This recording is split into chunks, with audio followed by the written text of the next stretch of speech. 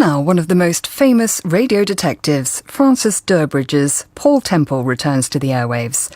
From 1938 to 1968, the suave Temple and his glamorous wife Steve solved over 20 baffling mysteries. Some are still in the BBC's archives, but the others were either lost, destroyed or not recorded in the first place.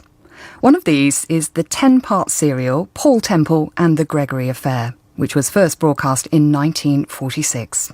Now it lives again in a new production, which uses the original scripts, many vintage sound effects, and much of the original incidental music, though not the famous Coronation Scott. That piece was soon to become the Temple theme tune, but back in October 1946, that honour still fell to Rimsky-Korsakov's Scheherazade.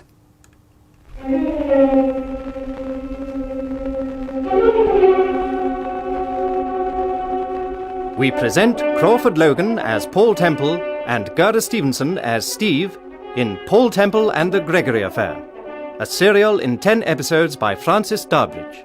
Episode 1, with the compliments of Mr. Gregory.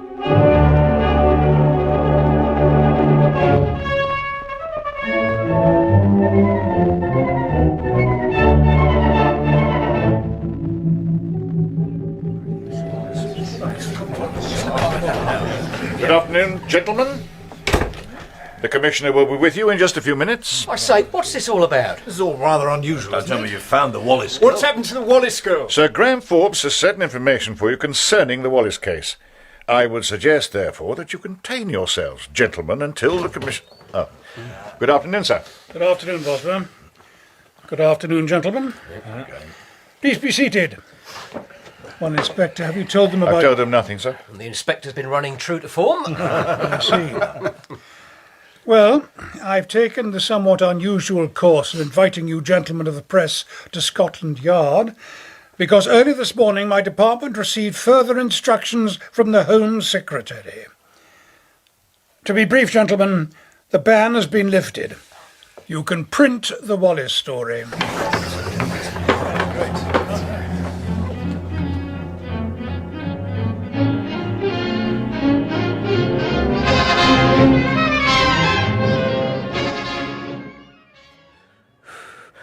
And so, on the night of Thursday, September the 12th, Barbara Wallace, youngest daughter of Sir Oliver Wallace, the eminent physician, mysteriously disappeared. The Wallace case is without parallel in the history of British crime, for it has been established.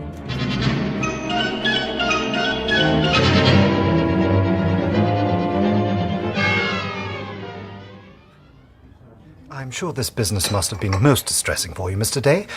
But would you mind telling the Sunday News, in your own words, exactly what happened on the night in question?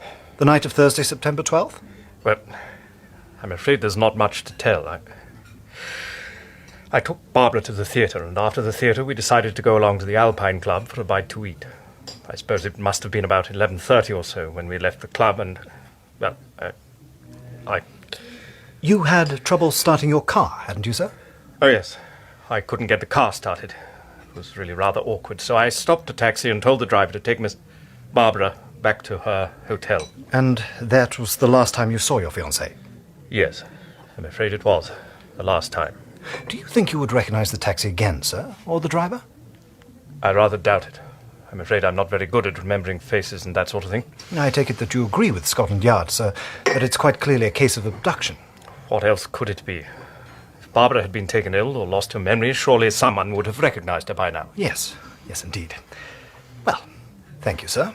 And may I, on behalf of the Sunday News, express the hope that in the very near future...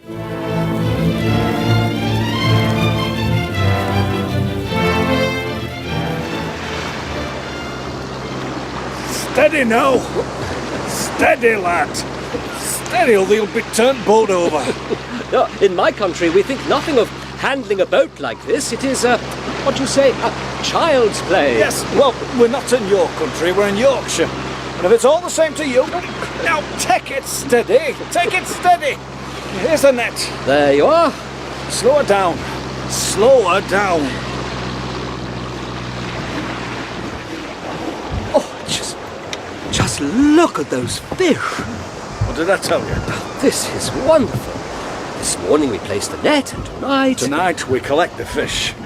Can you beat that in your country, my lad? In Norway, it is different.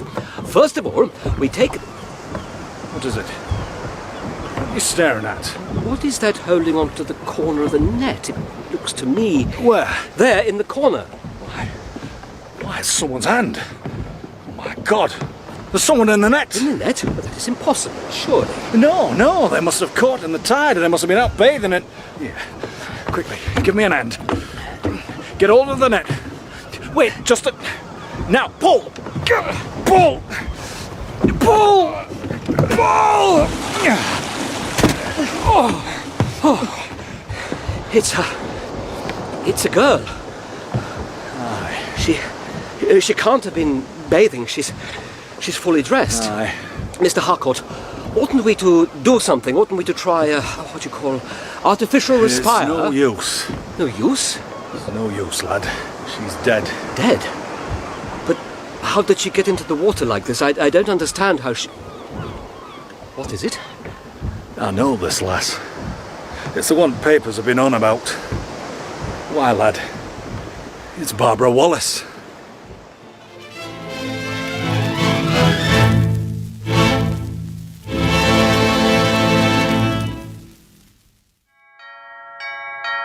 All right, hold your horses, Steve, hold your horses. By Timothy, of all the impatient females... Oh. Hello, Temple. Why, hello, Sir Graham. I didn't expect to see you. I thought it was Steve. Yes, so I gathered. Well, this is a surprise. What are you doing in this part of the world?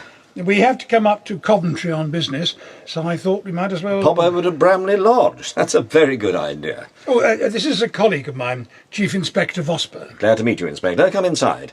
Come inside, Sir Graham. Thank you. Thank you. As a matter of fact, you're just in time for a cup of tea. Or would you prefer a whisky and soda? I think just at the moment I should prefer a whisky and soda, Temple. That goes for me too, sir. Oh. Right. A whisky and soda. Well, it's very nice to see you again, Sir Graham. By Timothy, it must be quite a while since you visited Bramley Lodge. Ah. Well, that's better. Would you like another drink, Inspector? No. No, thank you, sir. Well, how are things, Temple? Are you busy? No, just at the moment I'm rather at a loose end, Sir Graham. As a matter of fact, I've only just finished writing a novel. I read your last novel. The detective was a bigger fool than ever. He had to be, Sir Graham. He was practically the chief commissioner, yes, I know. What brought you up to Coventry, exactly? The Wallace case. The Wallace case? Don't tell me you've never heard of the Wallace case, Mr. Temple. Yes, I've heard of it, of course. Who hasn't? But I'm afraid I know very little about it, Inspector. Oh?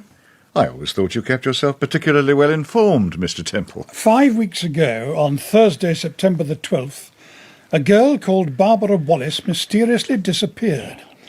Miss Wallace had been to the theatre with her fiancé, a man called Edward Day. Go on, Sir Graham. After the theatre, they visited a nightclub, the Alpine Club in the Haymarket. On leaving the club, this was about 11:30, Day apparently had a little difficulty in starting his car, so he put Miss Wallace into a taxi. The next time he saw Barbara Wallace was 4 weeks later when he identified the body. Go on. 2 days after Barbara Wallace disappeared, her fiancé, Edward Day, received through the registered post a small diamond brooch. He recognised the brooch as belonging to Miss Wallace.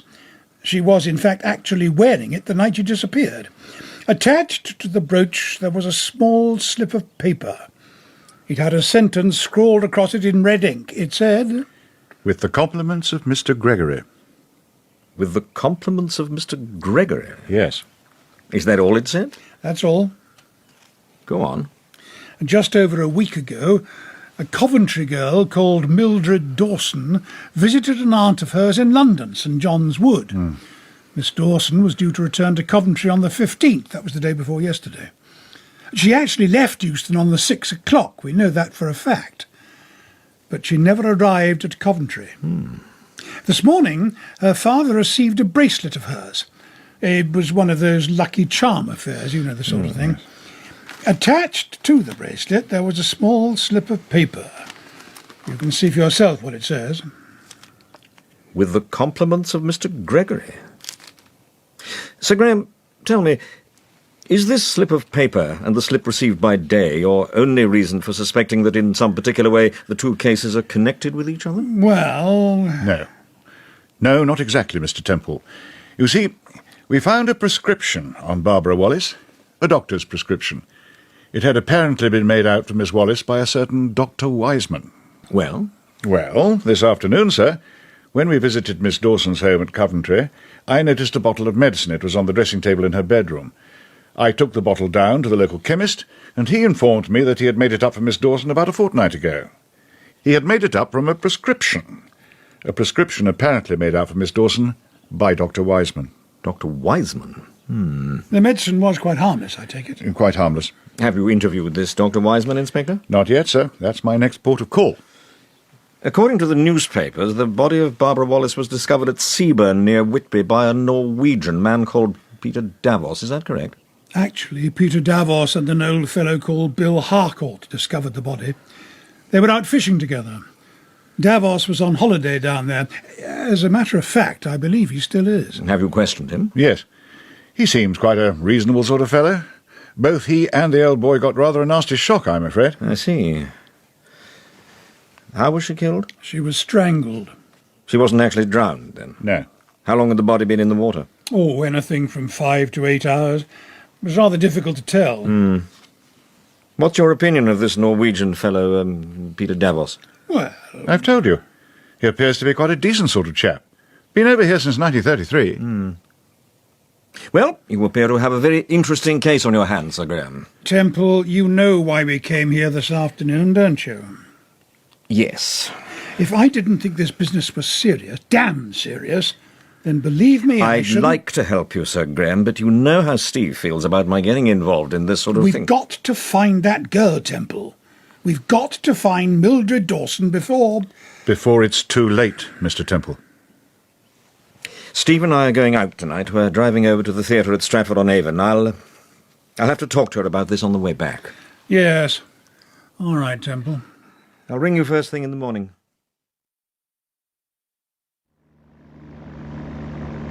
I told Sir Graham straight. Sir Graham, I said, don't you run away with the idea that I'm jolly well going to get mixed up in this business, because I'm jolly well not. And if you jolly well think that I'm jolly well... You appear to have had a very jolly time, darling. Did Chief Inspector Vosper join in the fun and games? Chief Inspector Vosper. Don't talk to me about Vosper. By Timothy, what a miserable-looking devil. Still, I suppose the poor blighter's got rather a lot on his plate just at the moment. Supposing you did decide to investigate this business, Paul. Yes? What would be your first move? I should go up to Seaburn and have a chat with Bill Harcourt and that Norwegian fellow Davos. But they only pulled the girl out of the water, surely. Oh, here we are. Someone's closed the gates, darling.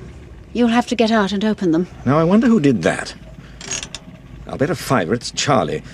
Steve, what are we going to do about Charlie? He's a downside worse than Ricky. You know the servant problem, darling, and Charlie is trying. Trying is the word, my sweet. I shan't be a second.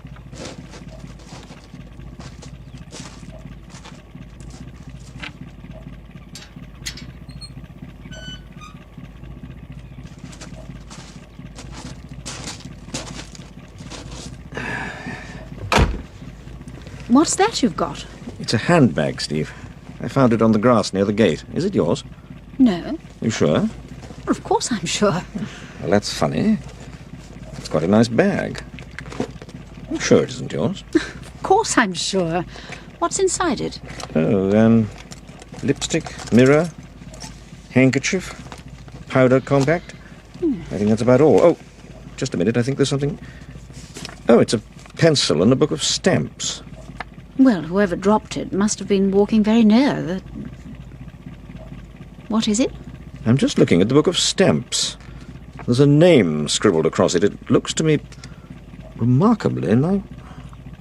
Like what? Well, it looks to me like Dr. Wiseman. Dr. Wiseman. But that was the name Sir Graham mentioned. The name they found on the prescription belonging to Barbara Wallace. Yes. We'd better put the car away, Steve.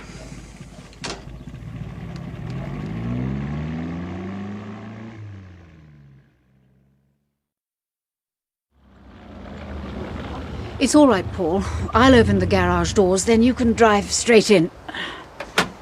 Thank you, darling.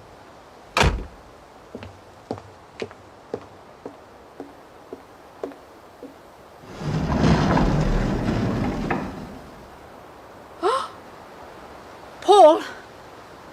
Paul! What is it? Steve, what is it? Paul, there's someone in the garage. Well, there's no reason to get frightened, Steve. Perhaps it's Charlie. No, it's a girl. Look, Paul, you can see. She's at the end of the garage. She's lying on the floor near the... Stay where you are. Darling, oughtn't Steve, we to... stay where you are. Well? She's dead. Dead? She's been strangled. Strangled? Who is she? Who is she, do you know? Yes.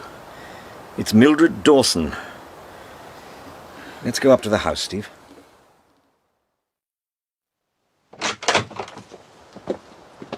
Oh, good evening, Mr. Temple. Evening, Mum. Good evening, Charlie. Hope you enjoyed it. Hello. What's up? How long have you been in, Charlie? Well, since 8 o'clock. I missed the 4 o'clock train, Governor. Has anyone called? No. Well, not while I've been in, they haven't. Have you seen anyone in the grounds or...? No, of course I haven't. Oh, there was a telephone call for you. When? About an hour ago. I think the bloke must have been crackers. What do you mean? Well, I answers the phone, and a bloke says, "Is that Bramley 985? And I said, yes. And then he said, "I've got a message for Mr. Temple, it's very important." Then he gave me the message. Well? Well, that's just it. The message didn't make sense. It wasn't a blinking message. What do you mean? Well, the bloke only said half a dozen words, then rang off. Must have been off his rocker. Well, what did he say? He said, "Present my compliments to Paul Temple. The name is Mr. Gregory."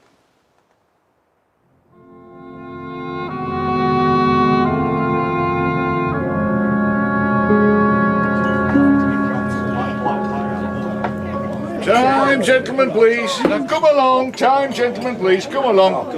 Harry, break it up. That's enough, gentlemen. Time, gentlemen, please. Good evening, Fred. Oh, good evening, Mr. Davos.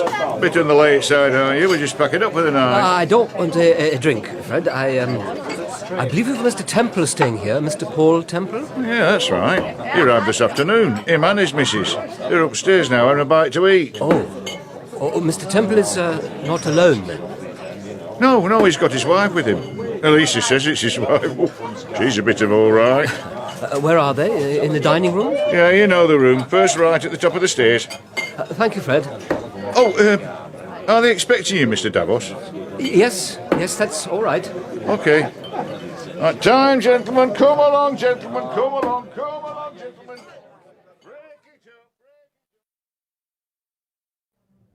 We brought the girl back to the shore, and I telephoned for the police. The rest of the story you know, Mr. Temple. Was Mr. Harcourt upset when he saw the body in the water? Oh, we were both upset. It was so unexpected. One moment we were laughing and joking, and the next moment we were struggling to get the girl out of the net. It was horrible. Really horrible, Mrs. Temple. Did you know that it was Barbara Wallace, Mr. Davos? Oh, no. No, personally, I hadn't the slightest idea who it was. But Harcourt recognized her. He recognized her almost immediately. I see. How long were you staying down here in Seaburn? Oh, for perhaps another 2 or 3 weeks. I usually stay down here for a month or so at this time of the year. I rent a small cottage over on Fallow Cliff, not far from Bill Harcourt's place. My home, of course, is in London. What part of London, Mr. Davos? St. John's Wood. I was hoping that Mr. Harcourt would have come along with you this evening. I sent him a note, but... I'm afraid poor old Harcourt doesn't like answering questions, and he's had rather a lot of it just lately. You'll find him rather difficult to handle, Mr. Temple. He was quite rude to that other fellow. Which other fellow? Why, the man who came over from Whitby, Mr. Day. Mr. Day? Wasn't that the man who was engaged to Barbara Wallace? Yes. When did you see Mr. Day, exactly? Yesterday morning, he drove over from Whitby. He certainly was most curious about... About what? About what actually happened when we discovered the body. I see. You say that Mr. Harcourt lives on Fallow Cliff. Where is that? It's just over on the other side of the bay, about 4 miles from here. I'm afraid you'll have to put yourself out, Mr. Temple, and visit the old boy yourself. Yes, I can see that. When would you suggest was the best time? Oh, I should say in the evening, about 7 o'clock. Right. We'll drive over there tomorrow night, Steve. Yes. I read in the paper this morning about that other girl, the girl you found in the garage. Well? Do you think she was murdered by the same person that murdered Barbara Wallace? Yes. But it is so horrible. 2 innocent girls. Who would do a terrible thing like that? A man called Gregory. Mr. Gregory. Mr. Gregory? But, who is Mr. Gregory, Mr. Temple? That's what I'm going to find out, Mr. Davos.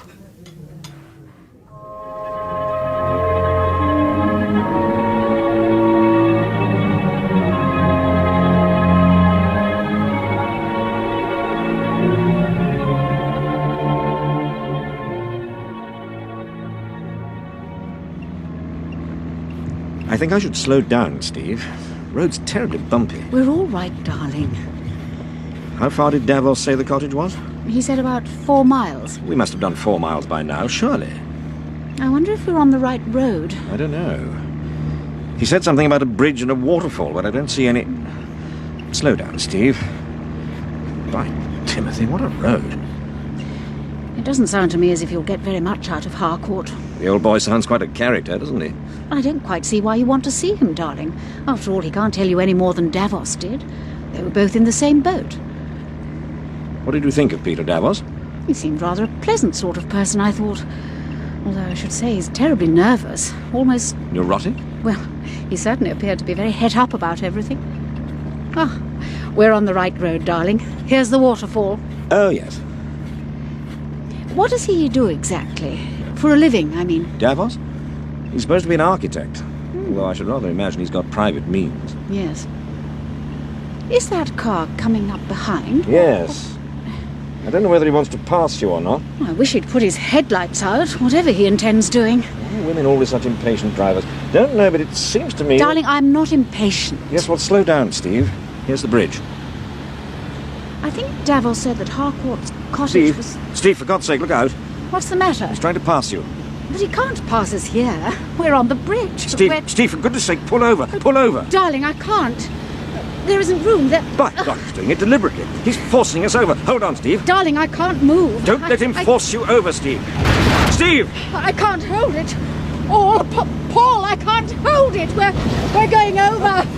We're going over the bridge.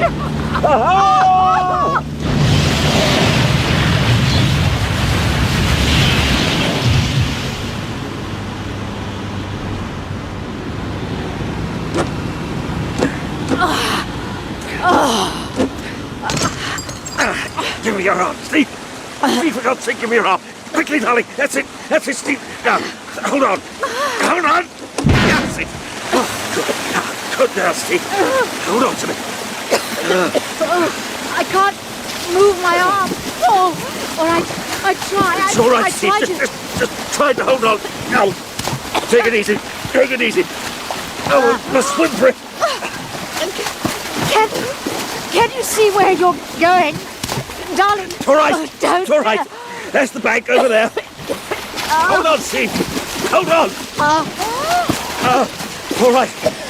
It's all right, Steve. I got hold of the bank. It's all right.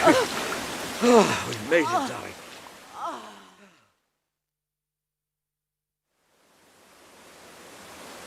Do you think you're ready to make a move, Steve? Yes. Yes, I think so. What time is it? I haven't the vaguest idea. Lord knows what's happened to my watch. We must have been lying here for about half an hour. Yes. Oh, darling. Just look at the car. Well, there's nothing we can do about that, I'm afraid. Paul, did you see the other car? Did you see who was driving? No. No, did you? I couldn't see anything. I was so frightened. I was watching the bridge and oh, it was horrible. Steve, don't. You'll only upset yourself. What are we going to do? I think we'd better try and get back to the village. We'll never find Harcourt's place now, not at this time of night. No. Well, if you give me your hand, Steve... What is it? There's a car coming. Up on the main road. Wait here. Paul, don't leave me. We must get a lift back to the village, darling, and this might be our only chance. I shan't be a second.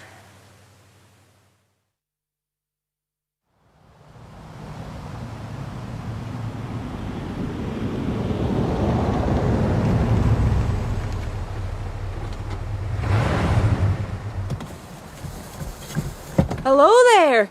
I'm most awfully sorry to stop you like this, but... Well, what seems to be the trouble? That is a... Say, you're kind of wet by the look of things. Yes, I'm afraid there's been an accident. Oh. My car went over the bridge. Over the bridge? Yes. Oh, is anyone hurt? No, fortunately. My wife's rather badly shaken, but I think she'll be all right. Over the bridge? Gosh.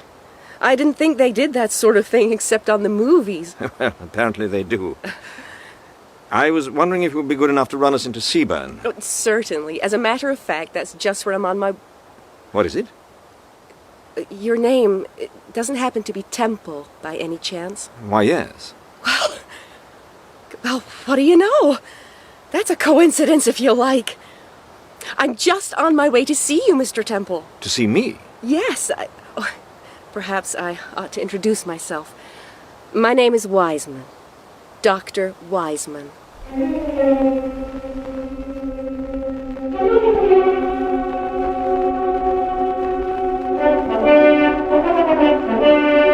You have been listening to the first episode of Paul Temple and the Gregory Affair, a serial in 10 episodes by Francis Durbridge, with Crawford Logan as Paul Temple and Gerda Stevenson as Steve.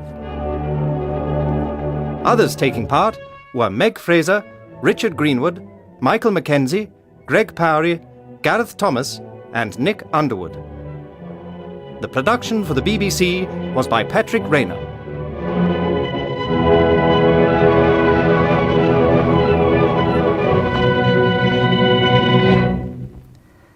And you can hear the next episode in the serial at the same time next Friday, when the hunt for the mysterious Mr. Gregory takes Paul and Steve to a lonely cottage on the cliffs near Whitby. Now on Radio 4 we continue our new production of a vintage thriller featuring one of radio's most famous detectives.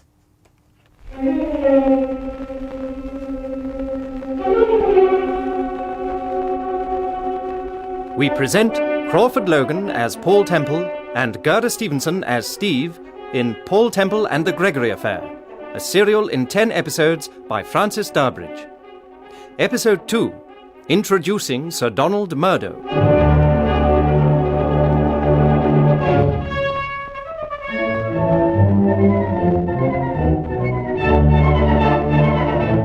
Paul Temple, the celebrated novelist and private detective, is visited by an old friend, Sir Graham Forbes, the Chief Commissioner of Scotland Yard, and by Chief Inspector Vosper of the Criminal Investigation Department. The following is a brief resume of Episode 1. 5 weeks ago, a girl called Barbara Wallace mysteriously disappeared. 3 weeks later, her body was discovered at Seaburn near Whitby by Bill Harcourt, a Yorkshire fisherman, and by a young Norwegian called Peter Davos. Now, this is the interesting point, Temple. 2 days after Miss Wallace disappeared, her fiancé, a man called Edward Day, received by registered post a small diamond brooch. He recognised the brooch as belonging to Miss Wallace. She was, in fact, actually wearing it the night she disappeared. Attached to the brooch was a small slip of paper. It had a sentence scrawled across it in red ink. It said, "With the compliments of Mr. Gregory." With the compliments of Mr. Gregory? Yes. Go on, Sir Graham. just over a week ago, a Coventry girl called Mildred Dawson visited an aunt of hers in London at St John's Wood. Miss Dawson was due to return to Coventry on the 15th. She actually left Euston on the 6 o'clock, we know that for a fact. Yes. But she never arrived at Coventry. This morning, her father received a bracelet of hers. Attached to the bracelet, there was a small slip of paper. You can see for yourself what it says. With the compliments of Mr. Gregory. Sir Graham, tell me, is this slip of paper and the slip received by Day your only reason for suspecting that in some particular way the two cases are connected with each other? Well... No, not exactly, Mr. Temple. You see, we found a doctor's prescription on Barbara Wallace. It had apparently been made out for Miss Wallace by a certain Dr. Wiseman. Well? Well, this afternoon, sir, when we visited Miss Dawson's home in Coventry, I noticed a bottle of medicine. A prescription apparently made out for Miss Dawson by Dr. Wiseman. Dr. Wiseman? Yes, Dr. Wiseman. The next morning, Temple decides to investigate the case and, together with Steve, his wife, leaves for Seaburn. At Seaburn, Temple interviews the young Norwegian, Peter Davos, and learns to his surprise that Miss Wallace's fiancé, Edward Day, has also visited Seaburn and interviewed both Davos and the old fisherman Bill Harcourt. The following evening, on the way to Harcourt's cottage, Temple's car is deliberately forced off the road. Temple and Steve rest for a short while after the accident, and then, in order to obtain a lift from a passing car, he returns to the main road.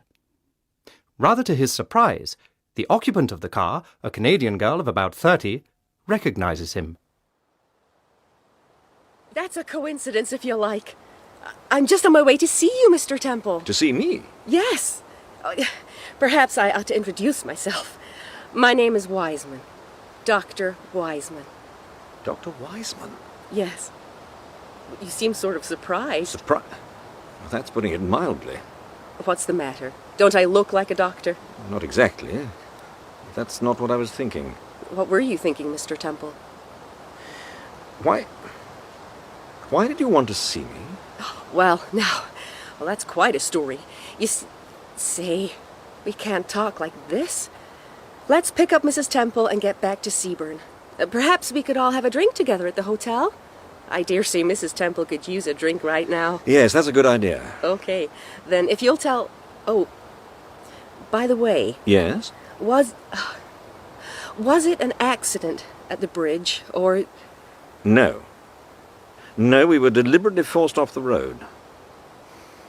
Does that surprise you, Dr. Wiseman? I'm not easily surprised, Mr. Temple. Perhaps you'll collect your wife?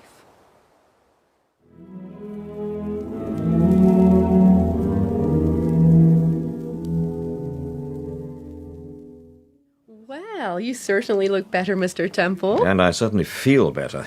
By Timothy, I was glad to get out of that suit.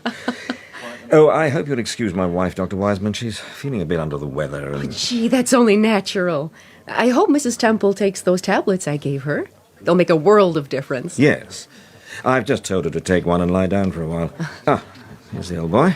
I've taken the liberty of ordering you a whiskey and soda. I hope that's okay. It's perfect. Good evening, sir. 2 whiskies and sodas, is that correct, sir? Just what the doctor ordered. Oh, I beg your pardon. Keep the change. Thank you, sir. That's better. Well, Dr. Wiseman, you said that you wanted to see me. Mr. Temple, when I mentioned my name to you tonight, you were quite obviously surprised. Why? Had you heard my name mentioned before somewhere? Yes. Where? You still haven't answered my question, Dr. Wiseman. Why did you want to see me? Because I'm puzzled about something, Mr. Temple. Because I'm puzzled and bewildered, and I need your help. Go on. About 6 weeks ago, I received a telephone call from a girl who called herself Barbara Wallace. And she told me that she had been recommended to see me by a certain Dr. Frayson. I'd never heard of Dr. Frayson. but I made an appointment to see Miss Wallace at my flat in Wigmore Street. I saw her at 3:30 on the afternoon of Wednesday, September the 4th. Go on. Miss Wallace told me that she had been suffering for quite a time from severe headaches and fits of depression.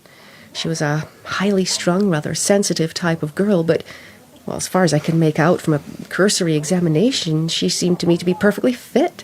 I had the feeling, however, that, Yes? I had the feeling that she had been drinking rather heavily and, well, somewhat tactlessly, perhaps. I told her that before I could do anything for her, she'd have to cut down on the liquor and go in the wagon for 2 or 3 weeks.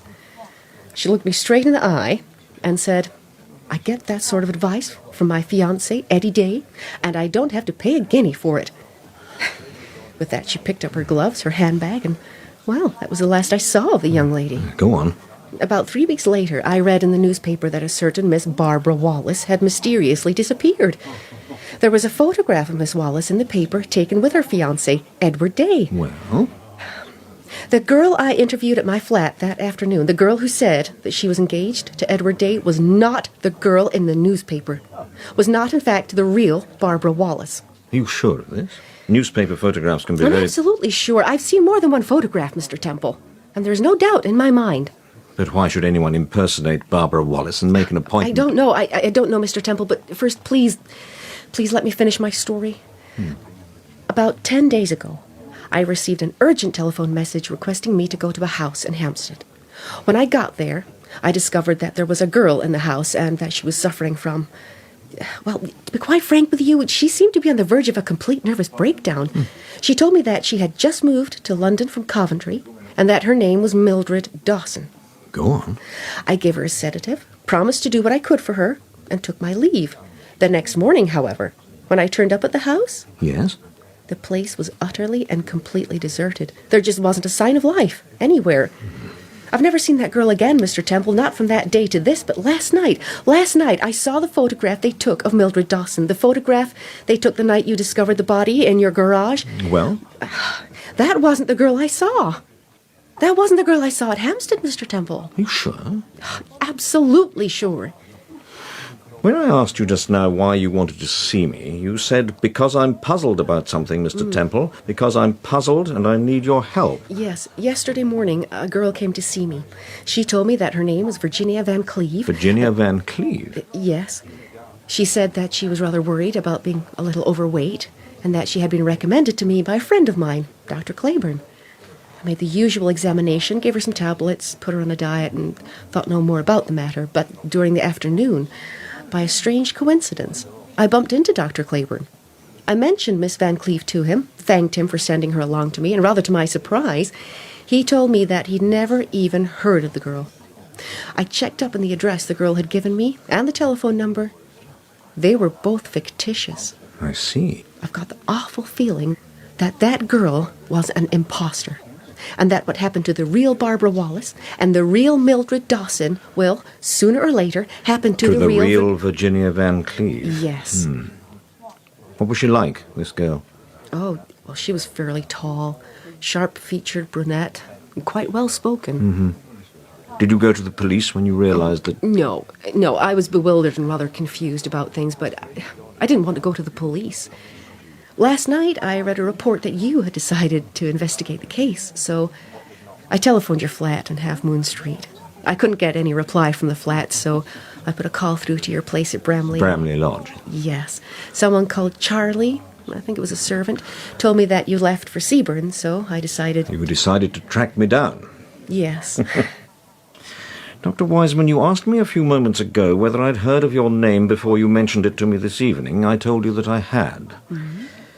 Sir Graham Forbes found your name on a prescription belonging to the real Barbara Wallace. What? It's also been established that you supplied Miss Dawson, the real Mildred Dawson, with a prescription for a bottle of medicine. The medicine was made up for her. I don't believe it. I just don't believe it. I'm afraid it's true, Dr. Wiseman. But, what does it mean? What does it mean, Mr. Temple? I don't know. But I don't think there's anything for you to worry about. Go back to town. I shall be in London myself in 2 or 3 days, and I'll contact you if there's anything important. Yes, all right. And the police? Oh, don't worry. If it becomes necessary, I'll tell your story to the police. Oh, well, thanks. You're very kind, and If there's anything I can do for Mrs. Temple... Oh, Steve will be all right when she's had a good night's rest, I'm sure of that. Well, good night, Dr. Wiseman, and... Oh, I meant to ask you. Do you happen to know a young fellow called Davos? Peter Davos? Davos? Yes. No. You've never heard of him? No, I'm afraid I haven't. Oh. No, I wondered, that's all. Hello. What is it? You wanted on the telephone, sir. Oh, thanks. And you better take it in the office, it's quieter in there. Thank you. Excuse me, Doctor. I'll be off. Good night, Mr. Temple. Good night. Good night, miss.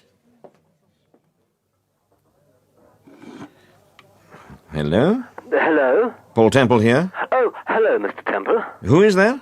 This is Davos. Peter Davos. Oh, good evening, Mr. Davos. Mr. Temple, I've just heard about your accident. Are you all right? Yes, I'm all right. Thanks very much. What about Mrs. Temple? She's a bit shaken up, but I think she'll be all right tomorrow morning. I drove over the bridge about 10 minutes ago. Got the shock of my life when I saw your car. But what happened? Did a tyre burst or something? Well, not exactly. My word, you must have had a narrow squeak. Still, I'm very glad you're both all right, anyway. Thank you, Mr. Davos. It's very nice of you to ring. Not at all. Did you see Mr. Harcourt? No, we were actually on our way to see Mr. Harcourt when the accident happened. Oh, I see. We'll probably pop over there tomorrow morning, if I can get hold of a car. I'd lend you mine, Mr. Temple, but I'm going back to London tomorrow. Oh, really? That's rather sudden, isn't it? Yes, I've got some rather important business I've got to attend to. Oh, by the way, if you wish to contact me in London, my number is Primrose 1907. Primrose 1907. Thank you, Mr. Davos. Goodbye. Good. Oh, I saw a friend of yours tonight. She sends her very kind regards. Oh, who's that? Dr. Wiseman. Oh, Dr. Wiseman. How is she? Oh, she's fine. Is she staying down here? Just for the night. Oh, I see. Well, goodbye, Mr. Temple. I expect we shall meet in town. Yes. Yes, I expect so. Goodbye, Mr. Davos.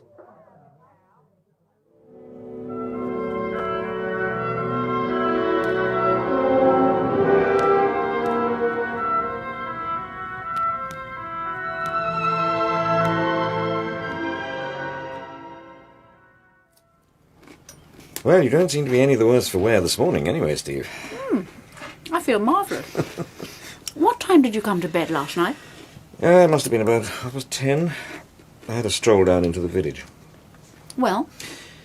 If Barbara Wallace stayed down here, she must have kept herself very much to herself. No one seems to have noticed her. What did you make of Dr. Wiseman? Oh, she seemed quite an affable sort of person. Did you believe that story she told you? Did you believe it? I don't know. What are we going to do today, Paul? I thought we'd go out and see Harcourt this morning and then probably catch the 3:45 from Whitby. Back to London? Yes, it's no good going back to Bramley, Steve. I want to see Sir Graham and there are one or... Hello, who's this? Come in. Come in. I'm so sorry to interrupt you, Mr. Temple, but I don't think we've had the pleasure of meeting before. My name is... It's Mr. Edward Day, isn't it? Yes. I thought I recognised you. We're just having breakfast, Mr. Day, but won't you come in? Oh, this is my wife. How do you do, Mrs. Temple? How do you do? I say, it's most frightfully rude bursting in like this, but I'm on my way back to London, and I did rather want to see you, Mr. Temple. Nonsense, it's perfectly all right. Would you care for a cup of coffee? No, really. It's awfully nice of you, but I really haven't more than a few moments to spare. Mr. Temple, you know why I came down to Seaburn, don't you? I can guess. You wanted to find out... I wanted to find out who brought my fiancée, Barbara Wallace, down here. I wanted to find out who the swine was that deliberately, brutally, sadistically strangled her, and then... I'm sorry. Please forgive me, Mrs. Temple. And did you satisfy your curiosity, Mr. Day? No. No, I'm afraid as a detective, even an amateur detective, I'm something of a failure. But I found out one rather interesting point, Mr. Temple. That's why I wanted to see you. Well? When I heard about your accident last night, I started to put two and two together. You were on your way to see Mr. Harcourt last night, weren't you, Mr. Temple? How did you know that? I went to see Harcourt myself about 2 or 3 days ago. Do you know what happened, Mr. Temple? No. I went in my car. When I reached the bridge where you had the accident last night, I heard another car coming up behind me. I heard him blowing his horn, and I pulled over to let him pass. Suddenly, and quite deliberately, he attempted to force my car off the road and over That's exactly what happened to us. Go on. Fortunately for me, I skidded, or he'd have forced me right over the bridge. Did you see the car? I saw the car all right, and I got the number, but I couldn't see the driver. What was the number? It was GKC 973. And you think that this was a deliberate attempt to stop you from seeing Mr. Harcourt? I do. And I think the attempt on your life last night was for precisely the same reason. But surely Harcourt can't know anything about this business. After all, he's just an old fisherman who happened to discover the body. I wouldn't be too sure about that, Mrs. Temple, if I were you. You saw Harcourt? Yes, I saw him. He was annoyed and rather bad-tempered. I didn't get much out of him, I'm afraid. I'd like you to see him, Mr. Temple, and put the old boy through a 3rd degree. I'm rather afraid 3rd degrees aren't much in my line, Mr. Day. But I'll most certainly see what I can do.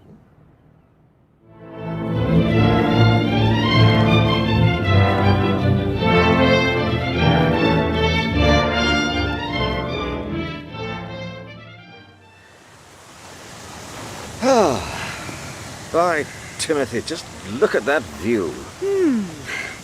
Isn't it heavenly? Is that the village over there? Don't be silly, darling, that's Whitby. We haven't walked that far. There's Seaburn, over there, tucked away on the corner. Oh, yes. It's wonderful up here. Come along, Steve, we haven't far... Hello, who's this? Hello, Mr. Temple. Good morning, Mrs. Temple. Good morning. I thought you were going back to London this morning, Mr. Davos. I am. I'm leaving in about an hour. I've just been up to say goodbye to Mr. Harcourt. As a matter of fact, that's just where we're going. Isn't the old boy in? Yes, but I'm afraid you won't find him in a very good humour. He seems quite morose these days. How far is the cottage, Mr. Davos? I do hope... It's only just around the corner, Mrs. Temple. Thank goodness for that. Well, au revoir. Goodbye, Mr. Davos. Come along, Steve.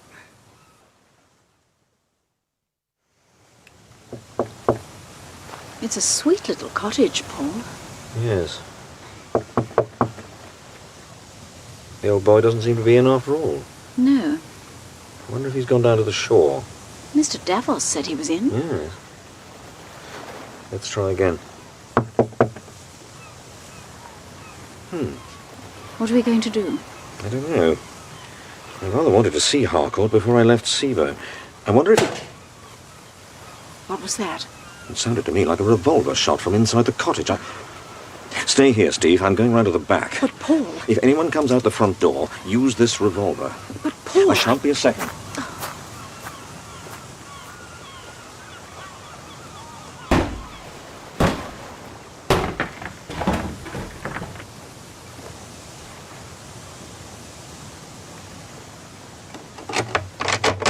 Put your hands up. All right, Steve. It's only me. I forced the back door. In any case, the revolver isn't loaded. Give it to me. Well, I like that. What is it? Paul, what's happened? It's Harcourt. He's dead. Dead? Yes. He's been shot through the head. Must have committed suicide. Was that the shot we heard? Yes. Where is he? He's sprawled across the table. You're sure it's suicide? What are you thinking of? Davos? Yes. No. No, it can't have been Davos. We heard the shot, Steve. There's no one else in the cottage, and no one came out. I'm absolutely sure of that, so... So it must be suicide? Yes. Paul? Paul, you're puzzled about something. What is it? Well, it must be suicide. It can't be anything else. It can't possibly be anything else, and yet... There was this slip of paper. It was on the table near the body. What does it say? With the compliments of Mr. Gregory.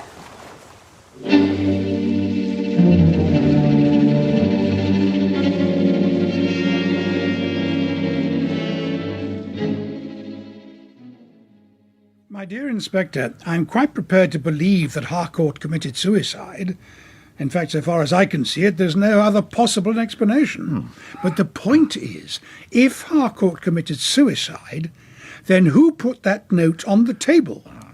Who wrote the note? And why in God's name did they take the trouble to write it immediately after shooting? Well, there's only one possible explanation as to who wrote Don't keep on saying there's only one possible explanation. If you've got an explanation, let's have it. All right. Harcourt made up his mind to commit suicide. He wrote the note and then, quite deliberately... He wrote the note? You think that Harcourt wrote the note himself, Inspector? I do. But, my dear Vosper, we've proved, quite conclusively, that the note was definitely written by the same person that sent the note to Edward Day and the note to... Just a minute, Sir Graham. I think I'm beginning to see what the Inspector's getting at. You think that Harcourt not only wrote that particular note, but that he wrote the others as well. You think that Harcourt... I think that Harcourt was crazy. Most probably a schizophrenia case. He murdered Barbara Wallace, Mildred Dawson, and You mean then... to say that you think that Harcourt, Bill Harcourt, was Mr. Gregory, and that the case is now... And that the case is now closed. Yes, I do, Sir Graham. I beg your pardon, sir, but there's a gentleman to see Inspector Vosper. Oh, I can't see anyone at the moment. If you'll excuse me, sir, I think it's important. Who is it? His name's Murdo, sir, Sir Donald Murdo. He wanted to know if you were in charge of the Wallace case. Do you know him, Vosper? No, sir, but I've heard of him, of course. He's the ship owner, the young millionaire. You remember, sir, they bought up... They bought up the East African shipping combine about 6 weeks ago. That's right. You must remember, sir. It was in all the papers. Yes. All right, Sergeant. Ask him in here. Yes, sir. Will you step this way, please, sir? Thank you. Inspector Vosper. No, my name is Sir Graham Forbes. This is Inspector Vosper. What seems to be the trouble, Sir Donald? If you could spare me a few moments, Inspector, I should... Oh, it's quite all right, Sir Donald. This is Mr. Temple. You've most probably heard of him. Mr. Temple. Sir Donald? I'm glad you're here, Mr. Temple, because, as a matter of fact, it crossed my mind that... Sir Graham, I want you to realize that this matter is confidential, highly confidential, and under no circumstances will I tolerate the slightest Supposing suggestion... you begin at the beginning, Sir Donald, and tell us precisely what it's all about. Well, now, I don't quite know where to begin. At least, I know where to begin, but I don't want you to get hold of the wrong end of the stick, as you might say. Last Sunday evening, I came down to London from Glasgow and booked a room, I should say a couple of rooms, at the Royal Astoria Hotel. I had a friend with me, a young lady, and we were due to stay at the hotel until the end of this week. Now, don't get the wrong impression, gentlemen. She's an awfully nice girl, and the whole business was on a purely platonic... Go on, sir. Well, after breakfast this morning... Of course, we had breakfast downstairs, you know, in the... Well, after breakfast, my friend decided to go out and do some shopping. She told me that she had a fitting at a dress shop in New Bond Street, and I arranged to meet her for lunch at the Ritz Hotel. I turned up at the Ritz, as arranged, at about 1:45. At 2:45, there was still no sign of my friend. I felt rather annoyed about things, but finally I pocketed my pride and strolled round to the dress shop. Go on. Well, the lady in the dress shop told me that my friend had never been near the place, that she hadn't, in fact, turned up for the fitting. Well, go on, Sir Donald. At first, I didn't quite know what to do. Then I made up my mind and returned to the hotel, our hotel, that is, the Royal Astoria. When I got into my bedroom, I found this little box. It was on the dressing table, and had apparently been delivered by special messenger. You can see for yourself what the box contains.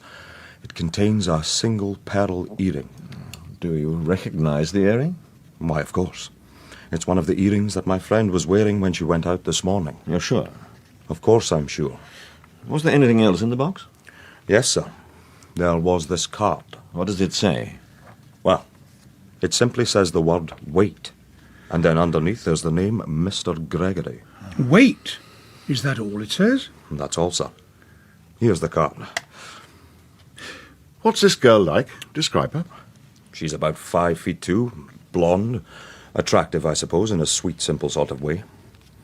Inspector, I want you to understand that the whole affair must be treated with the greatest... What was she wearing? She was wearing a brown costume, a fancy, feathery sort of hat, and... Inspector, I don't want you to run away with the idea that this young lady... How long have you known her? She's a very old friend of the family. A very old friend. Why, my wife... How long have you known her? About a fortnight. Her name? Van Cleve. Virginia Van Cleve.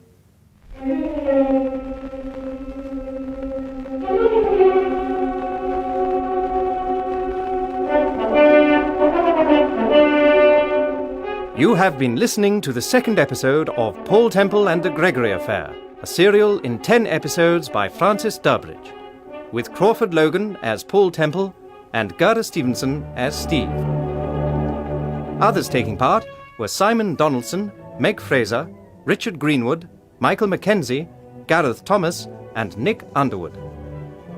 The production for the BBC was by Patrick Rayner.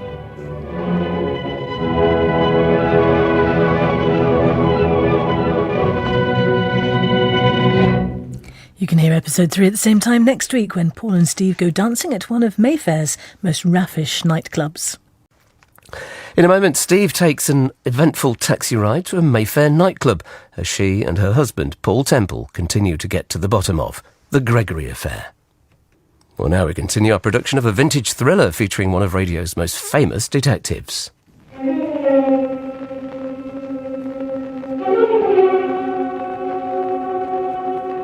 We present Crawford Logan as Paul Temple and Gerda Stevenson as Steve in Paul Temple and the Gregory Affair, a serial in 10 episodes by Francis Durbridge.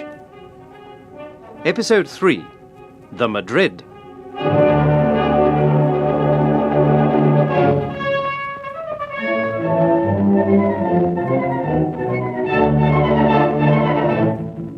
Paul Temple, the celebrated novelist and private detective, is told by Sir Graham Forbes, the Chief Commissioner of Scotland Yard, that 2 girls, Barbara Wallace and Mildred Dawson, have mysteriously disappeared and have apparently been abducted by a notorious criminal known simply as Mr. Gregory. Later, the body of Barbara Wallace is discovered by a Yorkshire fisherman called Bill Harcourt and by a young Norwegian, Peter Davos. During the course of investigations, Temple meets Edward Day, Barbara Wallace's fiancé, and a young Canadian girl known as Dr. Wiseman. Dr. Wiseman tells Temple that she has recently made the acquaintance of a mysterious girl known as Virginia Van Cleve. She describes Virginia Van Cleve as a tall, sharp-featured brunette. Later, at Scotland Yard, whilst discussing the apparent suicide of the Yorkshire fisherman Bill Harcourt, Paul Temple, Sir Graham Forbes and Chief Inspector Vosper are interrupted by the arrival of Sir Donald Murdo. Sir Donald tells them that a lady friend of his has also mysteriously disappeared, and he describes how he returned to his hotel and discovered on the dressing table... When I got into my bedroom, I found this little box. It was on the dressing table and had apparently been delivered by special messenger. You can see for yourself what the box contains. It contains a single pearl earring. Do you recognize the earring? Why, of course. It's one of the earrings my friend was wearing when she went out this morning. You're sure? Of course I'm sure. Was there anything else in the box? Yes. There was this card. What does it say? Well, it simply says the word wait. And then underneath there's the name Mr. Gregory. Wait? Is that all it says? That's all, Sir Graham. Here's the card. What's this girl like? Describe her. She's about 5'2", blonde, attractive, I suppose, in a sweet, simple sort of way. Inspector, I want you to understand that from my point of view, the whole affair must be treated with the greatest... What was she wearing? She was wearing a brown costume, a fancy, feathery sort of hat, and... Inspector, I don't want you to run away with the idea that this young lady... How long have you known her? She's a very old friend of the family. A very old friend. Why, my wife... How long have you known her? About a fortnight. Her name? Van Cleve. Virginia Van Cleve. Van Cleve? Yes. Why? Have you heard the name before, Mr. Temple? You say she was a blonde, about 5'2"? Aye. She might have been a little bit taller. Certainly no more than 5'3". Well spoken? Well, now, I don't think you'd call her exactly well spoken. Well, Sir Donald, I take it you've been about quite a lot this week. Nightclubs, shows, that sort of thing. Well, we've enjoyed ourselves, you know, in a modest, quiet sort of way. Where did you go last night, for instance? Last night? Yes. We went to the pictures. Where did you go last night, Sir Donald? To the Madrid. The Madrid? Hardly what you'd call spending a quiet, modest evening. It was Virginia's idea. Entirely Virginia's idea. I'd never been there before. I hadn't the slightest idea what sort of place she was taking me to. What time did you arrive? About 9:15. And you left? Just after midnight. Did you see anyone you knew? At the Madrid?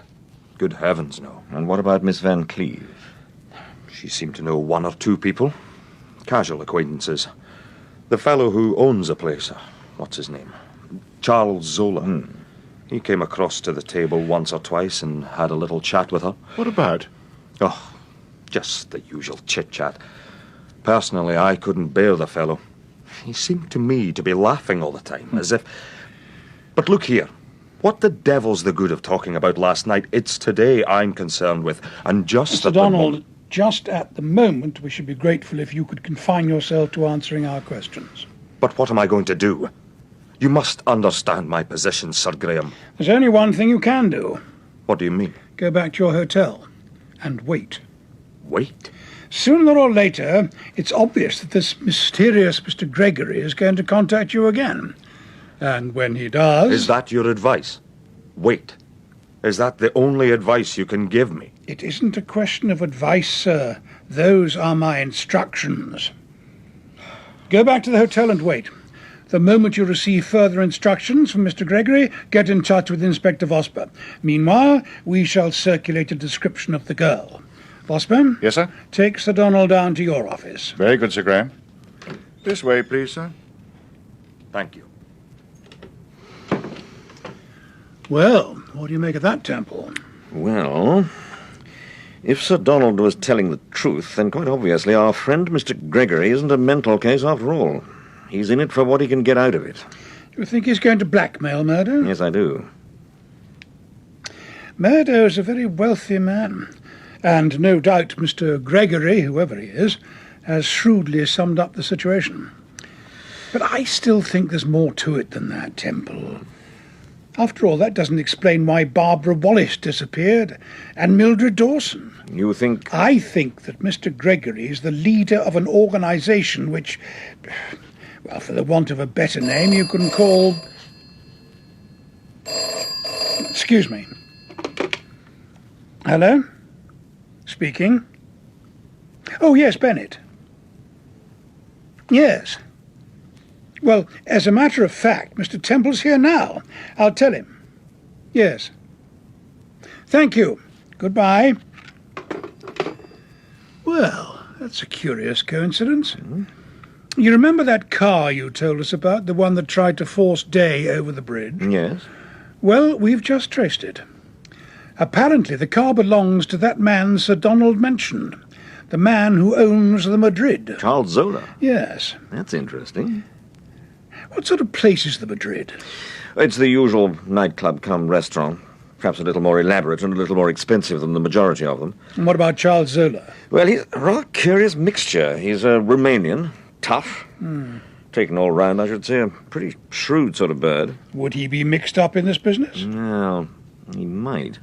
He wouldn't be Mr. Gregory by any chance? I don't know. I'll ask him.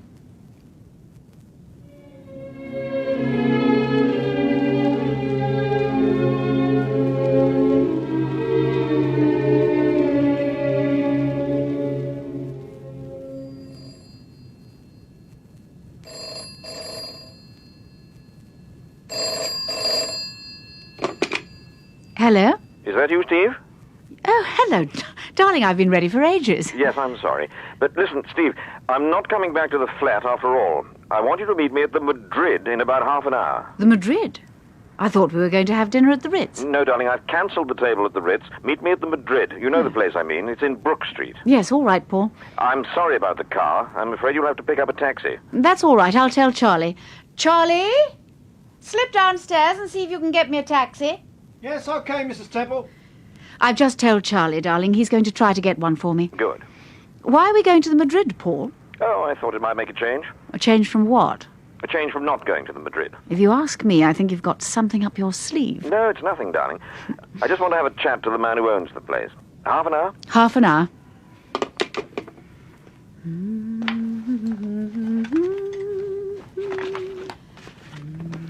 Okay, Mrs. Temple, we're all set. Have you got a taxi? Yeah, funny thing, one pulled up just outside. Might have been waiting for you. It's your lucky day, Mum. Yes. Was there anyone in the taxi? No, just happened to be passing. It's all right, he's waiting for you. Oh, good. Don't wait up, Charlie. Okie dokie. Good evening. Good evening, Mum. I want you to take me to the Madrid in Brook Street. Do you know it? Madrid? Yep, jump in. Thank you.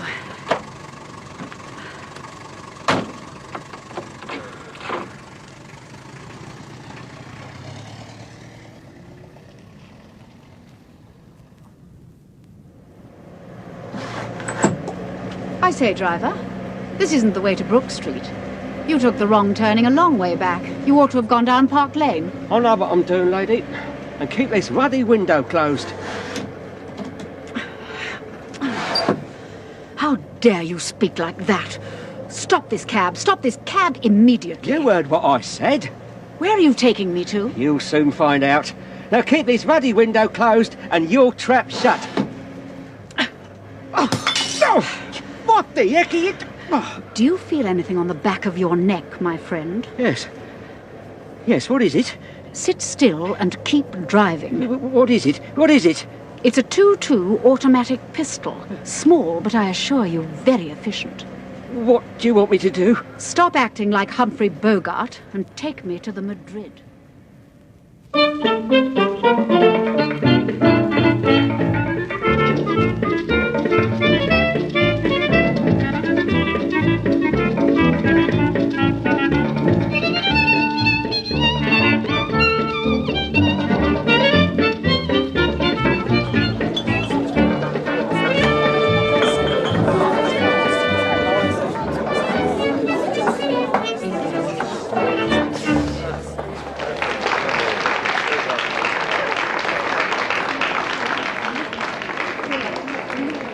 Well? I've just been on the phone to Vosper. They've taken that taxi blighter down to the station, but I'm afraid he won't talk. What are they going to do with him? Oh, they'll hold him over for the night and have another little chat with him tomorrow morning. By Timothy, I'm glad you didn't let him get away with it, Steve. You know me better than that, darling. But you didn't look very sure of yourself when you marched him in here. I didn't feel very sure of myself. Come along, let's have a drink. You've certainly earned it. Where's the bar? It's through that alcove, in the other room.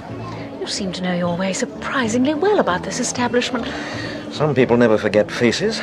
I never forget nightclubs.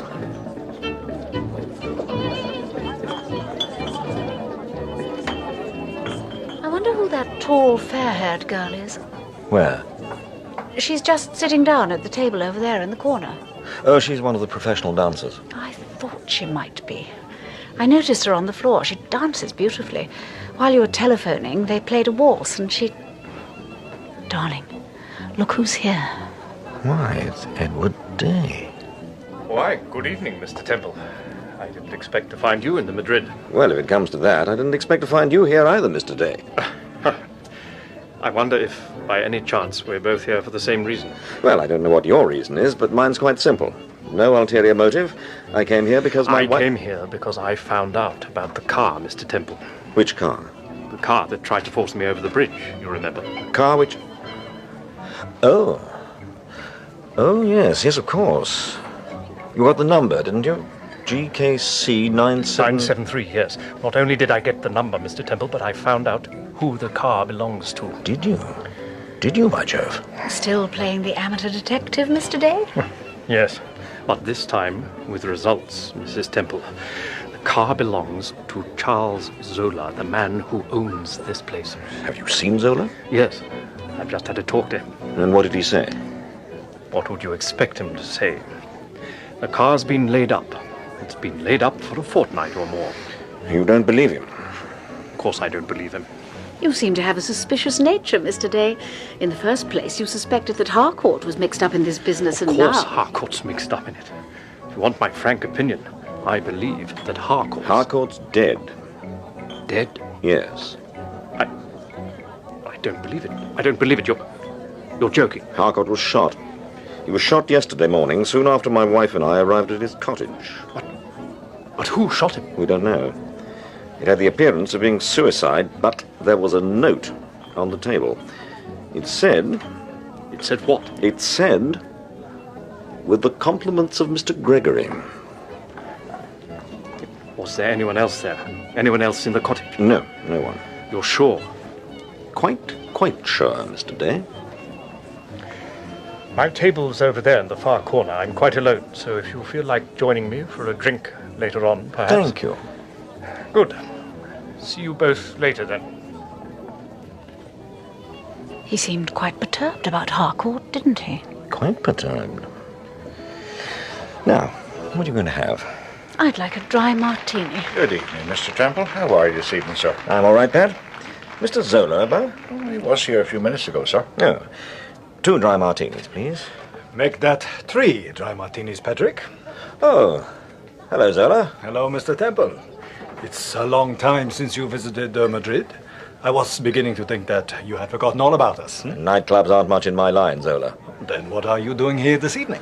I came to see you. Oh, to see me? Oh, I am honored. I didn't think that I attracted attention these days. Introduce me to the lady. Oh, I'm so sorry. This is my wife. Your wife? I don't believe it. Don't men bring their wives to the Madrid, Mr. Zola? Not if they can help it, they don't. 3 dry martinis, sir. Thank you. No, this is on me, please. I insist. Mrs. Temple? Thank you. Thank you. Well, to you both. Skull. Who was that man I saw you talking to a few moments ago? Mr. Day. But I thought you knew him. No, he spoke to me a little while ago, but he never introduced himself. He seemed rather an inquisitive sort of fellow. He wouldn't be from Scotland Yard, by any chance? No, he's not from Scotland Yard. Are you sure? Quite sure. But he was so inquisitive, He wanted to know about your car. Yes. Did you tell him the truth, Zola? Of course I told him the truth. But if he's not from Scotland Yard, then... What did you say his name was? Day. Edward Day. He was engaged to Barbara Wallace. The girl that disappeared, Mr. Zola. You remember? Oh, yes. Yes, I remember. That was the first girl, wasn't it? The first girl that this mysterious Mr. Gregory... Yes. What is it you wanted to ask me, Mr. Temple? I wanted to ask you about a girl called Virginia Van Cleve. Virginia Van Cleve? Yes. I've never heard of a girl called Virginia Van Cleve. She had dinner here last night, Zola. You spoke to her. I speak to all my guests. What was she like? She was a blonde, about 5'2". She had dinner with a man called Murdo, Sir Donald Murdo. Was she pretty? Yes, I believe so. Yeah, I'm sorry. I don't remember the girl. I should advise you to try and remember her, Zola. Inspector Vosper isn't likely to be so patient. Inspector Vosper? What has he got to do with it? Oh. What has happened to this Virginia Van Cleve? She has disappeared. Mr. Gregory? Yes. Tell me, my friend, are you investigating this Gregory affair? Why do you ask? Because if you are, then, as an old friend, I should like to give you a word of advice. Well? Don't stick your neck out. Don't get involved in things which don't concern you. It might be dangerous. Is that a warning, Zola? I told you what it is, my friend. It's just a nice piece of friendly advice. Zola? Yes? You wouldn't be Mr. Gregory by any chance, would you? Me? Why do you write detective novels, my friend, when you have such a sense of humor? Yes, Patrick. You're wanted in the office, Mr. Zola. I think it's a trunk call. Thank you. You'll excuse me for a moment. Yeah. Yes, of course. Well, what do you think of Zola? I wouldn't trust him as far as I could throw him. I'd call him a wily bird. Make no mistake about that, Steve. I shouldn't exactly call him wily. I should call him... Hello. Here's that girl I spoke to you about, the professional dancer. Oh, yes. It's a lovely dress she's wearing. Hello, Pat. How's tricks? Oh, can't grumble, I suppose. Can't grumble. What can I get you, Miss Slater? I'd like a whiskey. Scotch. Scotch? Oh, will you be drowning the taste in soda or ginger ale? Ginger ale. Okay. No, please. Don't go away for a moment, Mr. Temple. I want to talk to you. Well? Oh, wait a minute. I don't want Pat to overhear. Why did you come here tonight? Why did you come here? To find out about Virginia Van Cleave? What do you know about Virginia Van Cleave? She was here. She was here last night with a man called Murdo. Sir Donald Murdo. Yes, I know. She's disappeared. She's disappeared, hasn't she? Yes. I knew she would. I knew she would the moment I saw... Mr. Temple, listen. I'll tell you about Virginia Van Cleave. I'll tell you exactly what happened here last night and why she suddenly... Look out. One whiskey and ginger ale. Thanks, Pat. I think I'd like another dry martini, darling. That's a very good idea. 2 dry martinis. Yes, sir. We can't talk here. No. Can you meet me at my flat in about an hour? Yes, of course. Where is it? It's... Look out. Here's Zola. I'll leave the address with the girl in the cloakroom. Pick it up on your way out, Mrs. Temple. Yes, I will. Hello, hello. What is this, a family party? What are you doing, Coral? Just having a drink, Mr. Zola. We don't pay for drinking, you know. I like to see those pretty legs of yours on the dance floor. Well, that's a very good idea, Zola. How about it, Miss Slater? I'm sorry, but I'm afraid I'm engaged. Then don't keep your partner waiting. These young ladies, it is just hopeless. 2 dry martinis, sir. Oh, thank you. Will you join us? Oh, no, not just at the moment. If you'll excuse me. Patrick, I want to talk to you about that case of champagne that was supposed to be arriving. Here we are, Steve. Thank you. Skull. That girl obviously knows something, darling. Yes. What are we going to do? What time is it now? It's just gone 11:30. I will stay here until about 12, and then I'll fetch the car. Yes. All right. Would you like to dance? Come along.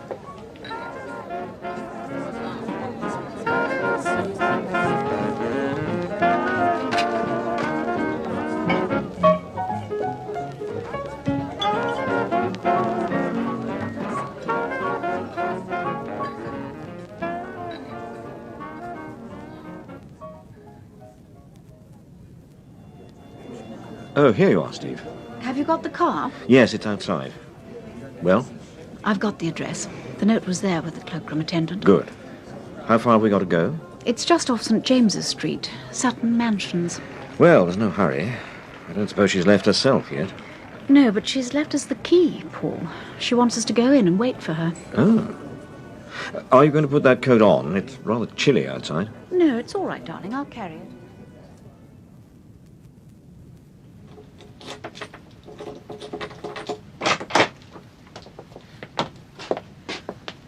Where's the light? No, I don't know. It might be... Oh, I've got it. Paul. Oh, Timothy. What a lovely flat. It is nice, isn't it? Our friend seems to do very well for herself. Why, it's heavenly. Darling, it must have cost a fortune. Just look at that radiogram. Oh, Timothy, this certainly is home sweet home and no mistake. I wonder how she can afford all this. I shouldn't have thought your friend, Mr. Zola, exactly. Zola isn't footing the bill for this little packet. Don't you run away with that idea. Paul, I wondered what sort of a girl she is. I wonder if... Darling, what are you looking at? This telephone pad. It's rather interesting. What's so interesting about it? I see she's got a friend of ours down here. Dr. Wiseman. Dr. Wiseman? Dr. K. Wiseman, Flexman 9863. Do you think that this girl knows something? Not only about Virginia Van Cleve, but about... About Barbara Wallace, Mildred Dawson and the Gregory affair. Yes. I'm sure she does, darling. That's why I'm particularly anxious to have a chat to her. It's rather odd that she should have made a note of Dr. Wiseman's telephone number, isn't it? Hmm. You know, Paul, she's the person that really puzzles me. I don't quite see exactly how Dr. Wiseman fits into all this. That story she told you, for instance, about the girl that impersonated Barbara Wallace. Yes? Well, I suppose that was quite feasible, really, but it seems to me to be rather stretching a point. When you're expected to believe that someone impersonated not only Barbara Wallace, but Mildred Dawson and Virginia Van Cleve. Exactly. Yes, well, don't you trouble your head over it, Steve, because... What do you mean, don't trouble my head over it? You heard what Zola said. Don't get involved in things which don't concern you. It might be dangerous. You're not suggesting that I give up the case, are you, Steve? Of course I'm not suggesting that. But for Pete's sake, don't start telling me not to trouble my head over things, really. All right, darling, all right. Now, I think I'll investigate the bedroom. If it's anything like the lounge, it certainly ought to be worth seeing. I wondered how long you'd restrain your curiosity about the bedroom. Yes, well, don't be too long, Steve, because I expect she'll be here any minute. It's a wonderful room, Paul. It's exactly like... Steve? What is it? Oh, look! Darling, look! Where? On the other side of the bed. Look!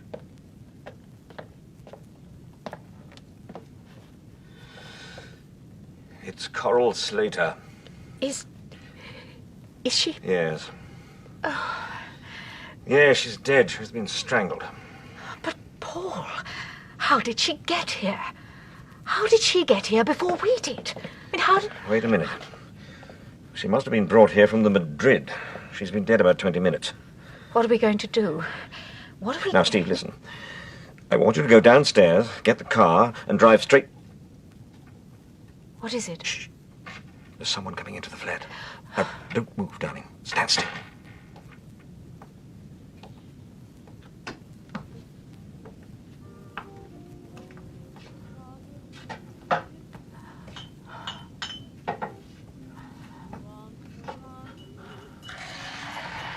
Paul, who is it?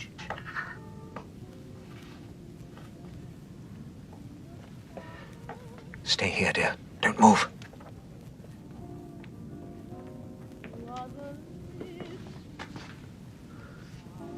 Good evening, Mr. Davos.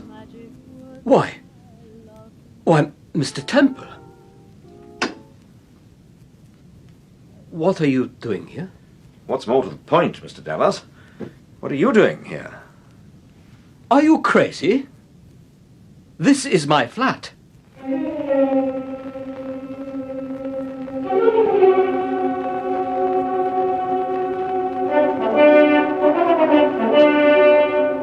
You have been listening to the third episode of Paul Temple and the Gregory Affair, a serial in 10 episodes by Francis Durbridge, with Crawford Logan as Paul Temple and Gerda Stevenson as Steve. Others taking part were Simon Donaldson, Francesca Diamond, Richard Greenwood, Michael Mackenzie, Greg Powery, Gareth Thomas, and Nick Underwood. The production for the BBC was by Patrick Rayner.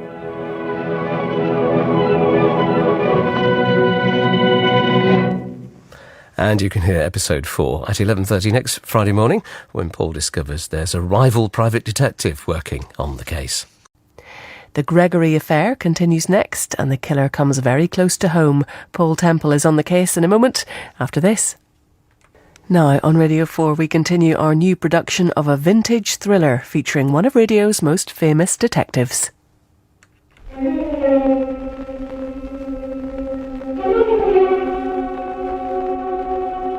We present Crawford Logan as Paul Temple and Gerda Stevenson as Steve in Paul Temple and the Gregory Affair, a serial in 10 episodes by Francis Durbridge.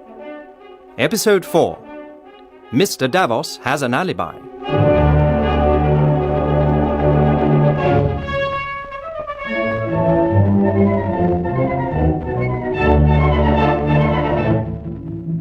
Temple, the celebrated novelist and private detective, is invited by Scotland Yard to investigate a series of crimes committed by a notorious criminal known simply as Mr. Gregory. During the course of investigations, Temple meets Chief Inspector Vosper, who is in charge of the Gregory affair, a young Norwegian called Peter Davos, a Scottish millionaire, Sir Donald Murdo, a young Canadian girl known as Dr. Wiseman, and a certain Mr. Edward Day. Late one night, Temple and Steve visit the Madrid nightclub and make the acquaintance of a professional dancer known as Coral Slater. Coral is obviously anxious to impart vital information to Temple concerning the Gregory affair and arranges to meet him at her flat in Piccadilly. When Temple and Steve arrive at the flat, they discover, however, that Coral has apparently not yet returned from the Madrid. Now, I think I'll investigate the bedroom.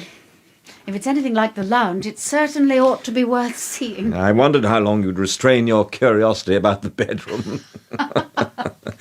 Yes, well, don't be too long, Steve, because I expect she'll be here any minute. It's a wonderful room, Paul. It's exactly like... Steve? What is it? Look, darling, look. Where? On the other side of the bed. Look.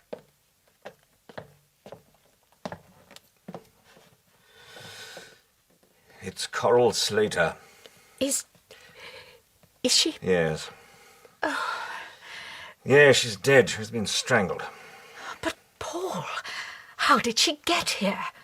How did she get here before we did? I mean, how did... Wait a minute. She must have been brought here from the Madrid.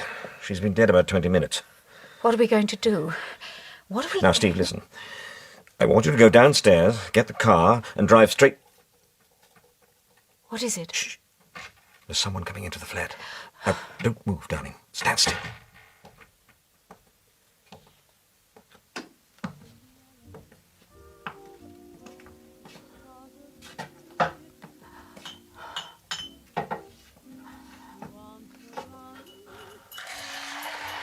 Paul, who is it?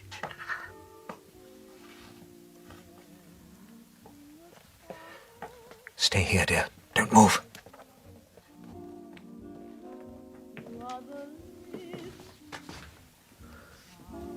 Good evening, Mr. Davos. Why, Mr. Temple. What are you doing here? What's more to the point, Mr. Davos? What are you doing here? Are you crazy? This is my flat. Your flat? Of course it's my flat. You mean to say that you didn't... Who's that? Who's that in the bedroom? It's my wife. Mr. Temple, what is the meaning of this? How did you manage to break into this Would flat? you mind stepping into the bedroom for a moment, Mr. Davos? There's something I'd like you to see. In the bedroom? Yes. Oh. Who is this girl? Who is she? You mean to say you don't know her? Of course I don't know her. I've never seen her in my life before. Her name is Slater, Mr. Davos. Coral Slater. She was a professional dancer at the Madrid. But is she dead? Yes. She's been strangled. But look here. What's she doing here in my flat? Who brought her here? And, Mr. Temple, for God's sake, explain exactly what's happened. Don't just stand there as if nothing's... We don't exactly know what's happened, Mr. Davos, but...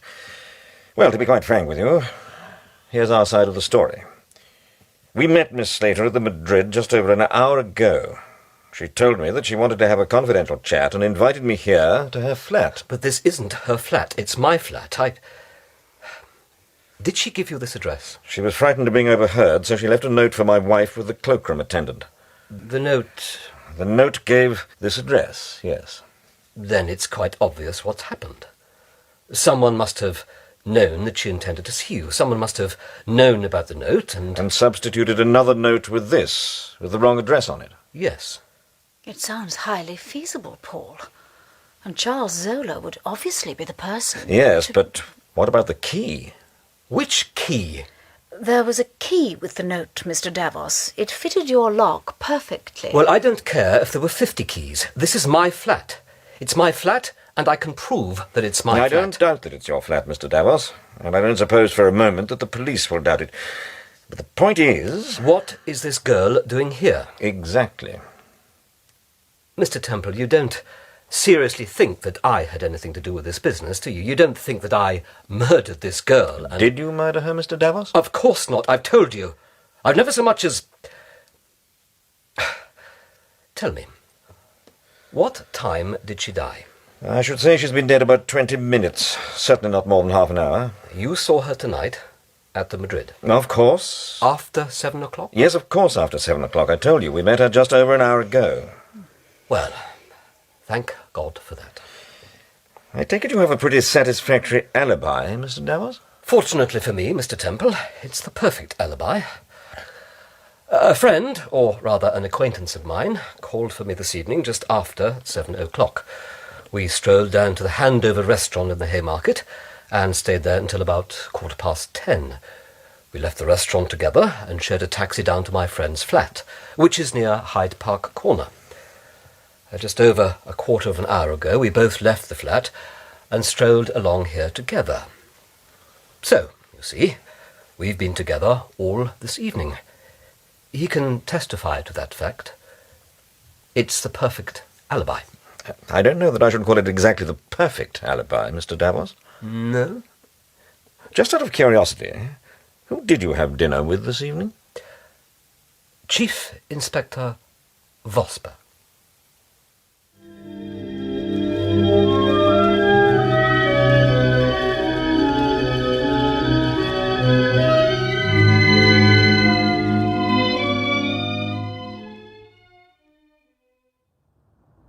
What time did you call for Davos, Vosper? About 7:15, sir. I left him just after midnight. In other words, he told Mr. Temple the truth. He certainly told him the truth so far as I was concerned, sir. And he couldn't possibly have murdered Coddle Slater. Not unless he murdered her before 7 o'clock, which we know very well he didn't, sir, because Mr. and Mrs. Temple saw her at 11. What about Day, Temple? Well, he was at the Madrid, certainly. We had to talk to him. Could he have murdered Coddle Slater and then taken her to the flat? Yes, I suppose he could have done. But of course the same thing applies to Zola or anyone else at the Madrid. What exactly was Mr. Day doing at the Madrid, anyway? Apparently, he found out that the car that tried to force him over the bridge belonged to Charles Zola, and, well, he wanted to interview him. Yes. Well, I'm always suspicious of these amateur detectives. I think it's about time we interviewed Mr. Day for a change. Yes. By the way, Vosper, did you check up on that car of Zola's? Yes, and so far as I can make out, he was telling the truth. The car was laid up and never left the garage. It's quite obvious if Day got the number right, then somebody must have faked it. Which means that somebody is trying to throw suspicion on Zola. Yes. You haven't heard from Sir Donald Murdo, I suppose? I spoke to him on the telephone this morning. Nothing's happened. What made you spend the evening with Davos, Inspector? What made you spend the evening at the Madrid, sir? I wanted to have a chat with Charles Zola. I wanted to have a chat with Peter Davos. I think you've got a bee in your bonnet about Davos, Inspector. It's my frank opinion that... Yes? What is it, Sergeant? I beg your pardon, sir, but Vic Taylor has arrived. Vic Taylor? Is the taxi driver, sir, the one that Mrs. Temple... Oh, yes, yes. Where is he, Sergeant? In Superintendent Bradley's office, sir. Right. Thank you, Sergeant. Thank you, sir. Did you see this man before? No. Vosper saw him. Yes, but I couldn't get much out of him, I'm afraid. He's as frightened as a kitten and as sullen as they make them. Do you mind if I have a little chat with him? Of course not. That's why I've got him here. Bradley's office is on the second floor. Shall I come down with you, sir? No, it's all right, Inspector. Thank you. I'll find the way.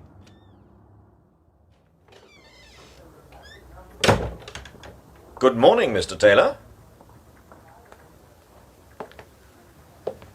Good morning, Mr. Taylor. What do you want? Would you like a cigarette? No. No, keep your ruddy cigarettes. Look here, what's the game? I've already been up here once this morning answering a lot of cockeyed questions. I'm just about browned off. Now, what you going to do? What you going to do with me? What would you like us to do with you, Mr. Taylor? Are you trying to be funny? Because if you I'm are... asking you a perfectly civil question. What would you like us to do with you? I don't care. I just don't care. I don't care what you do with me. You can string me up from the rafters. Timothy, your nerves certainly seem to be in a bad way this morning. I trust my wife didn't frighten you last night. I admit she can be very terrifying, especially with a revolver. I'm sorry about last night. I was a ruddy fool to take the job on, but... You were being well paid for it. That's my business. Have you seen that dick this morning? The basket with the long face? Chief Inspector Vosper? Yes. Yes, I've seen him. Well, he's asked all the questions, and so far as I'm concerned, he's got all the answers, so if there's anything you want to know, just ask him. Yes, but you see, Mr. Taylor, Chief Inspector Vosper and I don't exactly see eye to eye. What do you mean? Vosper is under the impression that your attempt to kidnap Mrs. Temple last night proves conclusively that you're mixed up with the Gregory affair. Now, personally, I'm of the Gregory affair? Yes, the Gregory affair. Good Lord. You don't think I've got anything to do with that, I do you? don't, Mr. Taylor, but unfortunately, Chief Inspector Vosper does. I swear I'm not mixed up with the Gregory affair. What happened last night? I was paid 50 quid. Told to pick up Mrs. Temple and take her to an address in the East End. Who paid you the 50 quid? I don't know, and that's the truth. You know, Mr. Taylor, the position is really quite simple. If you don't tell me what happened yesterday, what really happened, there's a sporting chance that Inspector Vosper might convince me, and a whole lot of other people, that you're mixed up in the Gregory affair. If you do tell me what happened, there's a sporting chance that I might convince Chief Inspector Vosper, and a whole lot of other people, that you're not mixed up in it. Now it's up to you. Have you got a cigarette? Yes, certainly.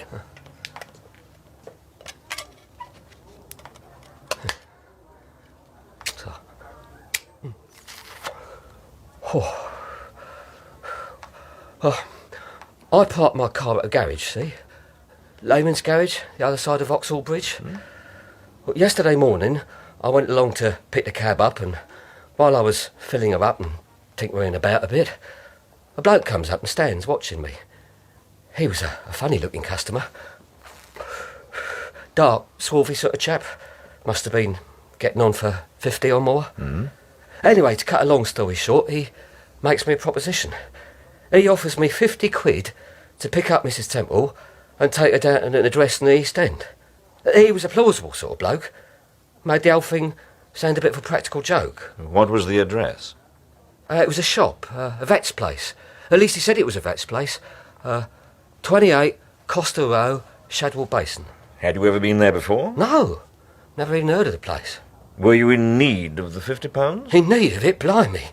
It was a godsend.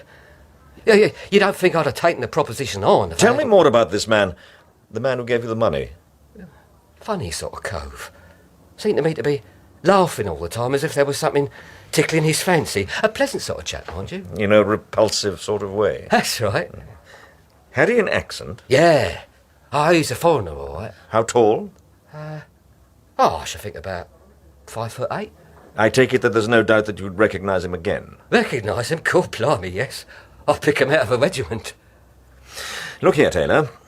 I'll get Sir Graham to release you, but I want you to pick me up tonight outside the flat at about 8 o'clock. OK. I want you to take me to the Madrid. Yeah, I know the Madrid. But why do you want me to take you to the Madrid?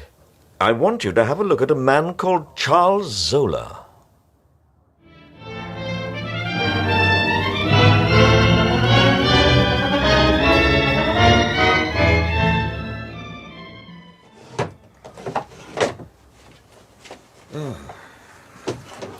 Charlie! Yes, sir? Where's that tie with the blue spots? The tie with the blue spots? Yes. Oh, you mean the red one, sir? No, I don't mean the red one, Charlie. I mean the one with the blue spots. You mean the one with the blue spots? Yes. It's gone to the cleaner, sir. You know, it's an extraordinary coincidence, Charlie, but when you bought a brown suit, all my brown ties went to the cleaners, and now that you bought a blue suit, all my blue ties have gone to the cleaners. As you say, sir. Extraordinary coincidence. Well, I wonder if I could trouble you, Charlie. The one I'm wearing, sir? Yes, the one you're wearing, Charlie. Very good, sir. Darling? I shan't be a minute, Steve. Has Taylor arrived? No, but Mr. Day's here, darling. He seems to be in rather a frap with himself. Day? What the devil does he want? I don't know. He just said that he wanted to see you. I rather gather Inspector Vosper's been putting him through a sort of 3rd degree. Where is he? In the lounge? Yes. Thanks, Charlie. Hello, Day. Oh, What seems to be the trouble? Mr. Temple, did you know that they were going to send for me? Who were going to send for you? Scotland Yard. I've been there this afternoon. I've been there for 2 hours. For 2 hours they've been hurling questions at me. Anyone would think that I was a suspicious character. But you are a suspicious character, Mr. Day. Would you like a drink? What did you say? I said you are a suspicious character, Mr. Day. Are you suggesting... I'm suggesting that you have a drink. What would you like? Whiskey and soda? Gin? Mr. Temple, supposing we put our cards on the table for a change. What do you mean? I mean that we talk, quite frankly, man to man. Why was I forced to visit Scotland Yard this afternoon? Why do you consider me a suspicious character? Correction, please. In the first place, you were not forced to visit Scotland Yard. You were invited to Scotland Yard.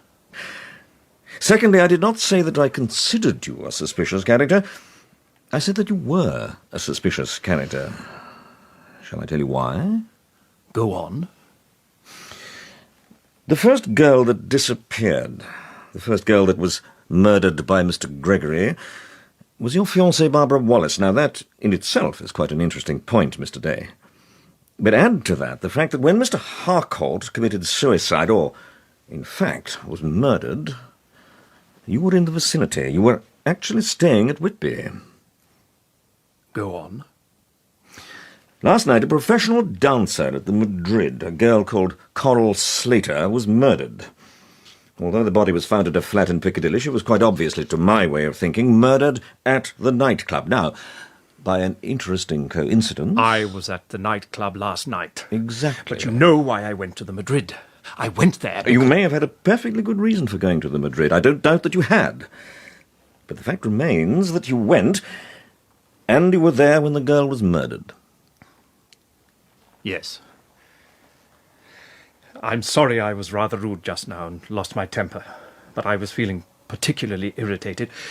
You see, Temple, it's really a matter of complete indifference to me what you or Scotland Yard or anybody else thinks about me. When Barbara was murdered, I made up my mind to investigate this case. It wasn't that I fancied myself as a sort of amateur detective.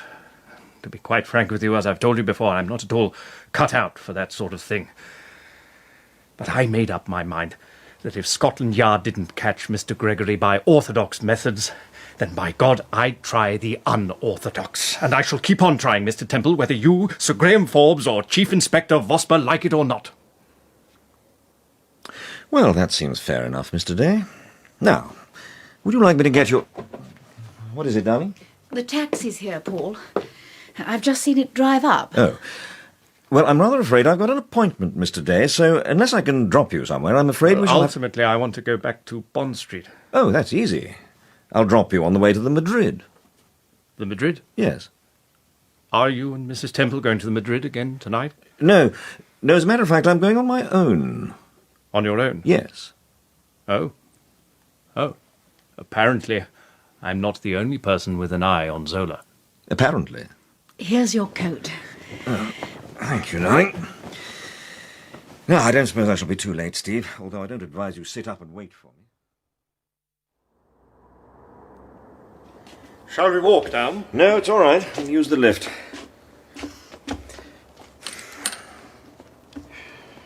Who else did you see at Scotland Yard besides Vosper? I saw Sir Graham. Oh, and a man called Walters. I think he's attached to the fingerprint department.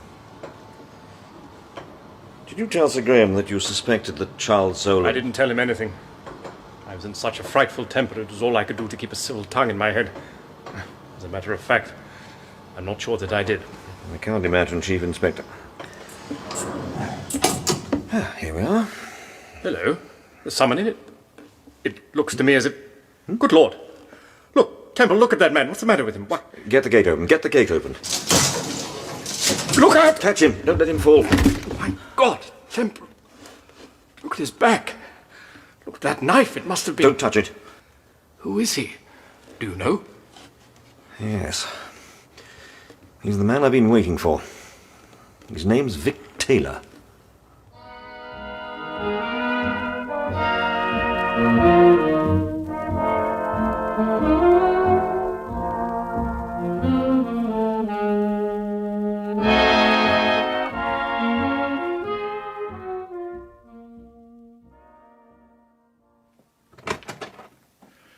told Mr. Day that he can go, Sir Graham.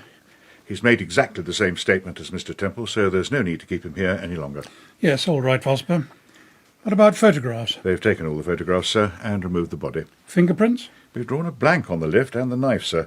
I've told Dawson to check up on the cab. Good. I'll let you know if Dawson finds anything, sir. Yes, all right, Inspector. Now, Steve, there's just one little point Yes, I Sir want. Graham? Temple and Mr. Day were here in the lounge talking. You came in and told your husband that Taylor had arrived. That's right. I happened to be in the hall and I saw the taxi drive up. You saw the taxi, yes. But did you see Taylor? What do you mean? Could you swear that it was Taylor who was driving? I'm afraid I couldn't. I simply saw the cab through the window, guessed it was for Paul, and came into the lounge. It's quite obvious that Taylor wasn't driving the taxi, Sir Graham. Someone else brought him here and dumped him in the lift. But you say that immediately you discovered the body... Almost immediately after we discovered the body, Mr. Day and I dashed down into the street. But you didn't see anyone? Not a soul. The street was quite deserted. You looked in the cab, I take it? We looked in the cab. Well, you know, Temple, whichever way one looks at it, you can't get away from the fact that this development points directly at Zola. You intended to take Taylor to the Madrid purely for the purpose of identifying Charles Zola, and yet barely half an hour before... Excuse me. Hello? Hello? Who is that, please? This is Paul Temple here. Is that Dr. Wiseman? Yes. I thought I recognized your voice. Good evening, Doctor. Good evening, Mr. Temple. I'm so sorry to disturb you, but... That's all right, Dr. Wiseman. What can I do for you? Well, I'm afraid I'm in something of a quandary, Mr. Temple. I don't really know whether it's my imagination and I'm making a mountain out of a molehill or not, but... Well, you remember what I told you at Seabird about my experiences? Yes? Well, something else has happened, Mr. Temple. Something which, well, quite frankly, makes me rather suspicious. Go on. About 20 minutes ago, I received a telephone message from a man who called himself Professor Reese.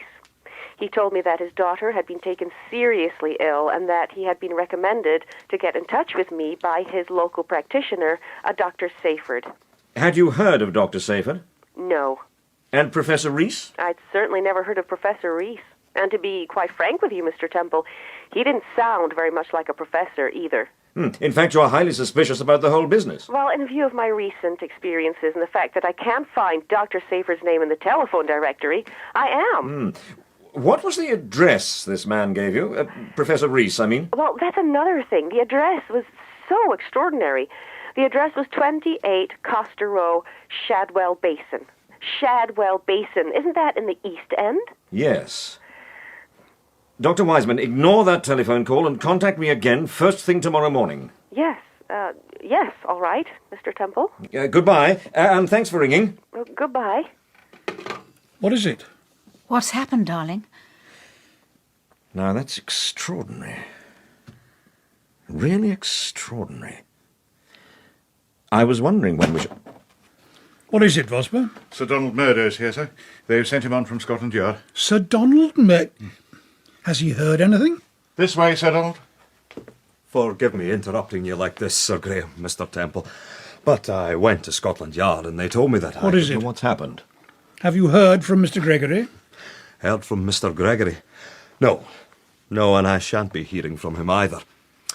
It's all over. The lassie's turned up. It was all a practical joke, Sir Graham. A practical joke? A joke? Explain yourself, sir. Well, now, you see, what really happened... Just a minute. Are we to understand that your friend, Miss Virginia Van Cleve, has returned? Aye. And she's all right? Of course she's all right. Perfectly all right.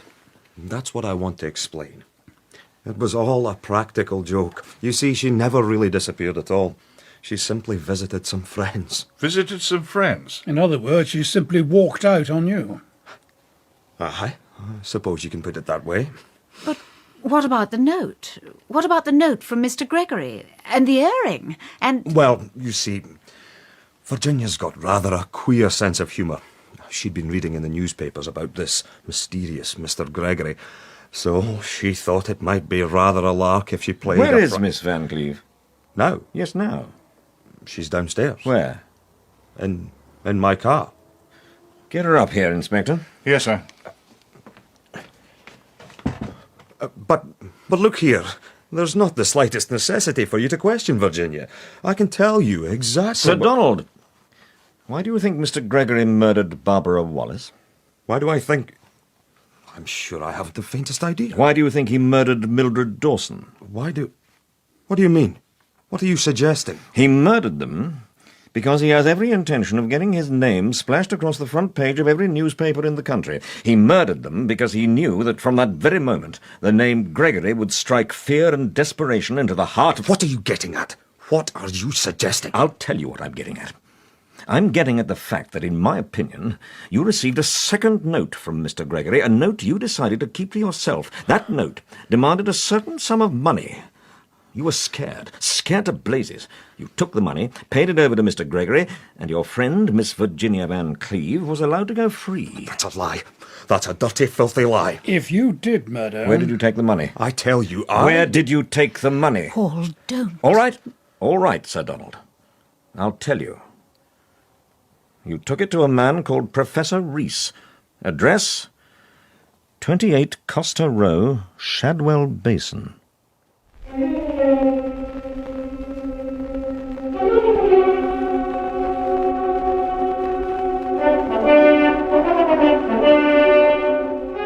You have been listening to the 4th episode of Paul Temple and the Gregory Affair, a serial in 10 episodes by Francis Durbridge, with Crawford Logan as Paul Temple and Gerda Stevenson as Steve.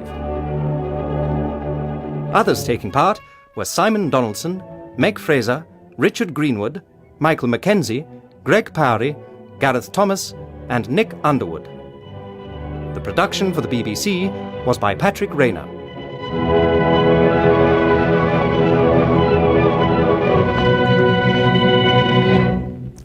And next week, Paul and Steve pay a dangerous visit to some shady premises in the East End of London.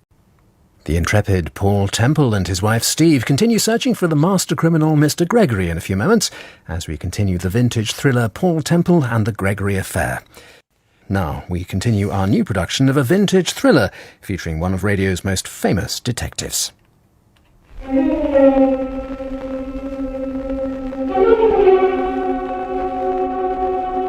We present Crawford Logan as Paul Temple and Gerda Stevenson as Steve in Paul Temple and the Gregory Affair, a serial in 10 episodes by Francis Durbridge. Episode 5, Virginia Van Cleve.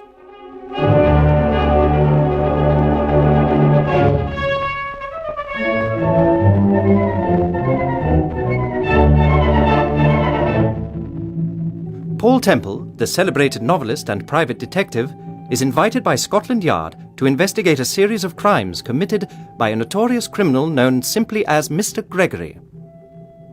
During the course of investigations, Temple meets Chief Inspector Vosper, a young Norwegian called Peter Davos, a Scottish millionaire, Sir Donald Murdo, a young Canadian girl known as Dr. Wiseman, and a certain Mr. Edward Day. A friend of Sir Donald's, a Miss Virginia Van Cleve, has mysteriously disappeared, but during a surprise visit to Temple's flat, Sir Donald informs both Temple and Sir Graham Forbes, the Commissioner of Police, that Virginia Van Cleve was not abducted by the notorious Mr. Gregory.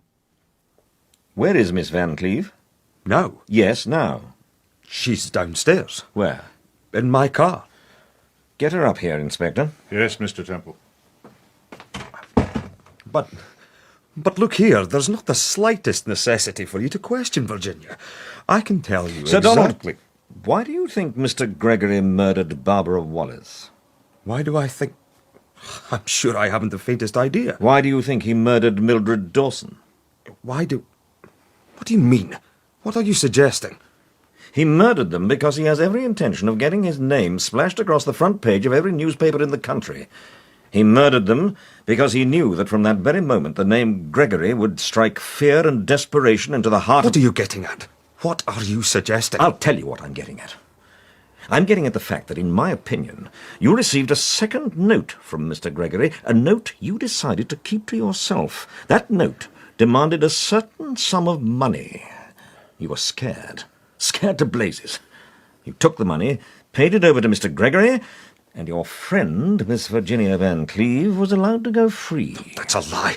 That's a dirty, filthy lie. If you did murder Where did you him- take the money? I tell you, I didn't take... Where did you take the money? Paul, don't. All right, Sir Donald. I'll tell you. You took it to a man called Professor Reese. Address 28 Costa Row, Shadwell Basin. Am I right? Am I right? Yes. Yes, but I couldn't help it. I got no choice in the matter. How much did you pay? £15,000. 15? Good Lord. I'd got no choice. What could I do? Just a minute. Just a minute, Mr. Temple. How did you know about the address? How did you know where I had to take the money to? I didn't know, I just guessed. You see, Vic Taylor had instructions to take my wife to the same address the night he... But supposing you tell us what happened, Sir Donald. Supposing you tell us exactly what happened after you left Scotland Yard that afternoon? Well, now, you'll no doubt recall that I came to Scotland Yard and told you that a friend of mine, a Miss Virginia Van Cleve, had mysteriously disappeared, and that I had received a small box containing an earring which belonged to my friend, and a card bearing the word "Wait" and the signature, Mr. Gregory. Yes, and you'll no doubt recall that I instructed you to go straight back to the hotel. But I did go back to the hotel, Sir Graham. I intended to follow out your instructions to the letter. But when I got back to my hotel, a rather surprising thing happened. I'd been in my room about 5 or 10 minutes, when suddenly the telephone bell rang. I lifted the receiver, and rather to my surprise, I heard the voice of Charles Zola, the man who owns the Madrid. Sir Donald Murdo? Yes. Good evening. I trust you enjoyed your visit to Scotland Yard. What do you want, Zola? Oh, you sound a little apprehensive, my friend. Didn't Inspector Vosper put your mind at rest? You heard what I said, man. What is it you want? I want to draw your attention to a little point which I think you may quite possibly have overlooked. I refer to your friendship with that charming young lady, Miss Virginia Van Cleve. Well? Your visit to Scotland Yard leads me to believe that you don't fully appreciate the fact that if, by any chance, Miss Van Cleve meets the same unfortunate fate as Miss Barbara Wallace, then the inevitable investigations which would follow such an unfortunate incident would involve your personal reputation. Stop beating about the bush, man. What is it you want? £15,000. £15,000 to be delivered by 4 o'clock tomorrow afternoon. And supposing I don't deliver the money? Then you know what will happen to Miss Van Cleve. £15,000, you said? That's what I said. If you give me your address, I'll send you a cheque, and then we... You have a sense of humor, my friend. Now listen, and listen carefully. Get the money from your firm, not direct from the bank. You understand me? Lock the money in a small leather suitcase and deliver it personally tomorrow afternoon, not later than 4 o'clock. Deliver the money to the following address: 28 Costa Row, Shadwell Basin. Have you got that? Yes. You may have a little difficulty locating the place. It's a small shop. You will observe the name above the door: Professor Reese, veterinary surgeon. Ask for the professor. And Miss Van Cleve? When you have delivered the money, my friend, information will be given to you regarding the whereabouts of Miss Van Cleve. Is that quite clear? Yes. You have made a note of the address? Yes. 28 Costa Row, Shadwell Basin. That's right. Don't be later than 4 o'clock.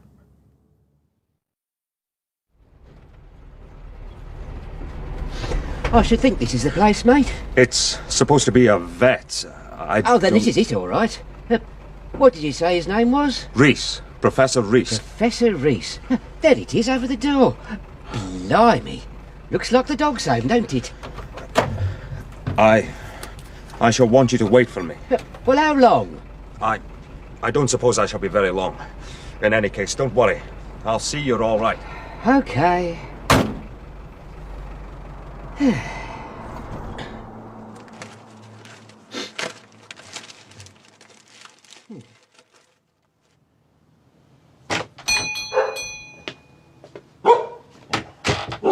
Be quiet! Well, what do you want? Are you Professor Reese? That's right. My name is Murdo, Sir Donald Murdo. Well? I was told to come here this afternoon and deliver this case. Where is the case? Why, it's here, in my hand. I can't see. It's this damn light. I keep telling them about the light, but they don't do anything about it. They don't do anything about anything. Now, put the case down, put it down on the counter. Yeah. What'd you say your name was? Murdo. Sir Donald Murdo. Oh, yeah, I remember now. I've got a message for you. What was it? What, you have a drink? No, not just at the moment, thank you. What was the message? What? I said, what was the message? What message? You said just now that you had a message for me. Please, try and remember that it's... Shut up!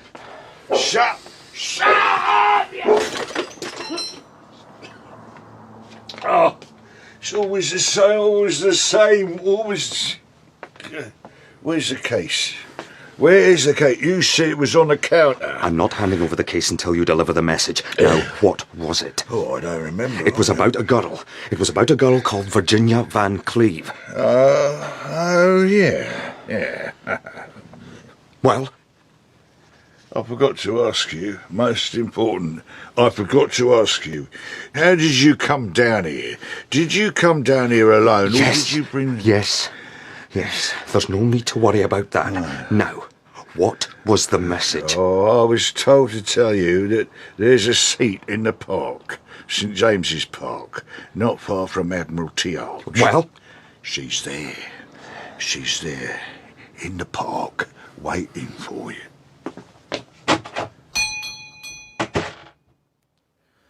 I took the cab and came straight back to town. I was frightened and nervous, and quite honestly, I never expected to see Virginia again. I was almost out of my mind when we arrived at the park. Suddenly, I saw her. I caught a glimpse of her even before the cab stopped. She was sitting on a seat, just inside the park. She was pale, and I could tell that she'd been... But I thought you said just now that she was perfectly all right, and that... I lied, Mrs. Temple. She was in a terrible condition. At first, she didn't even recognize me. She seemed lifeless, almost as if someone had beaten the sense out of her. I didn't know what to do. I was relieved, of course, to see her again, to find out she was alive, but I knew that something had to be done. I knew that sooner or later she'd have to see a doctor and... Well, to cut a long story short, we went back to the hotel. We were walking through the lounge towards the lift when suddenly she almost passed out on me. There was a girl at a nearby table having tea with a young man. When she realized what had happened, she jumped up and came across to us. Go on. Fortunately for me, it turned out that the lassie was a doctor. She took complete charge of the situation. Dr. Wiseman? Yes. Go on, Sir Donald. She took Virginia upstairs to my room, which was on the first floor, and... perhaps I ought to tell you that... Yes? Perhaps I ought to tell you that I introduced Virginia as Miss Smith and told Dr. Wiseman that... That what? That she was my secretary. You see, I didn't see any point in... Go on. What happened? After the doctor had taken Virginia upstairs, I hung about for a few moments in the lounge. Then suddenly the young man the doctor had been having tea with invited me to his table. He seemed an agreeable sort of young fellow, although he was quite obviously a foreigner. He realized, of course, that I was terribly worried about Virginia, and he tried to put my mind at rest by telling me... You've no need to worry, I assure you, sir. Your secretary is in most capable hands. Yes, I'm sure of that. But you see... Has she been ill for very long? No. No, it came on her quite suddenly. I'm almost inclined to think it must be some form of food poisoning, because... Here's the doctor now. Hello, Kay. How's the patient? Oh, she'll be all right. It's nothing serious, but she's feeling kind of lightheaded and rather hazy about things. How long has she been feeling like that, Sir Donald? Well, I really don't know. We We went a walk together in the park this afternoon, and it seemed to come on her quite suddenly. Could it have been anything she's had to eat? No, I don't think so, Peter. Well, the point is it serious? No, I don't think it's exactly serious, but, well, quite frankly, Sir Donald, I find it rather a curious case. What do you mean? Have you heard of a masher? A masher? No, what is it? It's a drug. It produces rather a peculiar effect. Well? I think that your secretary, Miss Smith, has been injected with a dose of a masher. But surely you must be mistaken. Supposing you're right, what effect would it produce? Lightheadedness, dizzy spells, in certain instances a temporary loss of memory. But it wouldn't be serious? No. Strictly speaking, it wouldn't be serious. Well, thank you, Doctor. I'm very grateful to you. If it's a question of fee... No, nonsense. I've given your secretary a prescription for some tablets. You might see that she takes them. Oh, by all means. I'll most certainly do that. And thank you. I'm sorry to have interrupted your tea. Oh, that's all right. Goodbye. Goodbye, sir. Goodbye, Doctor, and thank you. Goodbye. No rest for the wicked. I've ordered some more tea for you, Kay. I don't know whether you'd like some or not. Within an hour of taking the tablets, Virginia began to feel herself again. She was still groggy, of course, and frightened, but the colour began to creep back into her cheeks. We talked the situation over, and we decided that the best thing we could do was to tell the police that the whole matter had been a sort of practical joke. The young man you mentioned, the one that was having tea with Dr. Wiseman, what was he like, Sir Donald? I've told you. He was quite an affable sort of chap. About 26 or 7, I should say. What was his name? His name? I'm afraid I haven't the slightest... Dr. Wiseman called him Peter? Yes. It was quite obviously Davos. Yes, but what beats me is why... Miss Van Cleve, sir. What is it?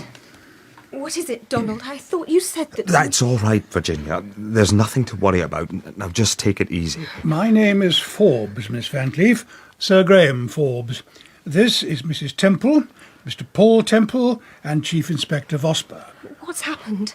You told me that you were going It's to... all right, Virginia. Now, do sit down, Miss Van Cleve. I should sit over here on the settee if I were you. Oh, thank you. There's no need to be nervous, my dear. We know you've had a pretty trying time, and we don't intend to worry you with a lot of unnecessary questions. But, of course, You know must... what's happened, then? Sir Donald's told you the truth. Yes. He told us a very interesting story, Miss Van Cleve, but, quite frankly, without your side of the story, it's rather incomplete. I've been trying to think about what happened. I've got the first part all right. The first part is quite clear. But after that, it's like a curtain. Just as if a large velvet curtain You suddenly... left the hotel shortly after breakfast. You had an appointment at a shop in New Bond Street for a fitting. Do you remember that? No. You can't remember whether you went to the shop or not. No, Oh, yes. Yes, of course. Of course, the shop. I remember now. I had a fitting for a grey costume. I remember now. I remember perfectly. I remember hesitating in the doorway of the shop. There was a hat in the window, a little hat with some fur on it. I remember going into the shop and asking the assistant... Good morning, madam. Good morning. I was just admiring that hat in the window. The brown one, madam? Yes. Oh, it is lovely, isn't it? Rather expensive, I'm afraid, madam. 17 guineas. Oh. Would you like to try it on? Or... Oh, I think I'll have my fitting first, and then perhaps... Your fitting, madam? Yes, my name is Van Cleve. I have an appointment for a fitting. Oh, yes. How stupid of me. Miss Marcia is expecting you, madam. Will you step this way? Thank you. Miss Van Cleve? Miss Marcia? Oh. Good morning, madam. I'm afraid I'm a little on the early side. That's quite all right. We're quite ready for you. Hadn't I better see about the blouse? Yes, straight away. I was admiring that hat in the window. Your assistant tells me it's 17 guineas. Yes, I'm afraid it is, madam. Here's the skirt. Would you try it on? Of course, it's really quite cheap, madam. We've already reduced it from 40. It seems an awful lot of money for a hat. 17 guineas. The skirt seems rather too tight. Oh, does it, madam? Allow me. Is that better? Yes, I think it is a little. Now, if we just... Yes, I just want to... What? What have you done? What have you done? Keep still. Let me go. Let me go. Keep still. Relax. You'll be all right. What are you just relax. What are you going to do? What are you going to do? There. All right. Yes. Is the car here? It's just arrived. Fetch me that coat, the one in the wardrobe. Now, as soon as I leave the shop, I want you to make absolutely certain that there's not the slightest trace of her having been anywhere near this establishment. That's all I remember.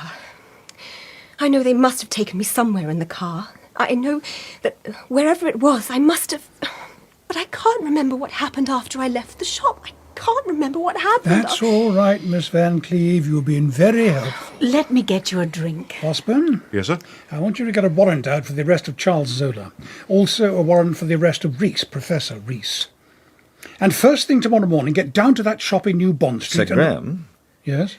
I should prefer that you didn't do anything about Reese. Not yet. Why? I should just prefer it that way. Mr. Temple? Yes, Inspector? Do you know anything about this man who calls himself Professor Reese? Only what Sir Donald has told us. You've never met him? No. Not yet. But you know, it might be quite a good idea, Inspector. It's a long time since Steve and I visited Shadwell Basin.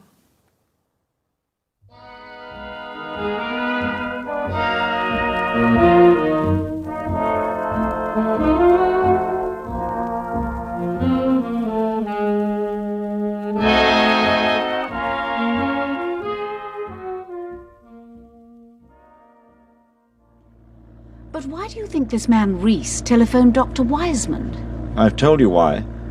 He said that his daughter was ill and that he had been advised to contact Dr. Wiseman by Yes, his... I know what he said, Paul, but do you believe it? Steve, you seem to me to be in a quandary. I am in a quandary. For one thing, I had rather a pet theory up my sleeve about the identity of Mr. Gregory, and it's just been... Just been what? knocked on the head. Oh. That's interesting. What was your theory? Well, you must know, I suspected Sir Donald Murdo. Sir Donald Murdo? Yes. What made you suspect Sir Donald? Well, in the first place, he... Oh, well, it doesn't matter now anyway. He can't possibly be Mr. Gregory. Why can't he be Mr. Gregory? Just because he told us an extremely interesting, and I must confess an extremely convincing story about delivering £15,000, it doesn't But mean to say... darling, after all he's told us, you still don't think that he's Mr. Gregory. What do you mean, still? You're the one that had the theory up your sleeve. Ah, here we are.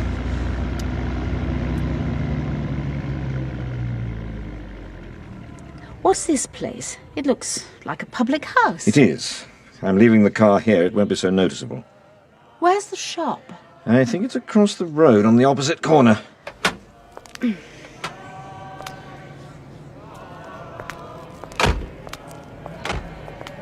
You've left the lights on? Yes.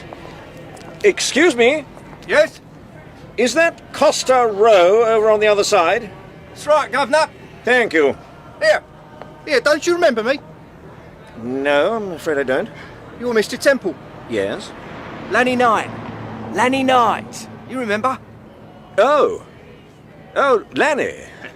How are you? I'm sorry, I didn't recognise you. It's all right. I expect it's the dirty piece. Dirty piece? Moustache. Oh, yes. Well, how are you, Lanny? Not bad. Not at all bad. What are you doing down here? Bit out of your way, isn't it? I've just brought Mrs. Temple down to see the docks. She's never seen them before. Is that so?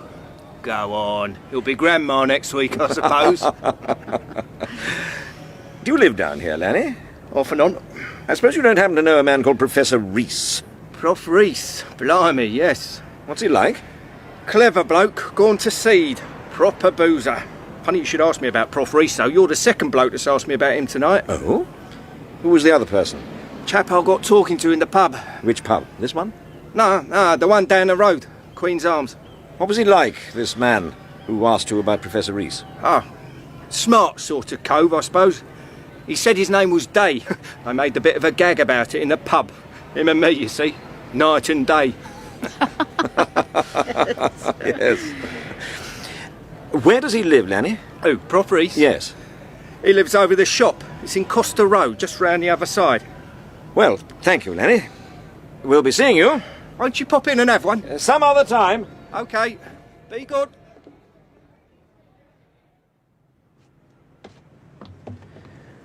Well, here we are, Steve. What a dreadful looking shop. You wouldn't think you'd have a place like this, would you, Paul? It certainly isn't my idea of a vet's establishment. Are you sure this is the right place, darling? This is the right place, all right. Well, Mr. Reese, or Professor Reese, or whatever he likes to call himself, doesn't appear to be in. No. There isn't a sound.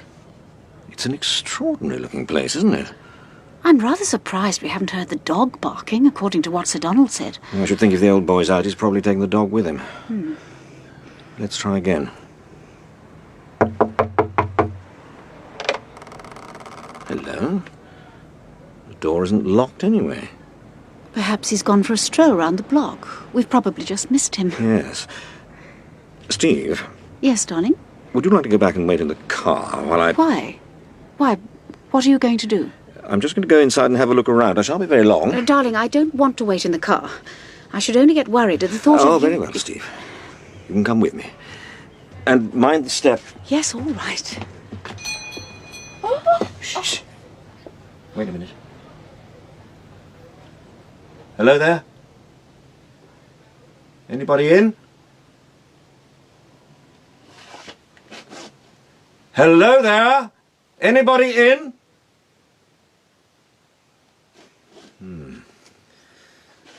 Come on, Steve. It's awfully dark. Have you got a torch? Yes, but it's not very good, I'm afraid. The battery's nearly done. Oh. What is it? Paul, what is it? What are you looking at? It's the dog. Where? It's on the floor. On the floor? Is it asleep? It's dead. Dead? Are you sure? Yes. Yes, look. What's happened to it? It's been chloroformed. Oh, Someone must have taken the dog by surprise. unless he did it. Unless Reese did it himself. Yes. Although, why should he do that? I wonder if there's another room over here, or whether it's just... It looks like a curtain. Wait a minute, and I'll... Damn! Torch has gone out. All right, I've got the curtain.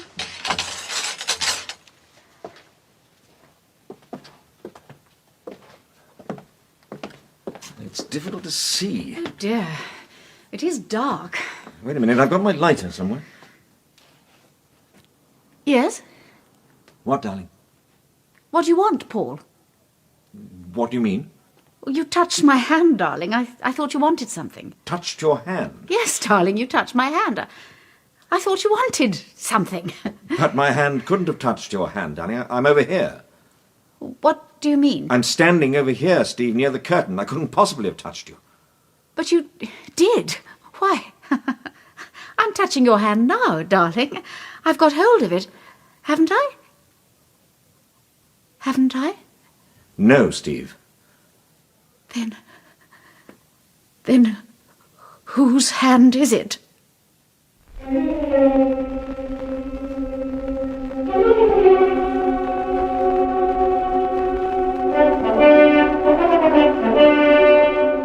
You have been listening to the 5th episode of Paul Temple and the Gregory Affair, a serial in 10 episodes by Francis Durbridge, with Crawford Logan as Paul Temple and Gerda Stevenson as Steve. Others taking part were Simon Donaldson, Francesca Diamond, Meg Fraser, Richard Greenwood, Eliza Langland, Michael Mackenzie, Greg Powery, Gareth Thomas, and Nick Underwood. The production for the BBC was by Patrick Rayner.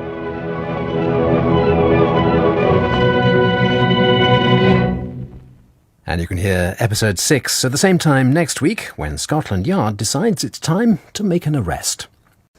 The original scripts and vintage microphones and sound effects take us time-travelling back to 1946 for our Paul Temple adventure. A lingering scent of perfume may give a vital clue to the Gregory affair. And now we continue our new production of a vintage thriller featuring one of radio's most famous detectives.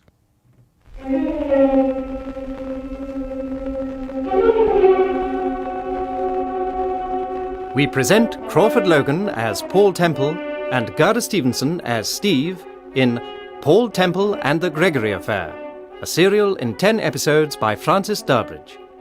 Episode 6, Concerning Mr. Zola.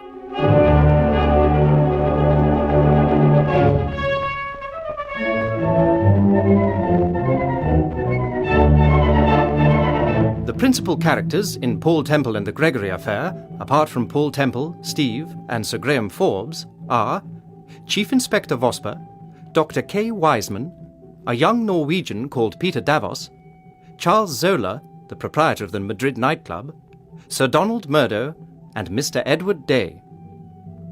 Late one night, Temple and Steve visit 28 Costa Row, Shadwell Basin, the home of a certain Professor Reese. It's difficult to see. Oh dear, it is dark. Wait a minute, I've got my lighter somewhere. Yes? What, darling? What do you want, Paul? What do you mean? You touched my hand, darling. I thought you wanted something. Touched your hand? Yes, darling. Your hand touched my hand. I thought you wanted something. But my hand couldn't have touched your hand, darling. I'm over here. What do you mean? I'm standing over here, Steve, near the curtain. I couldn't possibly have touched you. But you did. Why, I'm touching your hand now, darling. I've got hold of it. Haven't I? Haven't I? No, Steve. Then whose hand is it? I've got my lighter, Steve. It's Reese. He's hanging from the beam. I touched him. I got hold of his hand. He was hanging from the beam, and I touched him. Oh, it's horrible. Steve. I'm sorry. Now stand still and I'll find the light switch. There's a lamp, an oil lamp. It's over in the corner. I saw it when you flicked your lighter. Good girl, that's the stuff. Now, stay where you are and don't move. Have you found it? Yes, I shan't be a second. There we are. What are we going to do? We can't just leave him hanging there as if... Oh, darling, he looks horrible. Horrible. Steve, please. Now, stand here while I get him down. Paul, are you all right? I'll manage all right. Hold the chair. I've got him. Don't fall. Mine, darling. Mine. How long has he been dead? I don't know. It's difficult to say. I suppose it is Reese. Yes, it must be. He must have been chloroformed first and yes. then... Yes, that's what's happened, all right. Are you okay, darling? Yes, I'm all right now. What are we going to do? Well, the first thing I'm going to do is search him. Although I don't expect we shall find anything. I don't think Inspector Vosper would approve. No, I don't expect he would. There's nothing here, I'm afraid. There's a back pocket, darling. Yes, I'm just looking at that. What's this? Feels like a notebook. Is it? Yes. That's interesting. I shall be very intrigued. What is it? Shh. Listen. I wonder who it is. It might be the police. Perhaps the local fellow spotted the light. Anybody in? Hello? Hello there? It's Day. It's Edward Day. Yes. Hello? Hello there? Anybody in? Good evening, Mr. Day. Who's that? Who? Why, Temple. What on earth? Who's this? Who's this on the floor? His name's Reese. Professor Reese. Does that convey anything to you? Why, yes. Yes, that's the man I came to see. What's the matter with him? What's the matter with him, is he? He's dead. Dead? How long have you been here? How long have you both been here? About 10 minutes. What are you suggesting? This man's been murdered. You can see he's been murdered. And you think we might have murdered him, is that it, Mr. Day? Did you? Why, of all Steve, the... please. Now, don't you think we owe each other an explanation? In the first place, I came here tonight for two reasons. One, Sir Donald Murdo, a gentleman you may or may not have heard of. Of course I've heard of Sir Donald Murdo. Haven't you seen tonight's paper? What do you mean? Well, take a look at it for yourself. They've got the whole story. What does it say? It's a late extra, that's why we didn't see it. Good Lord. Mr. Gregory demands and gets £15,000. No statement yet from Sir Donald Murdo. We learn from a reliable source that Miss Virginia Van Cleve, personal friend of Sir Donald Murdo, the Scottish millionaire ship owner, was abducted by the notorious Mr. Gregory and was today. But how did they get the story, Paul? How did they get it? Is it true? Is it true that Murdo handed over 15,000? Yes. He handed over the money here this afternoon at 4 o'clock. Here? Yes. To Reese? To Reese. So that's why you came here. That's why you came here, because... I'm sorry. I'm sorry for what I said just now, but... He was dead, of course, when you arrived. Yes. Who killed him? We don't know. Did you know Reese? No. No, I've never seen him before. I was going through some papers this morning that belonged to Barbara, and I came across his name and this address. I asked her father about him. And what did he say? He told me that he'd never actually heard of Reese, but that he believed that on 2 or 3 occasions Barbara visited Shadwell Basin. Did you know that she'd visited the East End? No, no. I was very surprised when her father told me. For the life of me, I can't imagine why she came down here. She never mentioned the name Reese to you? No, never. You're sure? Quite sure. Paul, I've been thinking. You don't think that... Yes? You don't think that Reese was Mr. Gregory, and that... And that what? And that Murdo didn't hand over the money, but... Simply murdered him and rescued the girl. Yes. No, I don't. I'm not absolutely certain, of course, that Sir Donald didn't murder Reese, but I'm quite certain that he didn't, strictly speaking, rescue the girl. Have you sent for the police? No, not yet. Well, don't you think... What is it, Steve? No, nothing. What is it? Well, it's rather odd, but I thought I could smell something. It's either the lamp or the chloroform. No, darling, it's not like that. As a matter of fact, I thought I could smell it before you lit the lamp, and It's then... perfume. Yes. I smelt it myself when I came through the curtain. And to be honest, I thought you were wearing it, Mrs. Temple. No, Do you notice it? Yes. Yes, I think perhaps I do. It's very, very slight, but it seems familiar, darling. That's what I thought. Well, come along, Steve. You'd better go back to the car. I don't want to wait for you in the car, Paul. Well, wait for me in the pub. There's no need for you to get mixed up in this business. I'll explain the position to Sir Graham. Have you got your car down here, Day, or do you want to lift back to town? It's all right, thanks. I've got my car. Good. Well, come along, Steve.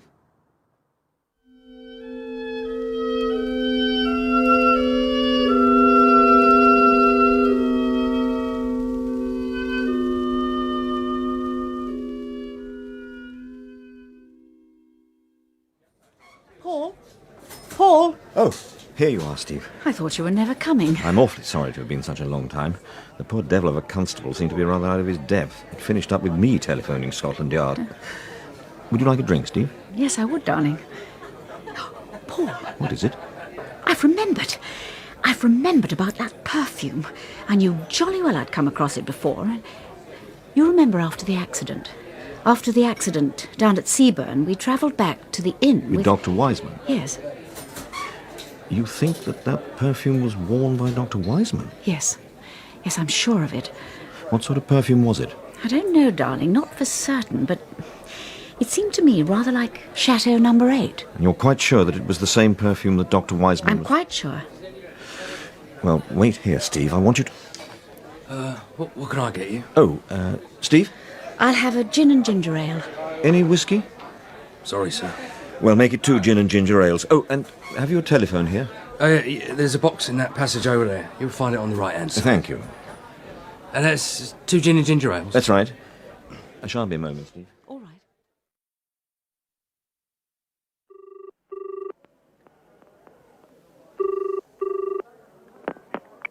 Hello? Hello, Dr. Wiseman? Yes? This is Paul Temple speaking. Oh, hello, Mr. Temple.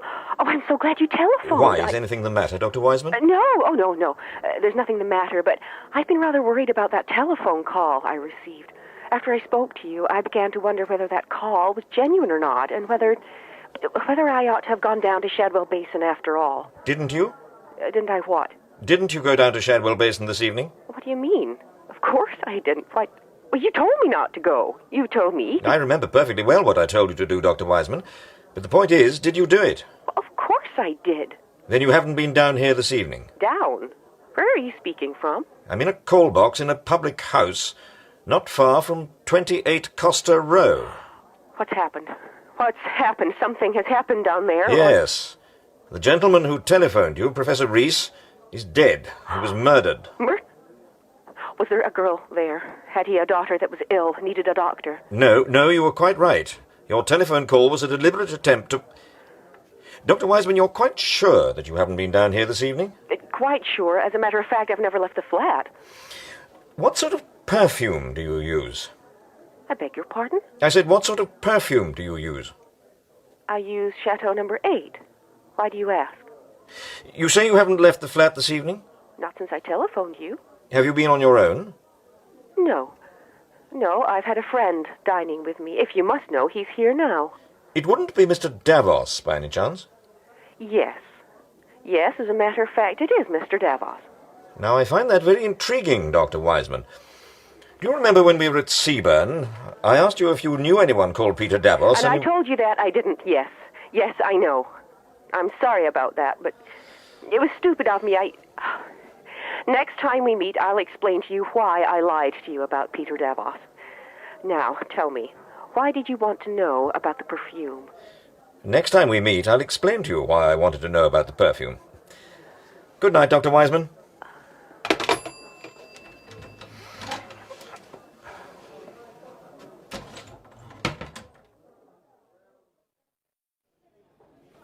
Hello, Steve.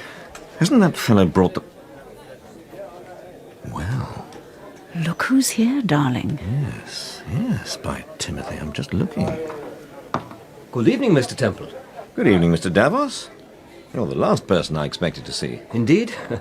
Yes, well, I suppose I am a little out of my element down here. That isn't exactly what I was thinking. Oh? No.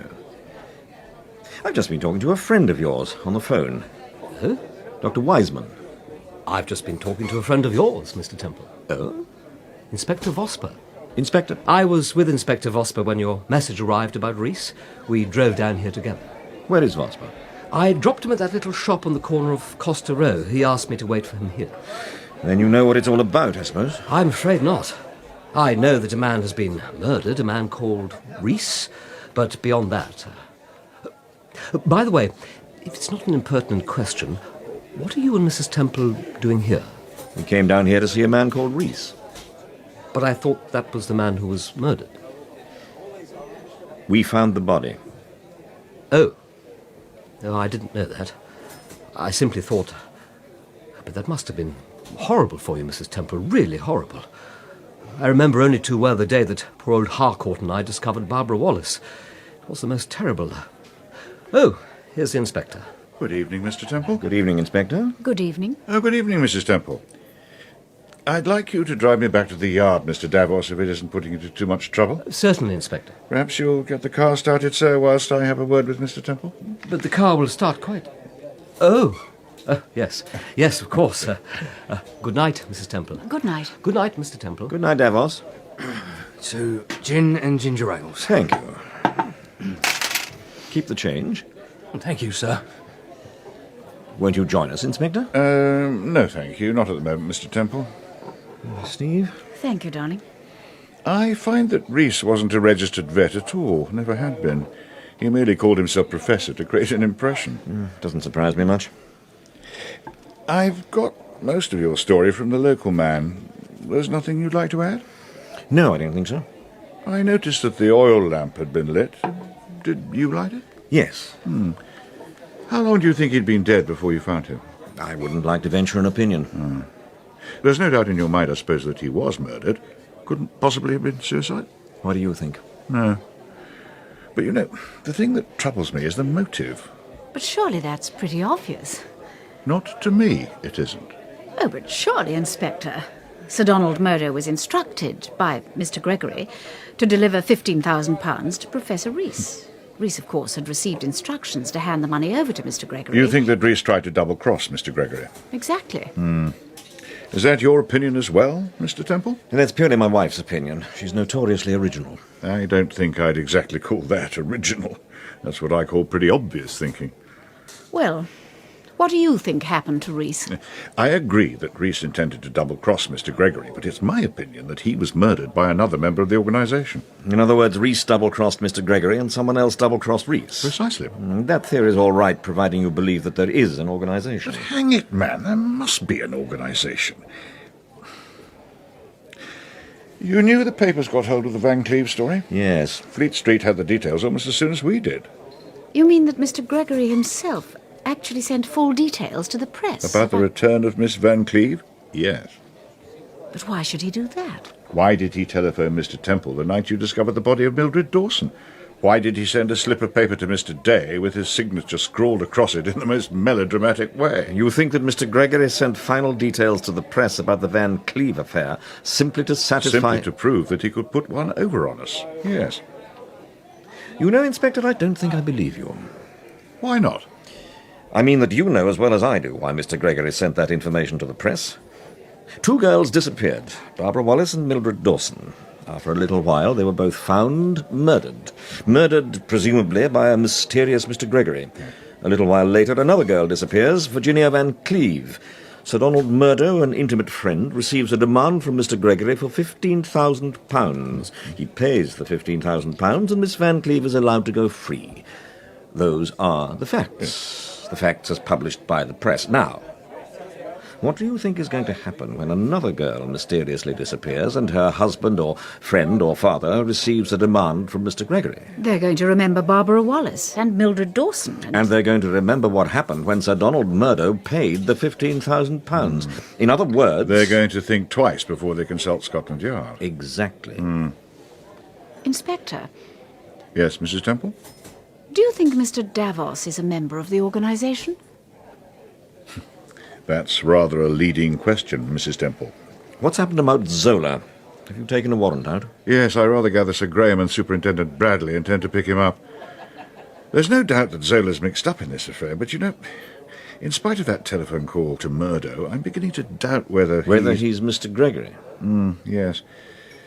Well, I suppose I'd better get back to the yard. Good night, Mr. Temple. Good night. Good night, Mrs. Temple. Good night. I don't like that man. I don't like him. I just don't like him. Skull. Why were you so surprised to see Davos?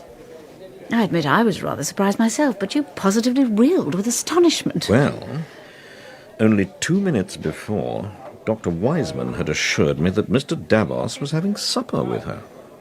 But I thought Dr. Wiseman didn't know Davos. She did. She's apparently decided that he's worth knowing. Oh, by the way, you were quite right about the perfume. What do you mean? Did you ask? Yes. She does use Chateau No. 8. But did she go there tonight to see Rees, I mean? No, she says not. Drink up, darling. I want to get off. Why? Where are we going? To the Madrid. The Madrid? Yes. But why are we going to the Madrid? I want to have a chat with Mr. Charles Zola.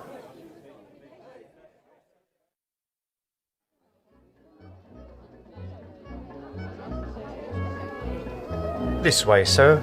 Or there's a table in the corner if you'd prefer it. Oh, thank you.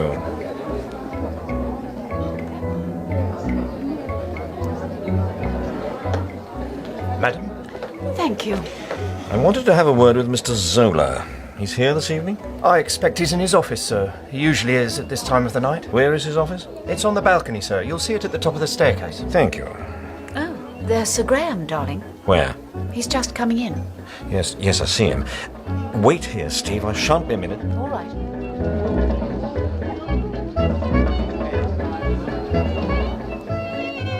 Oh, hello, Temple.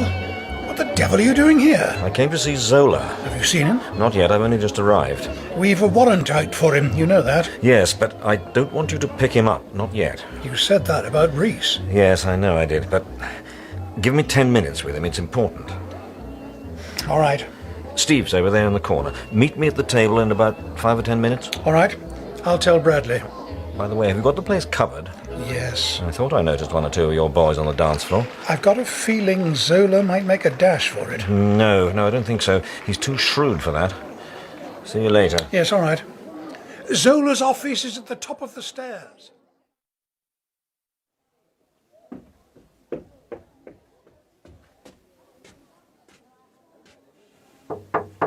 Come in. Hello, Zola. Oh, good evening. I didn't expect to see you here, my friend. How are you? I'm fine, Zola.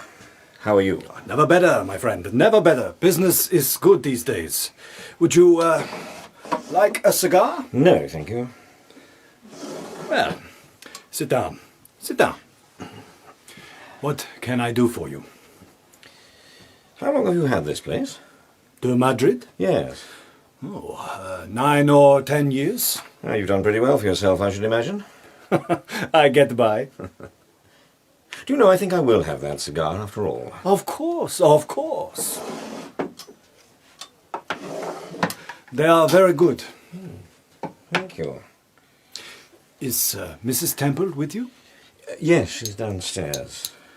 I just wanted to have a little chat. Got a match? Oh, thank you.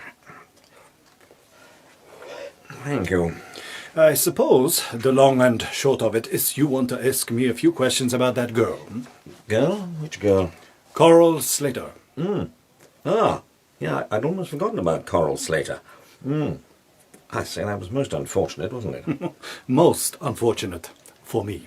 Why for you, particularly? She was a very good dancer. I see. I say, you're quite right about these cigars. They're extraordinarily good. What is it you want? I thought you might like to know they got a warrant out for you. A warrant? For me? Yes. I don't believe it. All right. But why should they take a warrant out for me? Why? Oh, I see. What do you see? They think I'm mixed up in that murder. The stupid fools think just because the girl worked here... So far as Scotland Yard are concerned, it's the telephone call they're interested in, not the murder. Which telephone call? The one you made to Sir Donald Murdo. What are you talking about? The one I made to Sir Donald Murdo? What is all this? What are you getting at? I'm getting at the fact that you telephoned Sir Donald Murdo and instructed him to deliver £15,000 to a man called Professor Reese. Do you deny that? Of course I deny it most emphatically. Murdo recognised your voice. He'd spoken to you the night before, the night he came here. Yeah, I know, but he was mistaken about the telephone call. He doesn't seem to think so. In fact, he's quite prepared to swear that it was your voice over the telephone. Then quite obviously the man is lying, or he deliberately... Wait a moment. He's quite convinced that it was my voice, you say? Quite convinced. There's no doubt in his mind, whatever? None whatever. I see. Wait. This is Zola. Send Madison to me. Yes, straight away. And who's Madison? He's a young man. He's been working here as a waiter for the past 2 or 3 weeks, although he's obviously a person of some education. You wanted to see me? Oh, yes. Yes. Come in, Madison. Close the door. This is Mr. Temple. Mr. Paul Temple. Perhaps you've heard of him. Oh, yes, of course. Good evening, sir. Good evening. We've been having an argument about you, Madison. Mr. Temple won't believe that you have this peculiar flair for imitating people. I want you to prove to him that he's wrong. Oh, well, I don't know, sir. Oh, now, don't be stupid. I've been boosting you up for the last 10 minutes. You mustn't make me seem a bigger liar than I am. Well, I'm not all that good, sir. Say something, Temple. Anything. Recite. Let him hear your voice. Well, there was a young lady named Bright who could travel much faster than light. She started one day in the relative way and came back the previous night. Well, there you are, Madison. Go on. Don't be nervous. Go on. I'll do my best, sir. There was a young lady named Bright who could travel much faster than light. She started one day in the relative way and came back the previous night. Bravo! What did I tell you? Excellent. Now, impersonate me. Go on. Yeah, you know the sort of thing I say. Impersonate me. Go on. You know the sort of thing I say. Yes. Yes. You see what I mean? You seem to do a very good impersonation of me, Madison. Have you had much practice? Oh, why, no, sir. I don't suppose you impersonated me a few days ago? Over the telephone? Over the telephone? Why, no, sir. You're sure? Quite sure? Why, yes, sir, I'm quite sure. You're lying. You're lying. You're lying, you swine. Now, who paid you? Who paid you to impersonate me? Answer me. Answer me. A woman called... Well? A woman called Dr. Wiseman.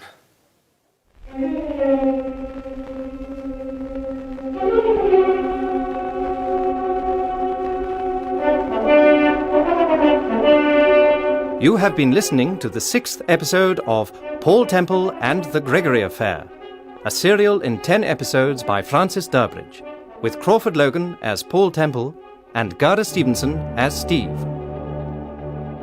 Others taking part were Meg Fraser, Richard Greenwood, Robin Lang, Michael Mackenzie, Greg Powery, Gareth Thomas, and Nick Underwood. The production for the BBC was by Patrick Rayner.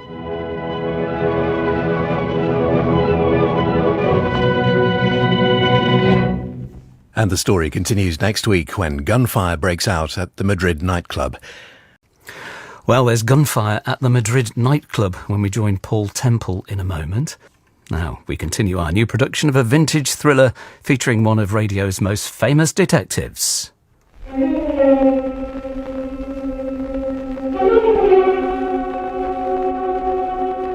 We present Crawford Logan as Paul Temple and Gerda Stevenson as Steve in Paul Temple and the Gregory Affair, a serial in 10 episodes by Francis Durbridge.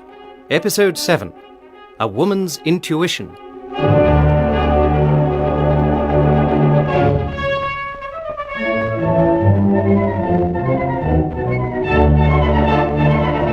The principal characters in Paul Temple and the Gregory Affair, apart from Paul Temple, Steve, and Sir Graham Forbes, are Chief Inspector Vosper, Dr. K. Wiseman, a young Norwegian called Peter Davos, Charles Zola, the proprietor of the Madrid nightclub, Sir Donald Murdo, and Mr. Edward Day.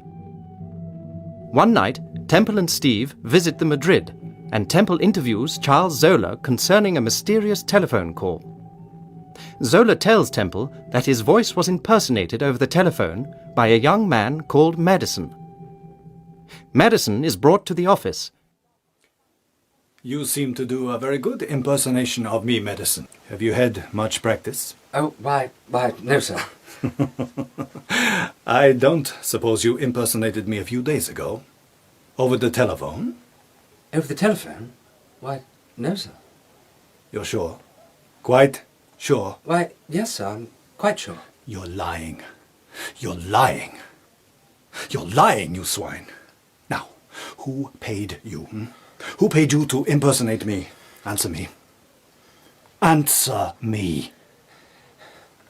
A woman called... Well? A woman called Dr. Wiseman. Dr. Wiseman? Yes. Who is this Dr. Wiseman? Do you know her, Temple? Yes. Yes, I know her. When did you see Dr. Wiseman? About a week ago. Where? I can't remember. Where did you see her? I saw her at a flat in Wigmore Street. I just forget the number. You went there by appointment? Yes, she... Go on. Was that the first time you'd seen Dr. Wiseman? Yes. What happened? Well,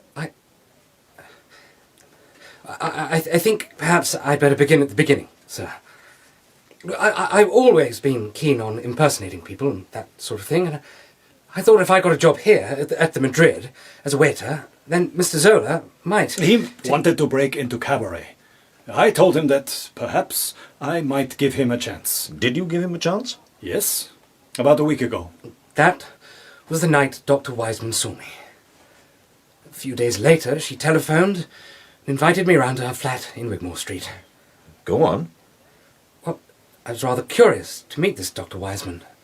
For one thing, I hadn't the vaguest idea who she was or what she wanted to see me about. And secondly... Yes? Secondly, she asked me over the telephone whether I would be interested in earning £200. And I take it you were extremely interested in earning £200. Extremely. Madison, tell me, when you saw Dr. Wiseman, what sort of a dress was she wearing?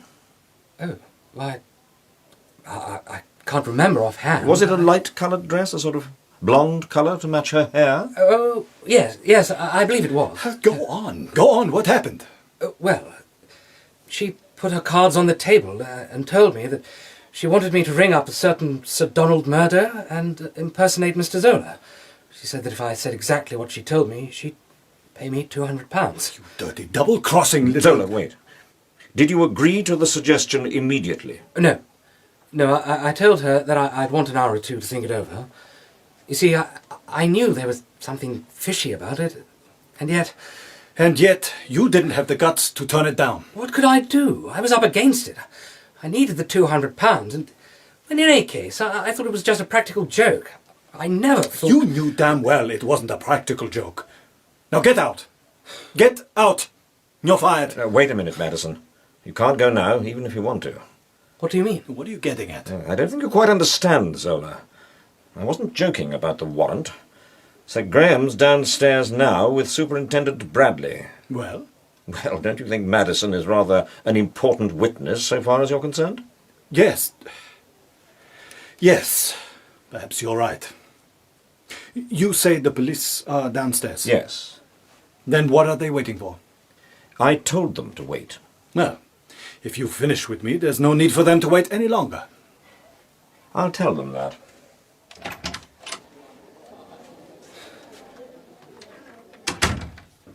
Do you think... Wait.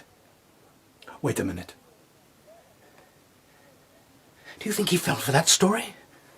Oh, I don't know. I don't know whether he did or not, but... Now, don't forget. You've got to tell Forbes exactly the same story. Do you understand? Word for word. All right. Word for word. Here's Paul now, Sir Graham. Hello, darling. Well, did you see Zola? Yes, I've just left him. Where is he? In his office? Yes, he's waiting for you. Right. I'll get Bradley. See you later, Temple. Oh, Sir Graham? Yes? I spoke to him about that telephone call. The one he was supposed to have made to Sir Donald Murdo. What do you mean, supposed to have made? You mean the one he did make? Well, apparently, he didn't. He didn't? No. But Sir Donald distinctly said... Zola was impersonated. He was impersonated by a man called Madison. Impersonated? Did Zola tell you that? Yes. Good gracious me, Temple. You don't mean to say that you fell for that old story? You don't think he was impersonated? I'm damn sure he wasn't. Now listen, Temple, we know the night before Virginia Van Cleve disappeared, she visited the Madrid and spoke to Charles Zola. We know that Zola telephoned Murdo and told him to contact Reese. We know that the car that tried to force Edward Day over the bridge was unmistakably Zola's car. Just a minute. Does this mean you think that Zola is Mr. Gregory? Yes, and I'm picking him up. I'll see you later, Temple. I shall be at the flat if you want me. Thank you. Good night, Steve. Good night, Sir Graham. Well, Well, what, darling? do you agree with Sir Graham? About Zola? Yes. I think he's mixed up in this business, that's obvious, but... But you don't think he's Mr. Gregory? No. No, as a matter of fact, if you must know what I really think, I think that Mr. Gregory is Mr. Day. You mean Mr. Day is Mr. Gregory. But I thought you'd put your money on Sir Donald Murdo. Yes. Yes, I did suspect Sir Donald at first, but now, well, I don't know why, but I've got a sort of intuition. Feminine intuition, eh? About Day. Yes, about Day. Paul, what did you mean when you said that Zola was impersonated by a man called Madison? Just that, darling. Zola claims that he was impersonated over the telephone by a young man called Madison. Have you met Madison? Yes. He told me a rather interesting story. He told me that Dr. Wiseman paid him £200 to impersonate Mr. Zola. 100? Darling, do you believe that? Oh, of course I don't believe it. In the first place, I happen to know that Madison hasn't even met Dr. Wiseman. I asked him if she was wearing a light-coloured dress when he met her, a sort of blonde colour to match her hair. Well, He said yes. but darling, she's a brunette. Yes, I know. Then you were only joking with Sir Graham after all. What do you mean? I mean that you don't really believe that story. You can't really believe that Madison impersonated Zola. Oh, yes. Oh, yes, I believe it all right. You see, I happen to know it's true. What do you mean? I mean, quite simply, that Madison did impersonate Mr. Zola. Did impersonate? Oh, Paul, you are exasperating. Come along, let's... Yes, Sir Graham. Something's happened. We've picked up Zola, but Madsen's made a dash for it. What? Where is he? There's someone on the balcony. I'm worried, Temple. The young fool's got a revolver. Well, the idiot ought to realise that he can't get away with it. What happened? Bradley started to get tough with him, and he suddenly went into a panic. Paul, there he is, look. Where? Yes, he's right. He's on the balcony. Look, over the orchestra. Is that Superintendent Bradley on the other side? Yes. Look out, Bradley! Look out! He's missed him. The fool! What's he trying to do? There's a skylight over there. If he gets through the skylight, he'll get onto the roof and then make his way... Look out, Bradley! Look out! He's hit him! Oh, Yes, he's hit him in the shoulder by the look of things. he's reached the skylight. He nearly slipped. Oh, Paul! Come back, Madison! Come back, you young fool! Paul, he's falling.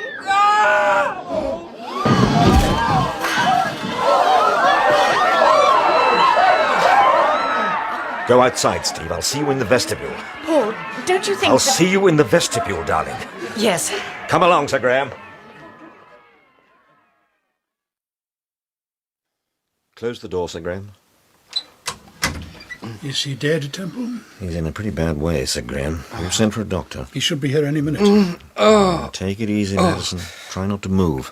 Temple, I've got to talk to you. Keep still, my lad.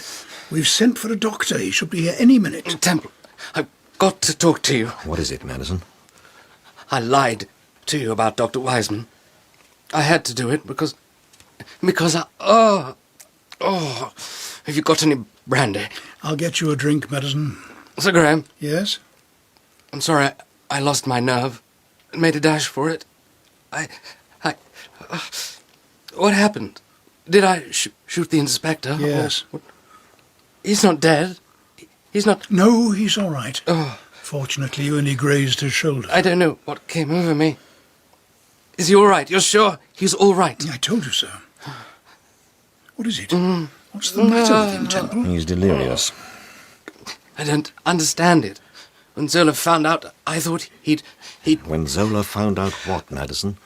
When Zola found out, I was told to impersonate him by...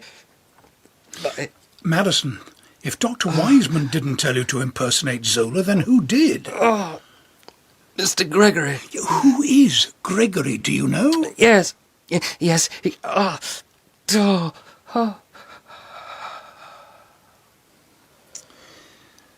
He's dead, Temple. Yes. Well, one thing we do know, Temple. What's that? We know that Dr. Wiseman isn't Gregory. Do we, Sir Graham? Do we?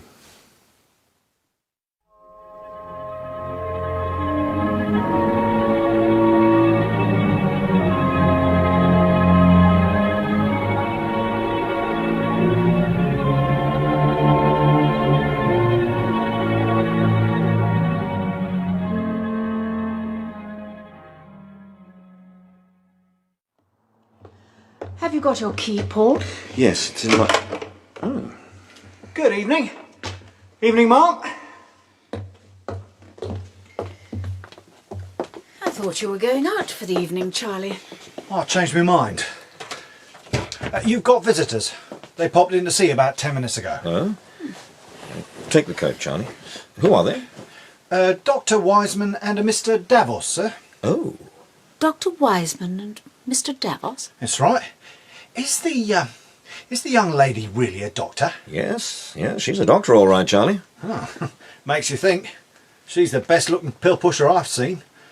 No more apples for me, China.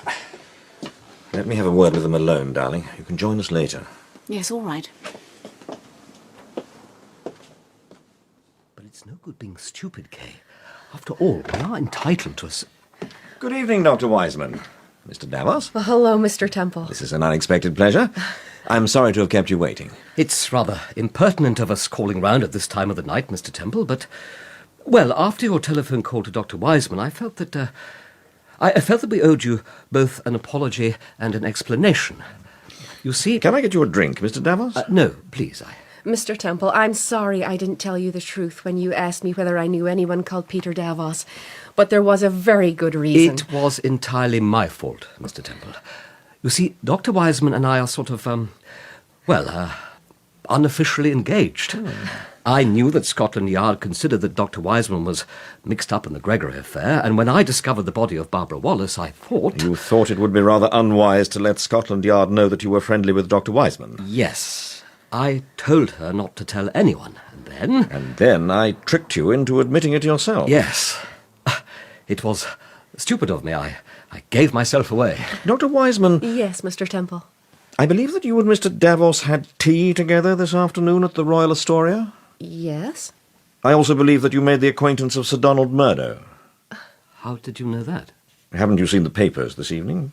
Haven't you read about Sir Donald Murdo? No. What happened? A friend of his, a girl called Virginia Van Cleve, was abducted by Mr. Gregory. Virginia Van Cleve? Yes, she was abducted by Mr. Gregory, and Sir Donald Murdo paid £15,000 for her return. Was she returned? But of course. You saw the girl yourself. Well, you don't mean to say that the girl Sir Donald introduced as his secretary was Virginia Van Cleve? Yes, I do. I knew there was something odd about her the moment I saw her. Peter. Oh, Peter, don't you see what this means? Yes. It means that Mr. Temple is wondering why exactly we went to the Royal Astoria this afternoon. Why did you go to the Royal Astoria, Mr. Davos? Well, we were going to have tea at the Ritz, and then Peter telephoned me this morning and suggested... I telephoned you? Yes, darling. What do you mean? You telephoned me and suggested that instead of meeting at the Ritz, we met at the Royal Astoria. Are you serious? Well, yes, of course I'm serious. But Kay, I did nothing of the sort. Well, then why do you think I turned up at the Royal Astoria? But it was your suggestion.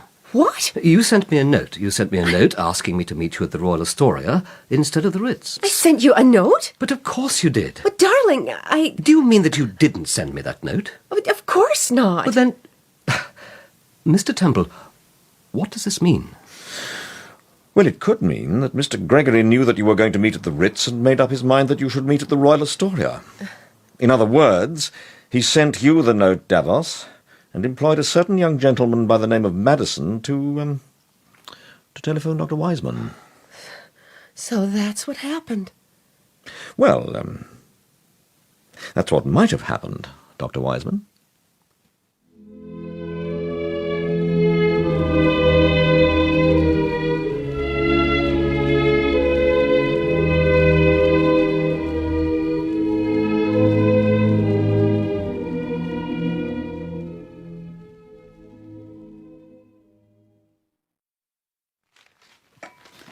Would you like some more coffee, darling? I should like some toast. Toast? Oh. Oh, I'm afraid I've eaten the last piece. Yes, I'm afraid you have. Steve, you're eating like a horse. Well, I like that, I must say. It's perfectly obvious that you like it, darling. Let's see, the papers have made quite a splash about last night. I'm not surprised. It was horrible. Really horrible. How's Bradley? Is he going to be all right? Yes, he'll be all right. I'm afraid it gave the poor old boy a nasty shock, though. He was lucky he didn't overbalance. I was terrified when I saw that Madison intended... That's all right, Steve. I'll take it. Hello? Mr. Temple? Yes? Vosper here, sir. Oh, hello, Inspector. Good morning. Good morning. I'm speaking for Sir Graham, sir. He asked me to tell you that we've picked up those two girls, the ones at the dress shop. The two girls that Miss Van Cleve saw. Oh, yes. The youngest one obviously doesn't know what it's all about, but we've got the other one, the one that calls herself Miss Marcia, down here at the yard. She's obviously been mixed up in this business from the beginning. I'd rather have liked to have had a chat with her, Inspector. That's what Sir Graham thought, sir. Well, I'll be with you in about 35 minutes. Is that all right? Yes, that'll be fine. Right. Goodbye. Goodbye, Vosper. What's happened? They've picked up those two girls, the ones that Virginia Van Cleve told us about. You mean the two girls in the dress shop? Yes. Well, obviously they must be part and parcel of the whole... What is it, Charlie? There's Mr. Day called. He said he'd like to have a word with Mr. Temple. Mr. Day? That's right. Ask him in, Charlie. OK. Do wish he wouldn't say OK. Darling, he started with okie dokie. We mustn't expect too much at once. Mr. Day, sir. Hello, Day. How are you? Well, as a matter of fact, Oh, good morning, Mrs. Temple. Good morning, Mr. Day. Would you care for some coffee? No, Would you mind if I sit down for a moment? No, of course not. What seems to be the trouble? Aren't you feeling very well or something? I'm quite fit, Mrs. Temple, if that's what you mean, but... Temple, I'm frightened. I don't mind admitting it. I'm frightened. What are you frightened of, exactly? Well, when I first started to investigate this business, I never thought of danger, at least not from a personal point of view. I'm afraid I took it more or less for granted that... What's happened? Someone tried to kill me. When? Last night. Go on. After I left you last night, I went back to my flat. I was standing on the steps feeling for my key when suddenly a car drove by. I heard the car, but naturally I didn't take much notice of it. I heard the revolver shot, and then, oddly enough, I heard the bullet. It struck the door just above my head. For a moment I was dazed. I didn't know what to do. Then suddenly, I don't know why, I felt frightened, terribly, desperately frightened. I take it that you were more frightened by this incident than by the car accident at Seaburn. Yes. Yes, you see, psychologically, although I know that wasn't an accident down at Seaburn, although I know it couldn't have been an accident, at the back of my mind there's still the thought that it might have been. But there's nothing very accidental about a revolver shot, is there, Mr. Day? Exactly, Mrs. Temple. Did you inform the police about this? No, Why not? Well, I was so frightened. And then this morning, when the note arrived, Which note? This arrived by the first post. You can see for yourself what it said. Do not interfere in matters which do not concern you. This is the last warning. Mr. Gregory. You say that this arrived by the first post? Yes. Apparently it was posted last night in St. John's Wood. So I see. Mr. Day? Yes, Mrs. Temple? Why should Mr. Gregory try to murder you? Why should he try to... Well, I suppose the swine feels that I'm making an attempt to investigate the case. But you said yourself that you were not a very good detective. Surely Mr. Gregory wouldn't bother his head over an amateur detective. Don't you believe my story? Don't you believe that someone tried to murder me last night? It doesn't really matter what my wife believes, Mr. Day. The point is, someone did try to murder you last night, and someone sent you this card this morning. Now, Why did they do that? Obviously, because they're beginning to feel that your interference, or investigations, if you like, are something of a nuisance. In other words... Yes? I'm not so darned sure that you haven't stumbled across something. What do you mean? I'm not so sure that you haven't stumbled across something pretty important. Mr. Gregory knows this, but I've got a hunch that so far you probably don't know what it is yourself. Damned if I do. Those papers you went through, the ones that belong to your fiancée. Yes? Did you find anything else of importance besides that address? No. No, I don't think so. You're sure? Yes, I'm pretty sure. Mr. Day, if I tell your story to Scotland Yard, you know what'll happen, don't you? No. Well, first of all, they'll probably give you a first-class lecture for poking your nose into things which, from their point of view, don't concern you. And secondly, they'll probably insist on giving you an unofficial bodyguard. Oh, Lord, I don't want that. That would only make me more frightened than ever. That's what I thought. Well, look here, I'm on my way to the yard now. I'll have a chat with Sir Graham about it, confidentially, and see what he says. Yes. Yes, all right. I say I'm most awfully sorry to have bored you with all this. I must sound a shocking coward. Nonsense. No one likes to be shot at. Steve, ask Charlie to get my coat, will you? Yes, darling. I've got my car here. I could drop you at the yard if it's any use to you. Could you? Well, that'd be a great help. I'll see you downstairs in the car. Righto, I shan't be a minute.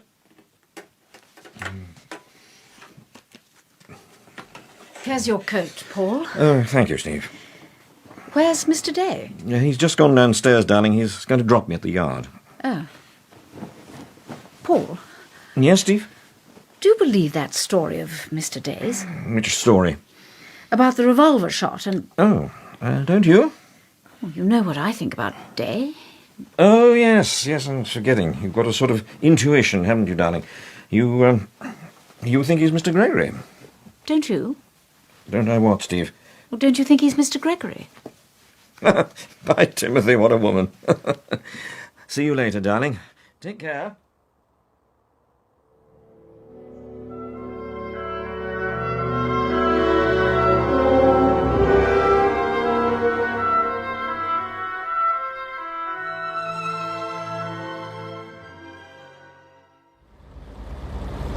Sorry to have kept you waiting.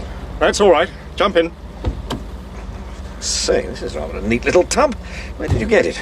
Oh, I've had it some time now. It's pretty ancient, I'm afraid. Still, it holds together and keeps going. That's the main thing. Yes. It's quite roomy. It's a bit too roomy in front. You've got to sit up pretty straight or you can't see the road. Yes. You're sure this isn't taking you out of your way to drop me at the yard? No. No, that's all right.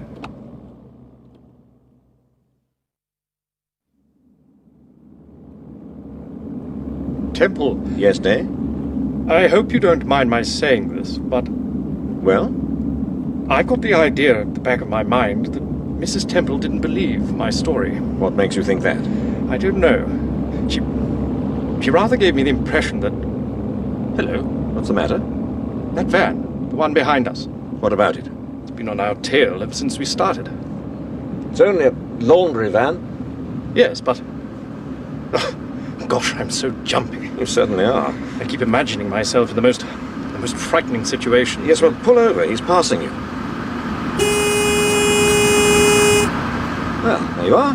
He's passed you. Yes. It was silly of me. I don't know why, but I thought he was... What you need is a good stiff drink. I had a good stiff drink last night, I can tell you, after that blighter took a crack at me. I'll bet you did. Do be careful what you say to Sir Graham. I mean, I don't want you to give the impression that... Look at the van. Someone's trying to open the door at the back. Yes. Silly ass can't get out. Not while the van's going. Hello, what's he got in his hand? Looks to me like a tennis ball. Pull up. Pull up. Get down. Get down, for God's sake, get down. What is it? Get down!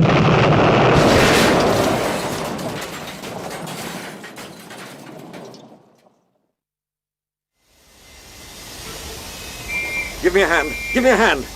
Somebody give me a hand with this door. Quickly. Quickly. Is there somebody underneath that? Yes. Give me a hand. Give me a hand. Quickly. Take the other side, laddie, and I'll pull the car over to what...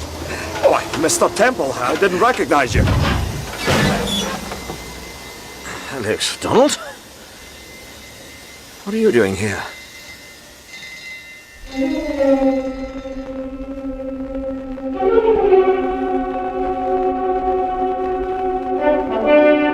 You have been listening to the 7th episode of Paul Temple and the Gregory Affair, a serial in 10 episodes by Francis Durbridge, with Crawford Logan as Paul Temple and Gerda Stevenson as Steve. Others taking part were Simon Donaldson, Meg Fraser, Richard Greenwood, Robin Lang, Michael Mackenzie, Greg Powery, Gareth Thomas, and Nick Underwood. The production for the BBC was by Patrick Rayner. And you can hear the next episode at 11:30 next Friday morning when Steve goes dancing in search of a vital clue. Now on BBC Radio 4, let's continue our new production of a vintage thriller featuring one of radio's most famous detectives.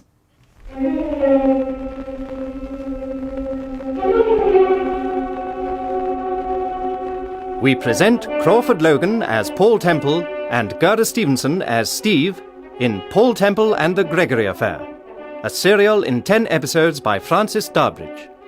Episode 8, News of Mr. Gregory.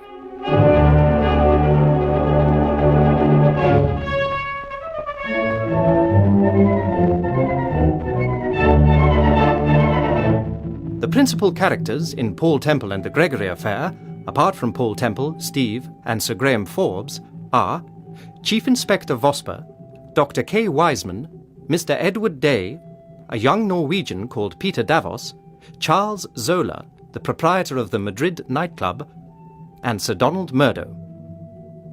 One morning, on their way to Scotland Yard, Temple and Edward Day are involved in a motor car accident.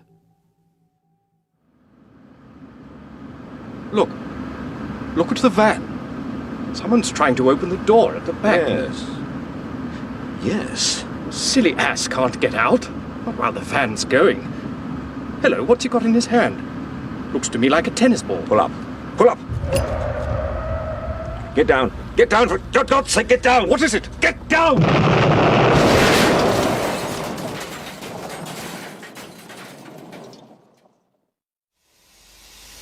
Give me a hand. Somebody give me a hand with this door, quickly. Quickly! Is there somebody underneath that? Yes. Give me a hand. Quickly. Take the other side, laddie, and I'll pull the car over towards...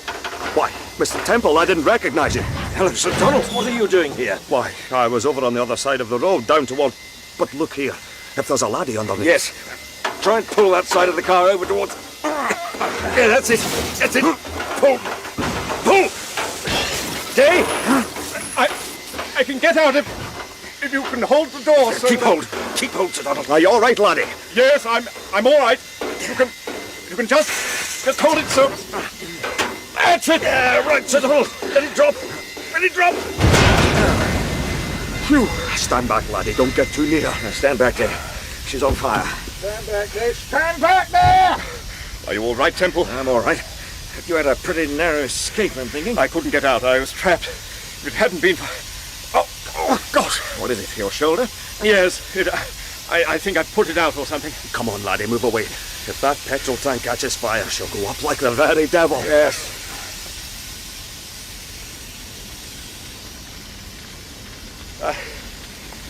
I suppose the swine in that van got away. Yes. You'll have to see someone about that shoulder, eh? I don't think it's serious. What happened? That's what I'd like to know. I was over on the other side of the road and suddenly I heard an explosion. I saw what happened. Didn't you, Temple? Yes. He threw the bomb. He was in the back of the van. He was waiting for me. They must have followed me to your flat. I told you, didn't I? I told you the swine was after me. Take it easy, old man. Get a grip on yourself, laddie. You mustn't give way like that. I'm sorry. I could do with a drink. Well, let's get over to the other side of the road and then we can... By Timothy, just look at that. You're well out of that, my son. It's a darn good job we were able to get you out. Yes. I'm most awfully grateful. That's all right. What are we going to say? What are we going to It's all right. Now, you stay here with Sir Donald. I'll talk to the police. I'll be back in a minute, Sir Donald. Look after our friend here. Very good, Mr. Temple. Now, take it easy, laddie. Take it easy. There's no need to work yourself up.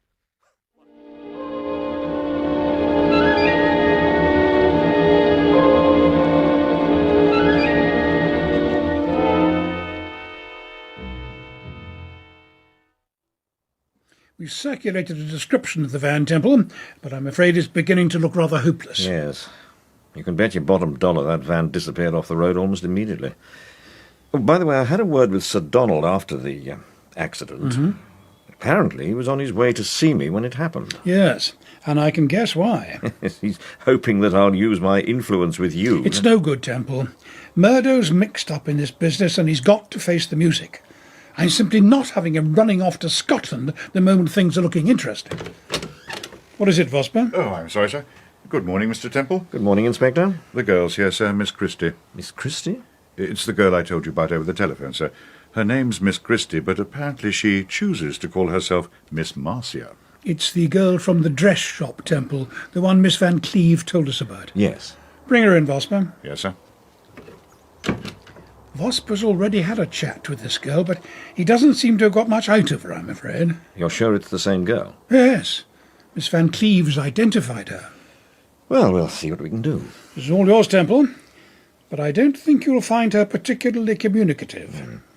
Oh, by the way, what about Zola? We picked him up. You know, of course. Yes, but what happened? We couldn't hold him. Someone sprang bail. Wouldn't he talk? He talked all right, 50 to the dozen. But it didn't amount to anything. Miss Christie, sir. Oh, yes. Won't you come in, Miss Christie, please? Yes, I should prefer it if you called me Miss Marcia. Very well, Miss Marcia. Please be seated. Thank you.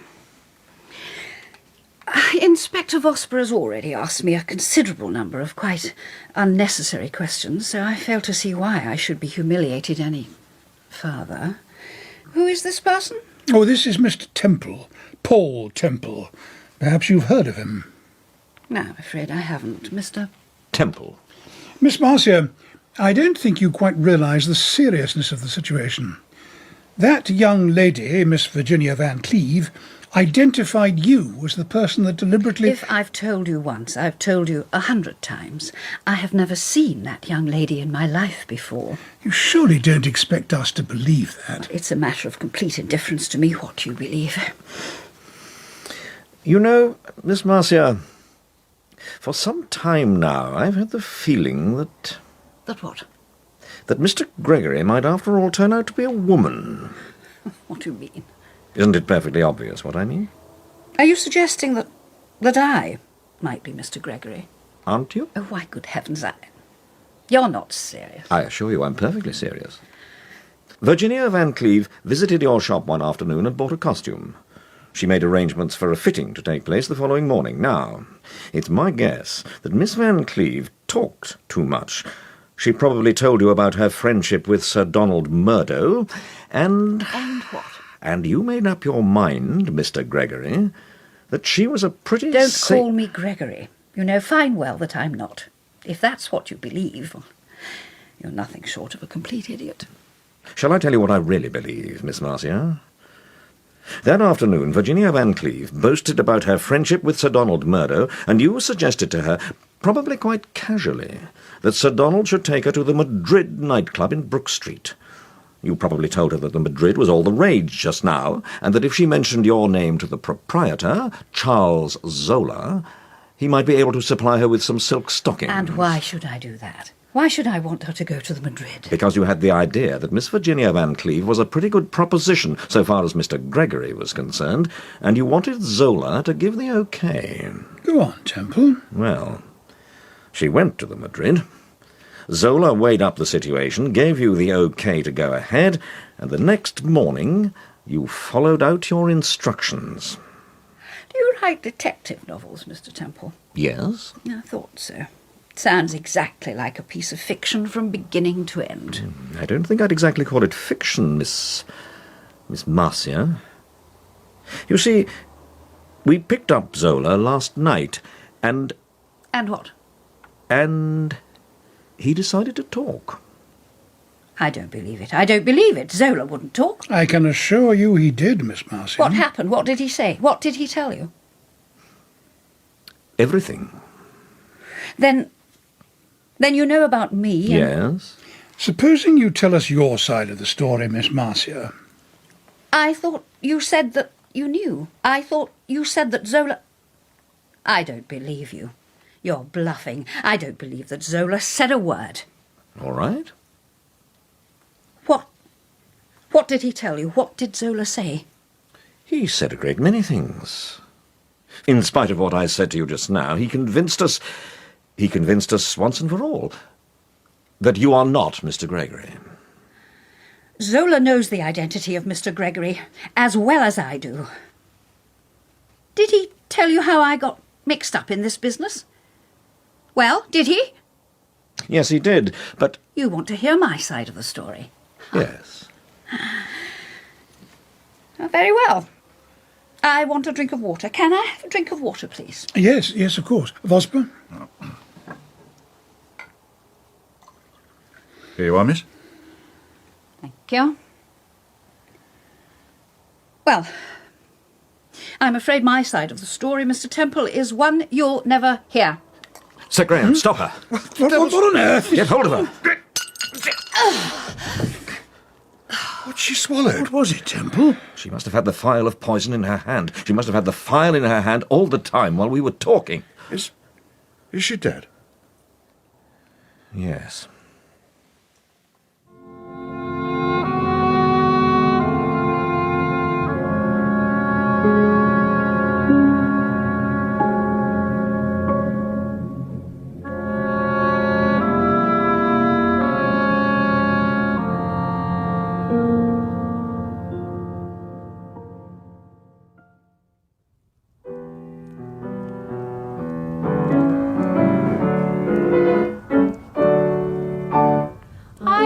Cherishing through the perishing winter nights and days a funny little phrase that means... Paul? Put some more coal on the fire, darling.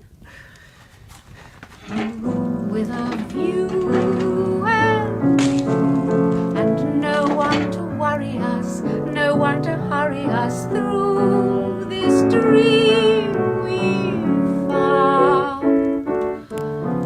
Paul? Yes, Steve? What's the matter? What do you mean? Nothing's the matter, darling. I'm all right. You've had a long face ever since you got up this morning. What is it? Are you worried about something? Well, yes. What?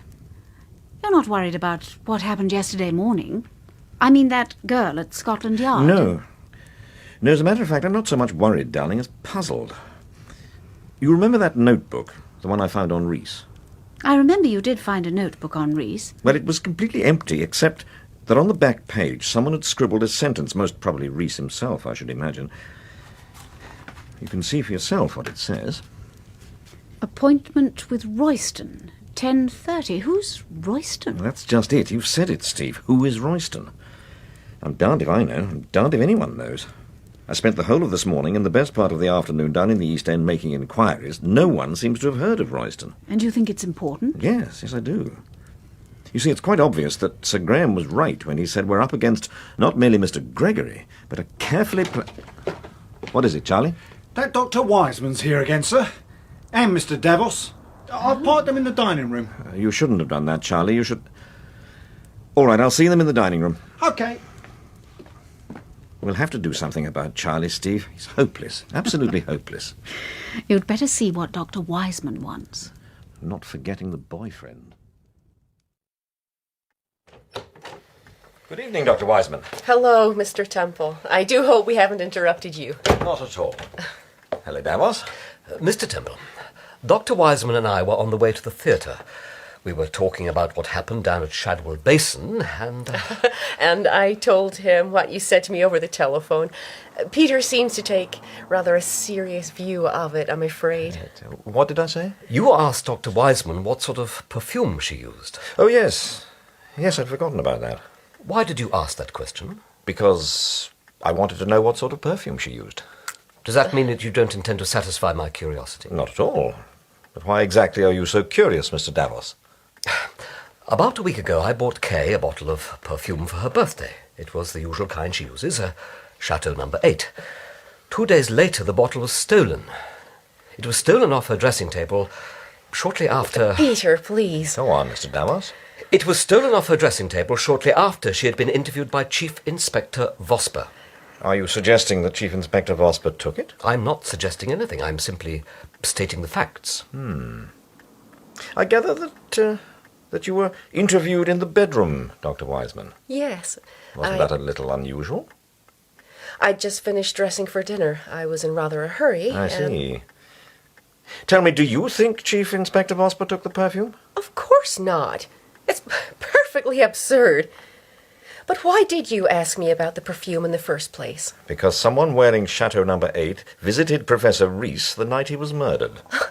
But I told you, I never went near Shadwell Basin. I never said that you did, Dr. Wiseman. Mr. Temple. Yes? Supposing the person that murdered Professor Reese wanted to throw suspicion onto Dr. Wiseman, then wouldn't the obvious thing be for that person to spray a little of the perfume on his own hand? I'd thought of that, Mr. Davos. But supposing Dr. Wiseman did visit Shadwell Basin, and then later, because of what I said over the telephone, began to get rather worried about the perfume, wouldn't the obvious thing be for you and Dr. Wiseman to come along here this evening and spin me a story about the perfume being stolen? Mr. Temple, are you accusing me? I'm not accusing anyone. This is just supposition, Dr. Wiseman. Well, it's not exactly the kind of supposition I care for. No? Mr. Davos, I've been meaning to ask you, does the name Royston mean anything to you? Royston? Yes. No. You're sure? Quite sure? Quite sure. Dr. Wiseman? I've certainly never heard of the name Royston. What is it, a place or a person? I should imagine it's... Excuse me, Paul. Good evening, Dr. Wiseman. Good evening. Good evening. Good evening, Mr. Davos. What is it, darling? Inspector Vosper's here, Paul. I rather gather it's urgent. Oh. Will you excuse me? Yes. Yes, of course. Good night, Mr. Temple. Good night, Doctor. Good night, Mr. Davos. Good night, Mr. Temple. I'm awfully sorry Charlie invited you into the dining room, but it's really quite impossible to tell what he's going to do next. Well, that's all right, my dear. Mrs. Temple. Yes, Mr. Davos? This Gregory case seems to keep your husband rather busy these days. Tell me, has Mr. Temple decided yet? Decided what, Mr. Davos? Has he decided on the identity of Mr. Gregory? But surely it isn't just a question of my husband deciding. Mr. Gregory is Mr. Gregory. Mrs. Temple, I hope you'll forgive me if I ask you rather a personal question, but... Yes, Dr. Wiseman? Who do you think is Mr. Gregory? I'm afraid it doesn't matter what I think. You see... Oh, yes, it does. You're very observant. I'm sure you have quite an influence on Mr. Temple. Quite frankly and confidentially, of course. Who do you suspect, my dear? Quite frankly and confidentially, of course. Almost everybody, Dr. Wiseman. When did Faber contact the Yard, Vosper? We had the telephone message through just over an hour ago. Has Sir Graham interviewed him? We both have. The poor devil's in a pretty bad way. He thinks the world of his daughter. What is it? What's happened, Paul? What is it? It's Mr. Gregory again. A girl called Marjorie Faber's disappeared, Mrs. Temple. She went dancing last night to the Palais de Danse at Hammersford, and so far as we can make out, she seems to have vanished into thin air. How do you know it's Mr. Gregory? Her father received a note by the afternoon post. It was exactly the same as Sir Donald Murdo's. It simply said, "Wait, Mr. Gregory." Is her father a wealthy man? Extremely wealthy, and it's quite obvious he'll pay. He'll pay every penny he's got if it means getting the girl back. We've got to find that girl, Vosper. What was she like, Marjorie Faber? Oh, rather the flighty type, Mrs. Temple. Well-educated, but according to all accounts a bit flighty. She went to the Palais de Danse with a young chap called Glenn, Phil Glenn. They had a bit of a tiff at about 10:30, and Glenn left her and went home by himself. You've checked that, of course? We've checked it all right, and Glenn's telling the truth, I'm sure of that. What happened to Marjorie Faber after 10:30, after Glenn left her? That's just the point. What did happen to her? That's what we've got to find out, Mrs. Temple. Well, come along, Inspector. I'm going down to... Oh, Vosper, I meant to ask you, when you interviewed Dr. Wiseman a few days ago, did you interview her in the bedroom? Yes. Yes, as a matter of fact, I did. Apparently she had just finished dressing, and the maid invited me into the bedroom. You didn't happen to notice a bottle of perfume, by any chance, on the dressing table? Yes. I also noticed a brush, a comb, a hand mirror, a powder compact, a scent spray, a packet of Turkish cigarettes, a diamond wristlet watch, a Diamante clip, and a pair of earrings. I'm rather observant, Mr. Temple. Yes. I'm going down to the yard with the inspector, darling. I'll see you when I get back. Yes, all right. Don't be late, and take care. I will. Goodbye, Mrs. Temple. Goodbye, Inspector.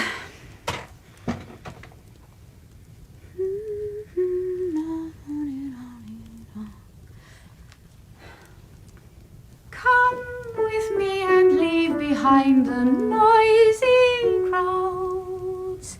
Sunlight shines for us above the...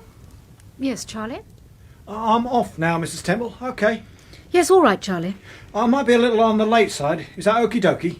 Well, it depends what you call late. Or 11ish. Might be half past. I'm going to the Palais. Yes. Yes, I thought you were. Yes, all right, Charlie. Oh, I've cleaned the silver. Everything's pretty straight, Mrs. Temple. All right. Good night. Good night there, Mrs. T. Oh, Charlie, which Palais is it you go to? Well, the one at Amersfoort. Haven't you been? No, I'm afraid I haven't. Oh, it's a smasher. Ted Wayne and his Wildcats. Ted Wayne and it... Oh, you mean the orchestra? That's right. What an orchestra. They'd make an old maid do the rumba. Do many people go to the Palais at Amersfoort, Charlie? Cripes! Beg your pardon, Mrs. T. Why, it's packed out night after night. Of course, Caesar Antonio's the attraction, no doubt about that. Girls go balmy on him. Caesar Antonio? But he's the trumpet player with Ted Wayne. Oh. He's terrific. And blimey, does he know it. He's the most conceited basket I've ever had the... Well, that's right, Mrs. Temple. I knew him in the old days when he was Georgie Royston. It was a different song and dance in those days, I can tell you. When he was... What did you say? Georgie Royston. Well, that's his real name. Caesar Antonio. That's just a fancy moniker to attract the dames. Begging your pardon, Mrs. Temple. That's all right, Charlie. This Palais de Danse seems to be quite a place. Oh, it's marvellous. You want to get the old man to... You want to get Mr. Temple to take you there one night? Yes, I must try, but... Well, you know how it is, Charlie. Husbands don't go for that sort of thing very much, do they? Oh, no. Oh, I suppose they don't, Mrs. Temple. Are you a very good dancer, Charlie? Well, I don't know. Suppose I am, but... I'm sure you are. You've got just the figure. Yes, well, if it's okay... all right. I'll be trotting along, Mrs. Temple, and... Charlie? Yes, Mum? Wouldn't you like to take me to the Palais de Danse one night? Well, it hadn't crossed my mind, Mrs. Temple, but it'd be a change. Tonight? Well, Tonight, Charlie? Okie dokie. Blimey.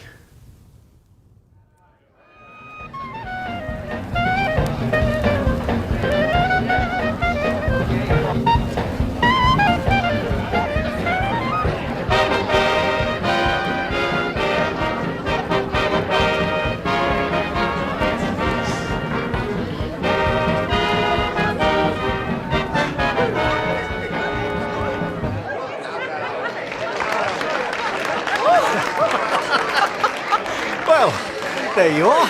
They certainly put plenty of zip in it, don't they? Plenty of zip. That's a colossal understatement, Charlie. Now, what would you say to a nice ice, Steve?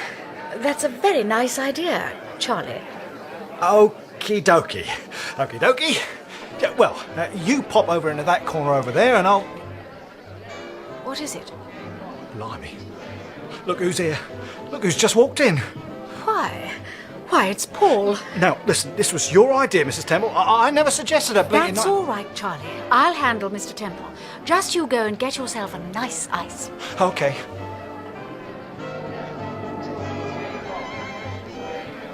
Good evening. Good evening.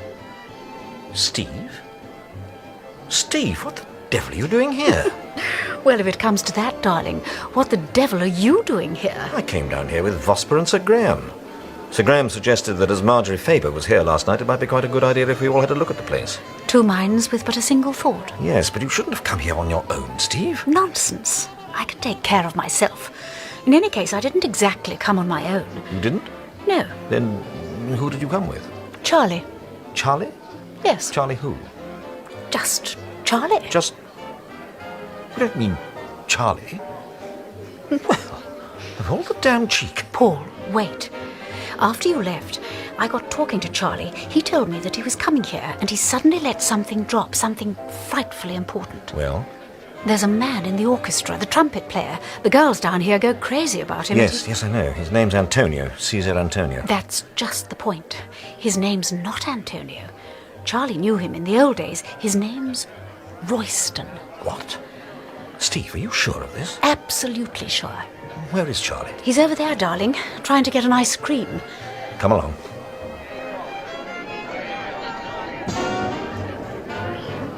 Hello, Charlie. What?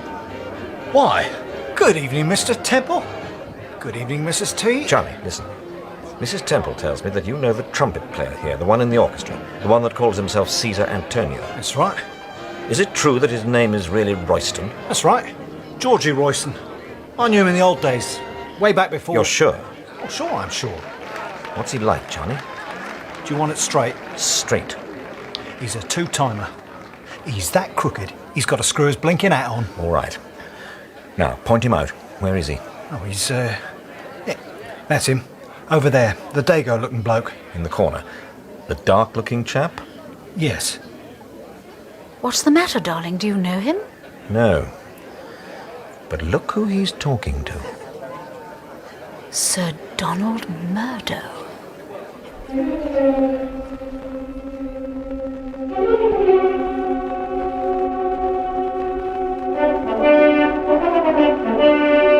You have been listening to the 8th episode of Paul Temple and the Gregory Affair, a serial in 10 episodes by Francis Durbridge, with Crawford Logan as Paul Temple and Gerda Stevenson as Steve. Others taking part were Simon Donaldson, Meg Fraser, Richard Greenwood, Eliza Langland, Michael Mackenzie, Greg Powery, Gareth Thomas, and Nick Underwood. The pianist was Stuart Hope.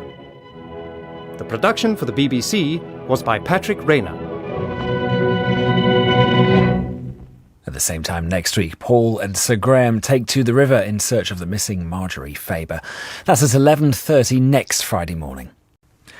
What is Paul Temple's wife doing at the Palais de Danse with a man called Charlie? It'll all become clear in our 1940s crime drama in a moment.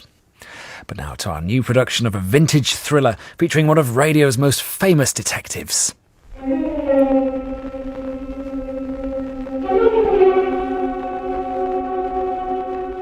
We present Crawford Logan as Paul Temple and Gerda Stevenson as Steve in Paul Temple and the Gregory Affair, a serial in 10 episodes by Francis Durbridge. Episode 9, Millgate Steps.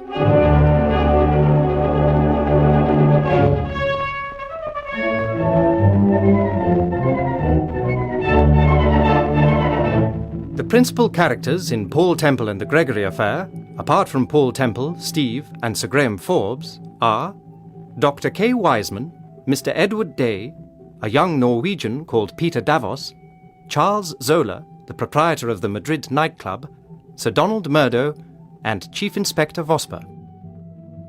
One evening, in search of a mysterious Mr. Royston, Temple, Sir Graham Forbes, and Inspector Vosper visit the Palais de Danse at Hammersford. Steve, if you remember, was already there with Charlie.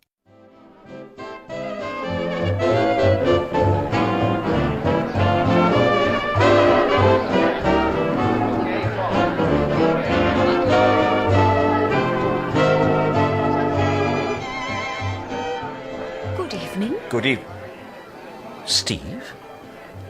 Steve, what the devil are you doing here? Well, if it comes to that, darling, what the devil are you doing here? I came down here with Vosper and Sir Graham. Sir Graham suggested that as Marjorie Faber was here last night, it might be quite a good idea if we all had a look at the place. Two minds with but a single thought. Yes, but you shouldn't have come here on your own, Steve. Nonsense. I can take care of myself. In any case, I didn't exactly come on my own. You didn't? No. Then who did you come with? Charlie. Charlie? Yes. Charlie who? Just Charlie. Just... You don't mean Charlie? Well, of all the damn cheek. Paul, wait. After you left, I got talking to Charlie. He told me that he was coming here, and he suddenly let something drop, something frightfully important. Well? There's a man in the orchestra, the trumpet player. The girls down here go crazy about him. Yes, I know. His name's Antonio, Caesar Antonio. That's just the point. His name's not Antonio. Charlie knew him in the old days. His name's Royston. What? Steve, are you sure of this? Absolutely sure. Where is Charlie? He's over there, darling, trying to get an ice cream. Come along.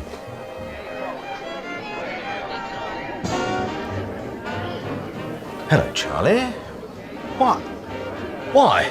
Good evening, Mr. Temple. Good evening, Mrs. T. Charlie, listen. Mrs. Temple tells me that you know the trumpet player here, the one in the orchestra, the one that calls himself Caesar Antonio. That's right. Is it true that his name is really Royston? That's right. Georgie Royston. I knew him in the old days, way back before... You're sure? Oh, sure, I'm sure. What's he like, Charlie? Do you want it straight? Straight. He's a two-timer. He's that crooked, he's got to screw his blinking hat on. All right. Now, point him out. Where is he? Oh, he's, yeah, that's him. Over there, the Dago-looking bloke. In the corner. The dark-looking chap? Yes. What's the matter, darling? Do you know him? No. But look who he's talking to. Sir Donald Murder. Yes, Sir Donald Murder. Now, what the devil is he doing here? Here's Sir Graham, darling. Temple, we've just been... Why, hello, Steve. Didn't expect to see you here. Hello, Sir Graham. What's happened? Vosper and I have just been having a word with the manager. He seems a decent sort of fellow, Temple, but I'm afraid... Is that Sir Donald Murder over there? Yes. What's he doing here? That's what I'd like to know. Sir Graham? Yes, Vosper. Do you see what I see, sir? Murder? Yes, we're just talking about him. What's he doing here, sir? Well, I'm beginning to think it might be quite a good idea if someone asked him. And who's the fellow he's talking to? Seems to me... He calls himself Caesar Antonio. Oh, yes. Yes, he's the trumpet player. They tell me the girls go crazy on him down here. I wonder whether he knew Marjorie Faber by any chance, and whether he's mixed up in this business. Who, Antonio? Yes. I'm pretty sure he is. Well, what do you mean? His name's not Antonio, it's Royston.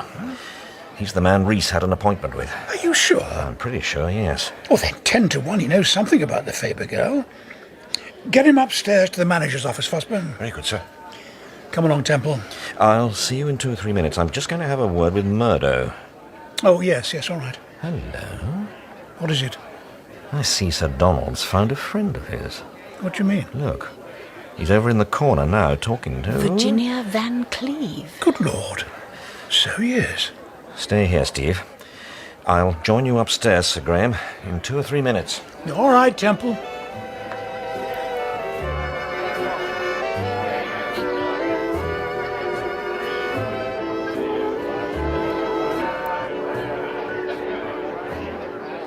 It's impertinence. Absolute impertinence. And why you should imagine that a man in my position Look should follow out. it. Good evening, Sir Donald. Oh, it's you, Temple. Good evening, Miss Van Cleve. Good evening. This is a surprise, Sir Donald. I didn't expect to bump into you at a Palais de Danse. Didn't you know? Shall we dance, Virginia? I take it you're in no mood for conversation. I am in an extremely bad temper, Temple, and for a very good reason. So please, don't interfere in things which don't concern you. I haven't the slightest wish to interfere in things which don't concern me. Only I saw you talking to Antonio a few minutes ago, and I wondered if he was a friend of yours. Antonio? Who the devil's Antonio? The fellow in the orchestra. Oh, I was just asking him if he'd seen Virginia. Is he a friend of yours, Miss Van Cleve? Oh, I know him. All the girls know him, if it comes to that. Aye, that doesn't surprise me. What made you come here tonight? Surely... Is there any particular reason why I shouldn't have come? It's a free country, isn't it? A man can go where he wants to go. Now, listen to me, Temple. If you've got any spare time on your hands, I advise you to put it to better advantage than... What? What are you looking at? What the devil are you looking at, man? I was just admiring your suit, Sir Donald. My suit? Yes. Darling, would you like to dance? What? Oh, yes, certainly. Good night, Temple. Good night. Good night, Miss Van Cleve. What was he looking at, Virginia? He saw the money, you fool. He saw the money in your pocket.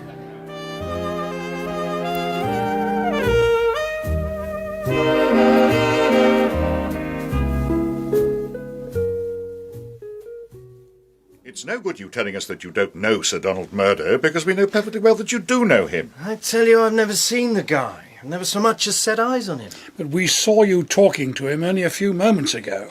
You saw me talking to him. You must be nuts. Now listen, if you insist on denying that you... Just a minute. Sir Donald Murdo. You wouldn't mean that tall, grey-haired guy with a voice like Annie Laurie, the dope that came across to the orchestra and asked me... Asked you what?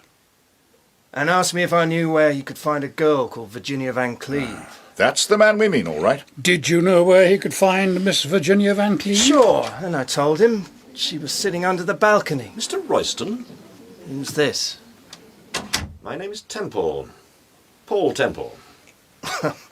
Where'd you get this Mr. Royston stuff? The name is Antonio. Caesar Antonio, that's me. Well, whatever the name, my friend, you seem to be on pretty good terms with most of the girls around here. I get by. How well did you know Miss Faber, for instance? Miss Faber? Yes. Marjorie Faber? That's a new one on me, brother. I once knew a dame called Weber, but that was way back in the good old days. Royston, listen. What the heck do you think you're doing? Who the heck do you think you're talking Drop to? the phony American accent, my friend, and listen to what I'm saying. A girl called Marjorie Faber came here last night. She was picked up by someone and she disappeared. The person who picked her up was either the notorious Mr. Gregory himself, or...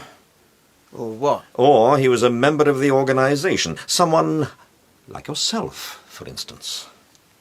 You trying to make out that I'm mixed up in this Gregory business? Are you? Of course I'm not. Royston, tell me, just out of curiosity, was Professor Reese a friend of yours? Professor Reese? Who the heck's Professor Reese? Professor Reese, or perhaps I should say the late Professor Reese, was particularly well known in the East End. What do you mean, the late Professor Reese? He's dead. Oh, didn't you know? No, Oh, yes. Yes, Reese was murdered. It was most unfortunate. And the extraordinary thing about it is, you know, if only Reese had had the common sense to come to me or Scotland Yard, it's 100 to 1. Who murdered him? Who murdered Reese, eh? But Mr. Gregory, of course. What do you mean? Why should Gregory... You know perfectly well what I mean. Reese had served his purpose. So far as Mr. Gregory was concerned, he was a back number. You know, I don't exactly know what happened here last night, Royston, but I've got a feeling that you took rather a big risk. I hope you were well paid for it, my friend, in advance. Nothing happened here last night, so far as I was concerned. No? No. Very well. Nothing happened. But there's one thing we'd like you to bear in mind, Royston. What's that? Just at the moment, we're interested in two things. The identity of Mr. Gregory and what happened to that girl last night. Tomorrow, we might be interested in you. I've told you. Nothing happened here last night. Nothing. Royston, listen. For days, for weeks now, you've had your eye on Marjorie Faber. It's my bet. You contacted Reese, and he promised to get in touch with Gregory and then contact you again later. Reese never kept that appointment. I've told you why. But someone else kept it, Royston. Someone else brought you the money, the instructions, and the hypodermic syringe. The How did you know about the syringe? How did you know about it? You injected a dose of a masher into the girl and then put her in your car. Where did you take her? I didn't take her anywhere. Where did you take her? I've told you. Where did you take her? Down to Shadwell Basin. Who met you there? The man who brought me the money in the first place. The man who kept the appointment instead of Reese? Yes. Who was that? A man called Zola. Charles Zola. Go on. What happened? What happened down at Shadwell Basin? We got the girl out of the car and... Well? There was a launch waiting near Millgate Steps. We put the girl in the boat and Zola handed over the £200 he'd promised me. Where did he take the girl? I don't know. Where did he take her? I don't know. I swear I don't know. You say the launch was waiting for you at Millgate Steps? Yeah. Now think, Royston. Did Zola give you the impression that he was going to take the girl very far? He didn't say anything. Didn't say anything I other didn't than... ask you that. I asked you whether you got the impression. I got the impression, I don't quite know why, that... That what?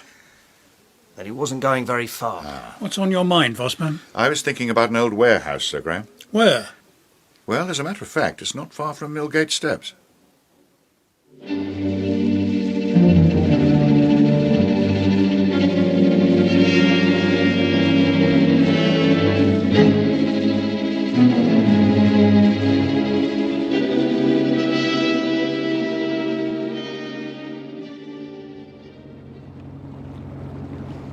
far do you reckon it is, Vosper? Well, it can't be far now, Sir Graham. It's nearly a quarter of an hour since we left Millgate Steps. Yes, at least. You'll excuse me, sir. Yes, Sergeant? I think I know the place the inspector means, sir. In the old days, it was used as a sorting depot by the East India people. Yes, that's the place, all right, Sergeant. It's pretty well in ruins now, sir. The Brits didn't exactly improve it. Yes, but where is it? It's about a quarter of a mile from here, sir. You know the way, Sergeant? Know the way? Yes, I know the way all right, sir. Good. Is it going to get foggy, Sergeant? I don't think so, sir. Just perhaps a bit on the misty side.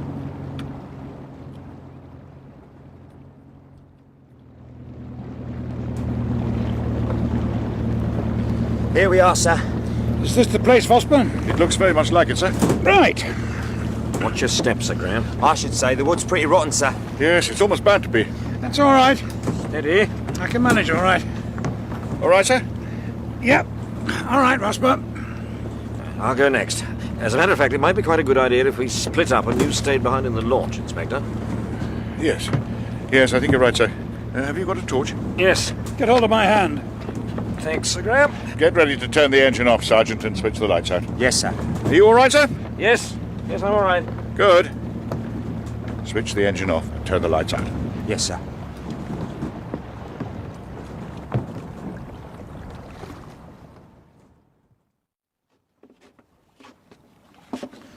Watch your step, Temple. This place is pretty derelict by the look of things. It's a perfect hideout. Yes. Is there another floor? Yes, I think there must be. What was that? What? Didn't you hear anything? No, what was it?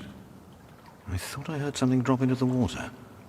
One or two of these boards are pretty loose. Perhaps I kicked something. No, it wasn't here, Sir Graham. It was over on the other side. You sure? Well, I might have been mistaken, but... There. Did you hear that? Yes. What was it? I don't know. Shh. There. Yes, but what is it? There it is again. Yes. It surely can't be water dripping. No, it's not that. Well, then what can it be? If you ask me, someone's doing it deliberately. Yes, that's what I think, Sir Graham. Wait a moment, we'll soon see. Hello there? Hello? Is there anybody there? Someone kicked a pebble into the water. That's what they've been doing all the time. They've been trying to attract our attention. Why on earth did they shout? By Timothy. You'll soon see why they don't shout, Sir Graham. Come along.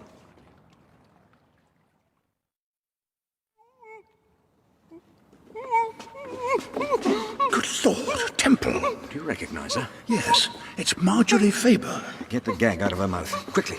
I'll untie her arms. I couldn't shout, and I heard the boat. I heard the boat, and I tried to attract your attention by... It's all right, Miss Faber. Just take it easy. Don't try and talk. Who are you? Who are you? I'm Sir Graham Forbes of Scotland Yard, and this is Mr. Temple. Mr. Temple. Thank heavens, I thought at first it was the man who brought me down here. I thought... Now, take it easy, Miss Faber. I've been here so long, I thought no one would come, and then when I heard the boat, I feel faint. I feel... We'll soon get you out of here, my dear. Just try and... Temple, she's fainted. Yes, I was afraid of that. Shall I give you a hand? It's all right. I've got it. Can you manage? Yes. Yes. Now, come on. Let's get back to the boat.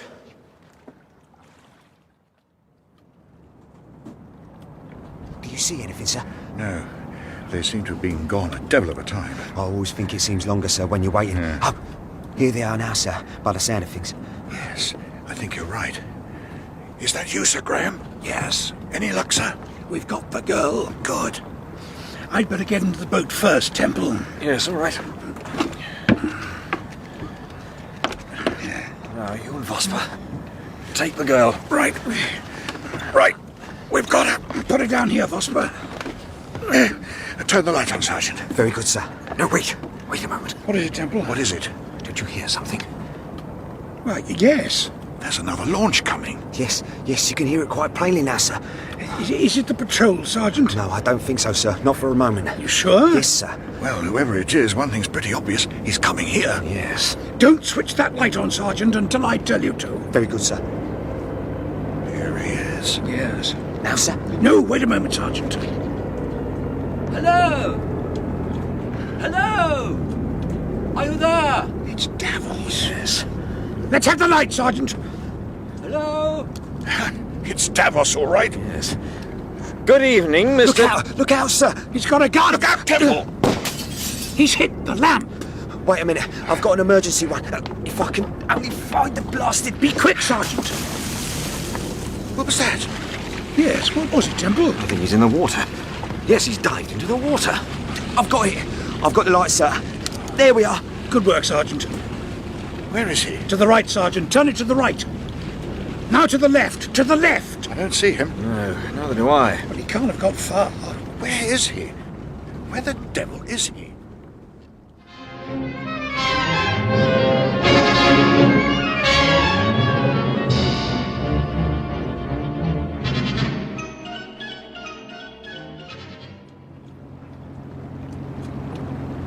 Keep the light on the water, Sergeant. Yes, sir.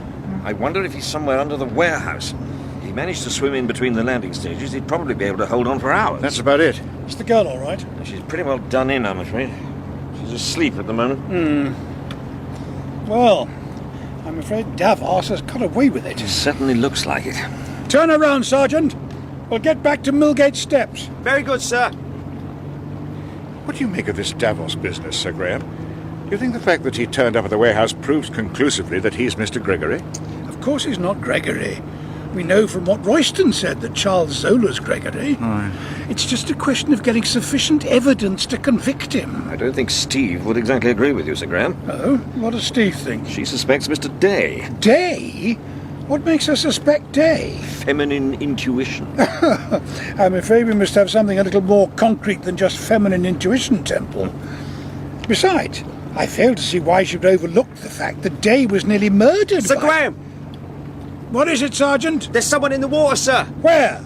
Over there, sir. Look. He's right. Yes, he's right. It must be Davos. Give me your hand, Vosper. Quickly. Slow down, Sergeant.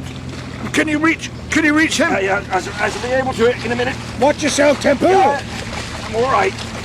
You've got him. Get the light more to the left, Sergeant, so that we can see. Good heavens. Sir Graham, look. It's not Davos. It isn't? Then who can it be? It's Charles Zola. And he's dead.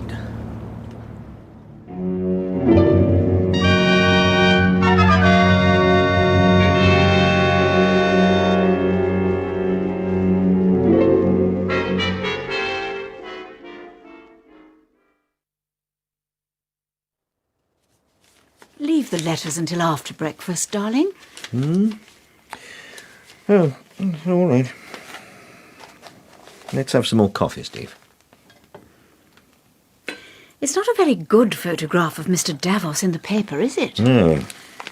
Do you think they'll find him, Paul? Yes, I think they'll pick him up all right, if he's alive. Apparently they made an announcement about him last night on the radio. Not surprised. I wonder what made him turn up at the warehouse. Well, quite obviously he had an appointment. With Mr. Gregory? Vosper seems to think that Mr. Davos is Mr. Gregory. That's ridiculous. I take it you're still putting your money on Edward Day. Yes.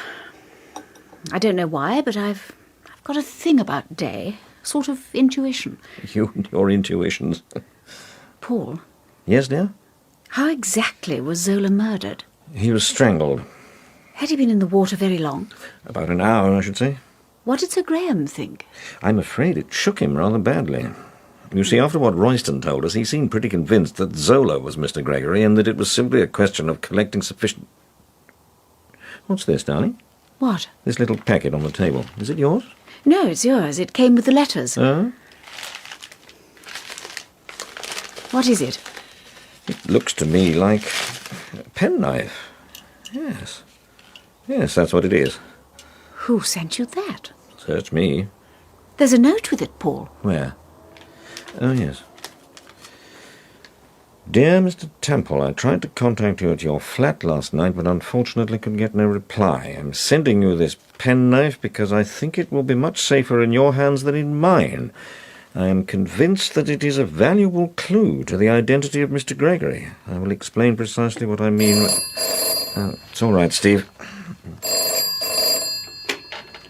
Hello? Hello? Temple? Yes? Who is that? Day here. Edward Day. Oh, good morning. Did you get the penknife all right? Yes, as a matter of fact, I'm just reading your note.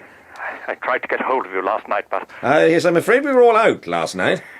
I posted the knife to you because... Well, quite frankly, it seemed such a valuable piece of evidence, and... Where did you get the knife, Mr. Day? From Mr. Gregory. From Mr. Gregory? Yes. Temple, listen. He tried to murder me again last night. I went out about 5:30 to post a letter. When I got back to the flat, the swine, he was waiting for me on the landing. Fortunately, I saw the shadow. I caught a glimpse of the shadow before I felt his hands on my neck. I struggled. I went mad. I went wild with fury. Go on, Day. Suddenly, he made a dash for it. Just as he reached the door, I heard something fall from his pocket. I groped my way along the floor. It was pitch black. I couldn't see a thing. Then suddenly I touched something. It was the penknife. Day, listen.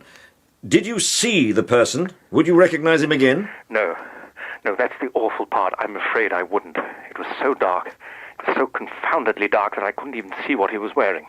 But it was a man, I take it? There's no doubt about that? None whatsoever. There's no doubt about that, Temple. Right. Thanks, Day. Thanks for ringing me, and thanks for sending the penknife.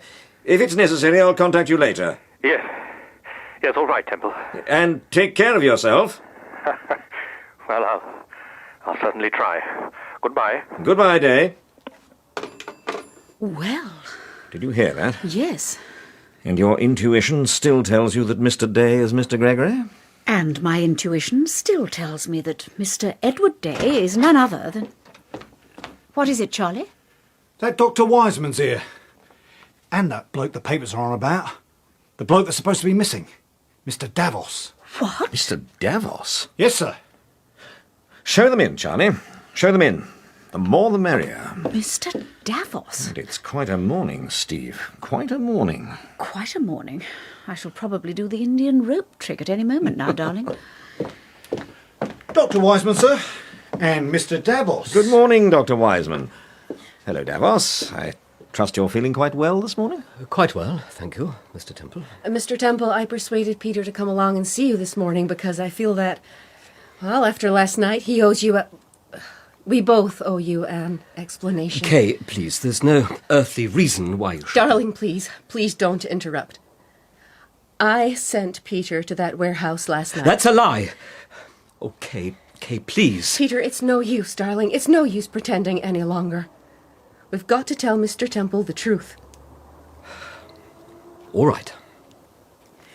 Peter went to that warehouse last night because at about 10:30 in the evening I received a telephone call. Just a moment, Dr. Wiseman. Before you start your story, there's something I'd like to ask Mr. Davos.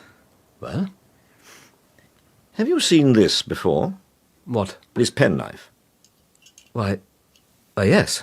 It's yours? But of course it's mine. You lost it? Yes, Well, no, I didn't exactly lose it.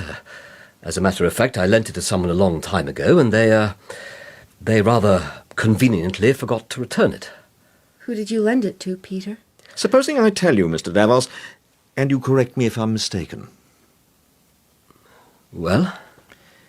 You lent it to Bill Harcourt, the Yorkshire fisherman. Am I right? Well, why, yes. Yes, Mr. Temple.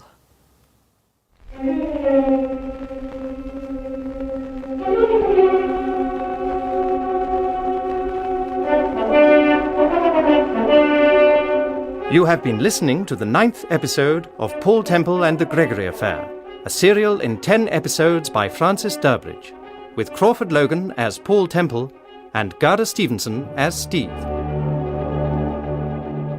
Others taking part were Simon Donaldson, Francesca Diamond, Meg Fraser, Richard Greenwood, Michael Mackenzie, Greg Powery, Gareth Thomas, and Nick Underwood.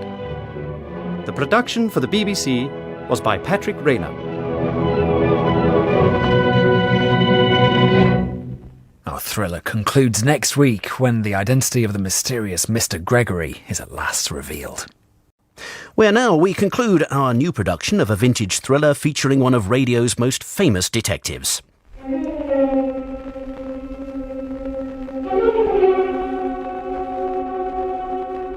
We present Crawford Logan as Paul Temple and Gerda Stevenson as Steve in Paul Temple and the Gregory Affair, a serial in 10 episodes by Francis Darbridge. Episode 10, Presenting Mr. Gregory. Early one morning, Dr. Wiseman and Peter Davos pay Paul Temple an unexpected visit. Have you seen this before? What? This penknife. Why, yes. It's yours? But of course it's mine. You lost it? Yes, Well, no, I didn't exactly lose it. As a matter of fact, I lent it to someone a long time ago, and they rather conveniently forgot to return it. Who did you lend it to, Peter? You lent it to Bill Harcourt, the Yorkshire fisherman. Am I right? Well, why, yes. Yes, Mr. Temple. I thought so. But how did you know that I lent the knife to Harcourt? Yes. Yes, how did you know, darling? That's rather another story, Steve, and just at the moment it can wait. But what can't wait, and what I'm most anxious to hear, is your side of the story, Dr. Wiseman. Well, as I said, Peter went to that warehouse last night because at about 10:30 I got a phone call from Mr. Gregory. He said that if I went at the time he stipulated, he would be perfectly willing to hand over certain... Well, certain what? Certain highly confidential letters, Mr. Temple. Letters that you'd written, Dr. Wiseman? Yes. You wanted those letters back, I take it? Wanted them back? Oh, Mrs. Temple, if only you knew what I've been through because of those letters. Dr. Wiseman. Yes. I suppose you realize the significance of what you've just said? You mean that I've admitted that I know the identity of Mr. Gregory? Exactly. Yes. I know the identity of Mr. Gregory. I've known it from the beginning. I knew the swine was the moment he... I'm sorry. If you insist on telling your story, darling, then don't you think you'd better start at the beginning? Yes. Yes, all right, Peter. Several years ago, I became involved in a most unfortunate scandal. It was a euthanasia case, Mr. Temple, and I don't intend to go into details, except to tell you that if certain aspects of the case were made public, I should be ruined. Utterly and completely ruined. Go on, Dr. Wiseman. I wrote several letters, several extremely incriminating letters. One day, to my horror, those letters disappeared. About a week after they were stolen, a certain gentleman paid me a visit. Mr. Gregory? Yes, Mrs. Temple, Mr. Gregory. I don't have to tell you what happened. He started to blackmail me. For money? No, that was the cunning part of the whole business. You see, he had made up his mind that Dr. Wiseman could be of service to him. He knew that so long as he possessed those letters, I should do precisely what he wanted. At first, I couldn't see what he was getting at. He asked me to do the most extraordinary things. I remember one morning he asked me to make out 2 prescriptions. One for a girl called Barbara Wallace, and the other for a girl called Mildred Dawson.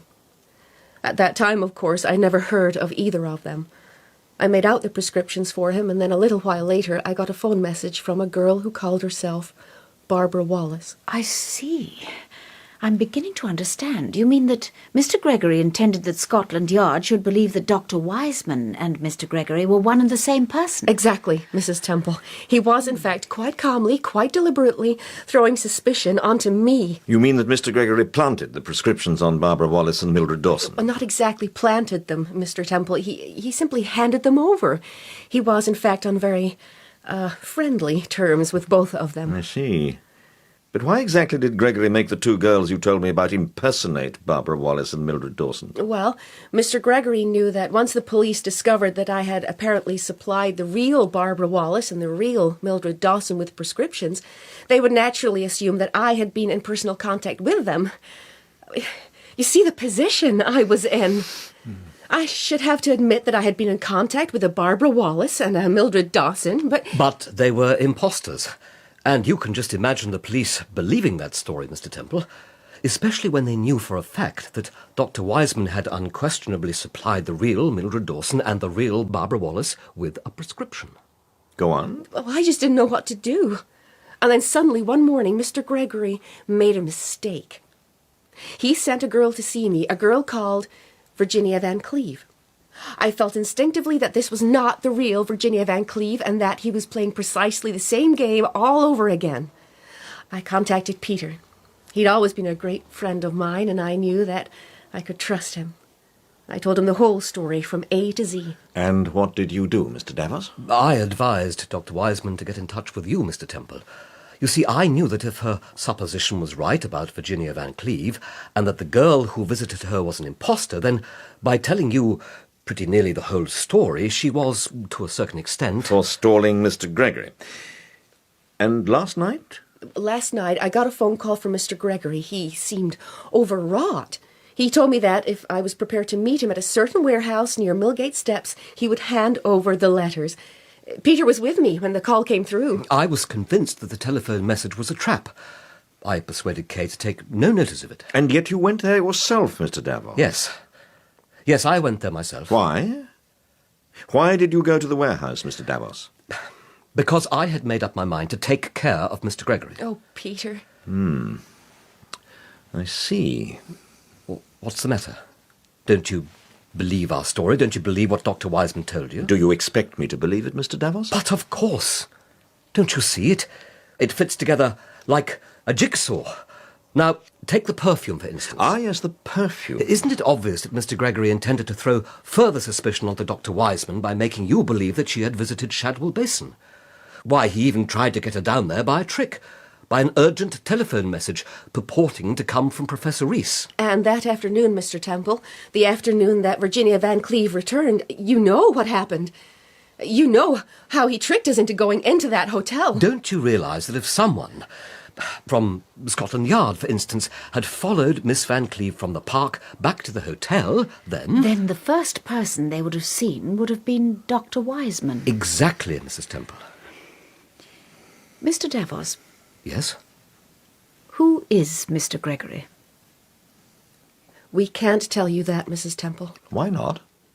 Because, so far as we know, Mr. Gregory still has the letters written by Dr. Wiseman. If we reveal the identity of Mr. Gregory, then obviously he'll produce the letters. Well, don't you believe us, Mr. Temple? Don't you believe what we've told you here this morning? Whether you believe it or not, doesn't matter. It's the truth. Well, if it isn't the truth, Mr. Davos, then quite obviously there's only one possible explanation. What do you mean? I don't understand, Mr. Temple. I mean that, in that case, you're both lying, and Mr. Gregory is not simply one person, but two. Two? Yes. Dr. Wiseman and Mr. Davos.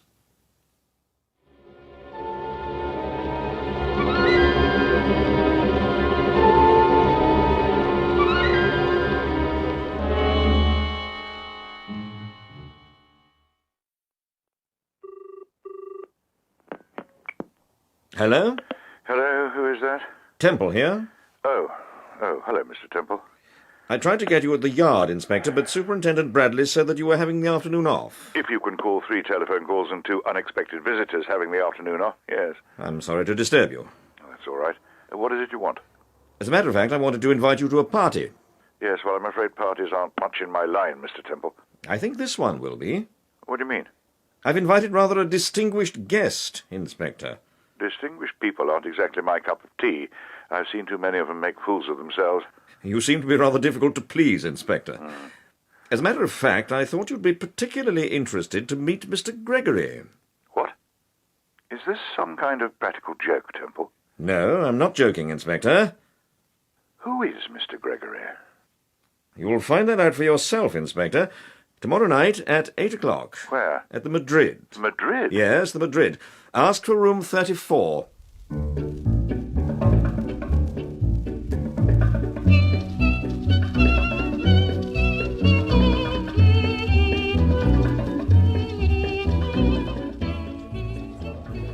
Room Room 34, please. Mr. Temple's party.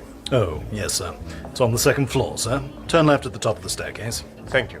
Would you care to leave your things, sir? Oh, yes. Thank you. I'm afraid I can't give you a ticket, sir. What name, sir? Day. That'll be all right, Mr. Day. Oh, thank you, sir.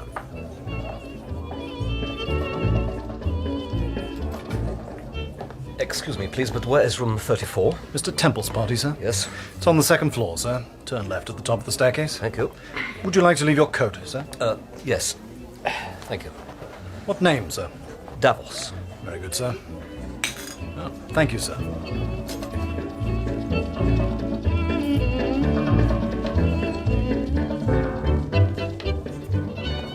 Where the devil is room 24? I'll be looking all over the confounded place for it. 24, sir? I said 24. Mr. Temple's party, sir? Aye, Mr. Temple's party. It's room 34, sir. Second floor. Turn left at the top of the staircase. Oh, no, thank you. Would you like to leave your hat and coat, sir? No, I don't suppose I shall be staying more than a minute or two. Second floor, you said? That's right, sir. Turn left at the top of the staircase. Thank you, laddie.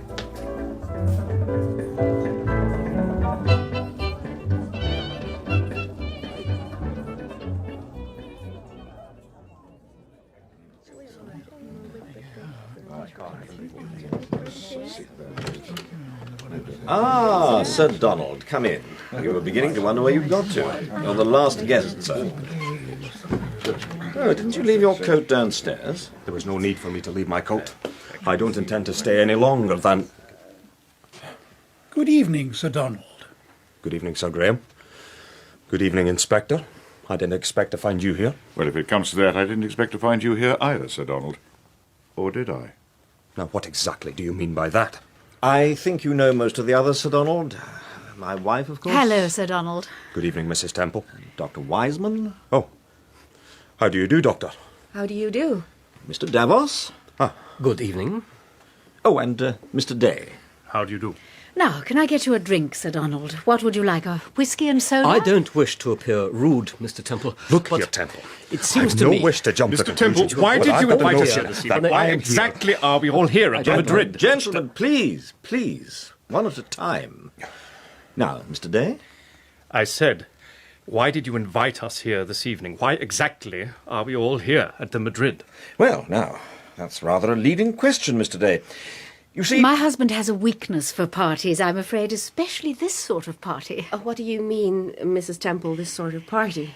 Just over a year ago, when Paul was investigating the Rex affair, he took the liberty of inviting to our flat all the possible suspects. And tonight, Mr. Temple is invited here to the Madrid all the possible suspects in the Gregory affair. What the devil? What do you mean, sir? Sir Graham means that if, for a moment, you can curb your curiosity, then I shall have the pleasure of introducing you to Mr. Gregory.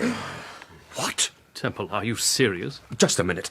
Just a minute, laddie. Are you suggesting that Mr. Gregory is here? That's precisely what I'm suggesting, Sir Donald. Mr. Temple, forgive my saying so, but don't you think you owe us an explanation? Of course I owe you an explanation, Mr. Day, and I intend to give you one. Now listen, and listen carefully. Yesterday morning, Dr. Wiseman and Mr. Davos called at my flat and told me an extremely interesting story. They told me, in fact, exactly how they became involved in the Gregory affair. Unfortunately, during the course of that story, Mr. Davos, rather inconveniently, I suspect, forgot to mention one rather important fact. What do you mean, Mr. Temple? You forgot to tell me why you went up to Seaburn, Mr. Davos. You forgot to tell me why you made such a point of getting friendly with Mr. Harcourt, Bill Harcourt, the Yorkshire fisherman. However, we'll leave that for a moment, shall we? And talk about Mr. Zola. When Mr. Gregory first started his organization, I'm pretty certain that his line of business, or racket if you prefer the word, was not abduction, but simply blackmail. Now, so far as blackmail was concerned, Zola was in rather a unique position. The sort of people who frequent the Madrid are not exactly the soul of discretion. After a little time, however, Mr. Gregory became ambitious. He decided to drop the blackmailing racket and... go in for abduction. Exactly. Now, there was a girl at the Madrid, a girl called Coral Slater.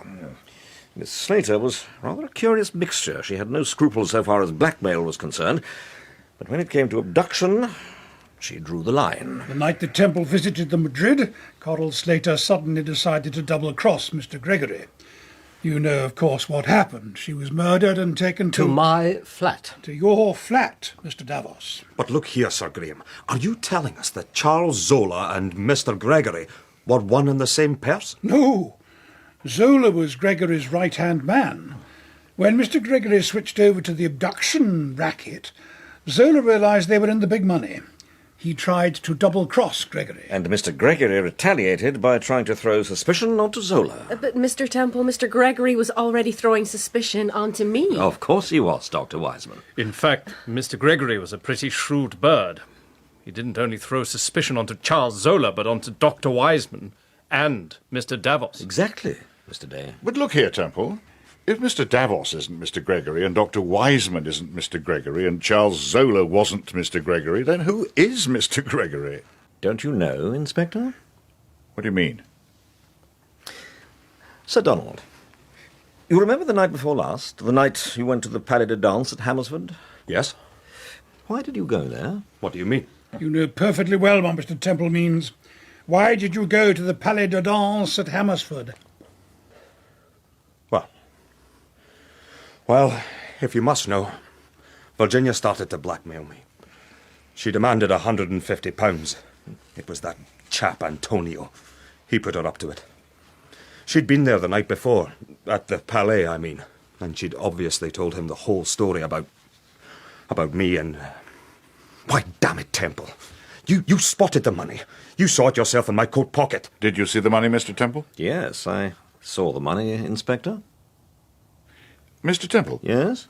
A few moments ago you said that Mr. Davos was not Mr. Gregory, and yet... Did I say that Mr. Davos was not Mr. Gregory? I think, if I remember correctly, it was you who said that. Well, the point is this. You stated that Davos went up to Seaburn. You implied that he went up there for a particular reason. What was that reason?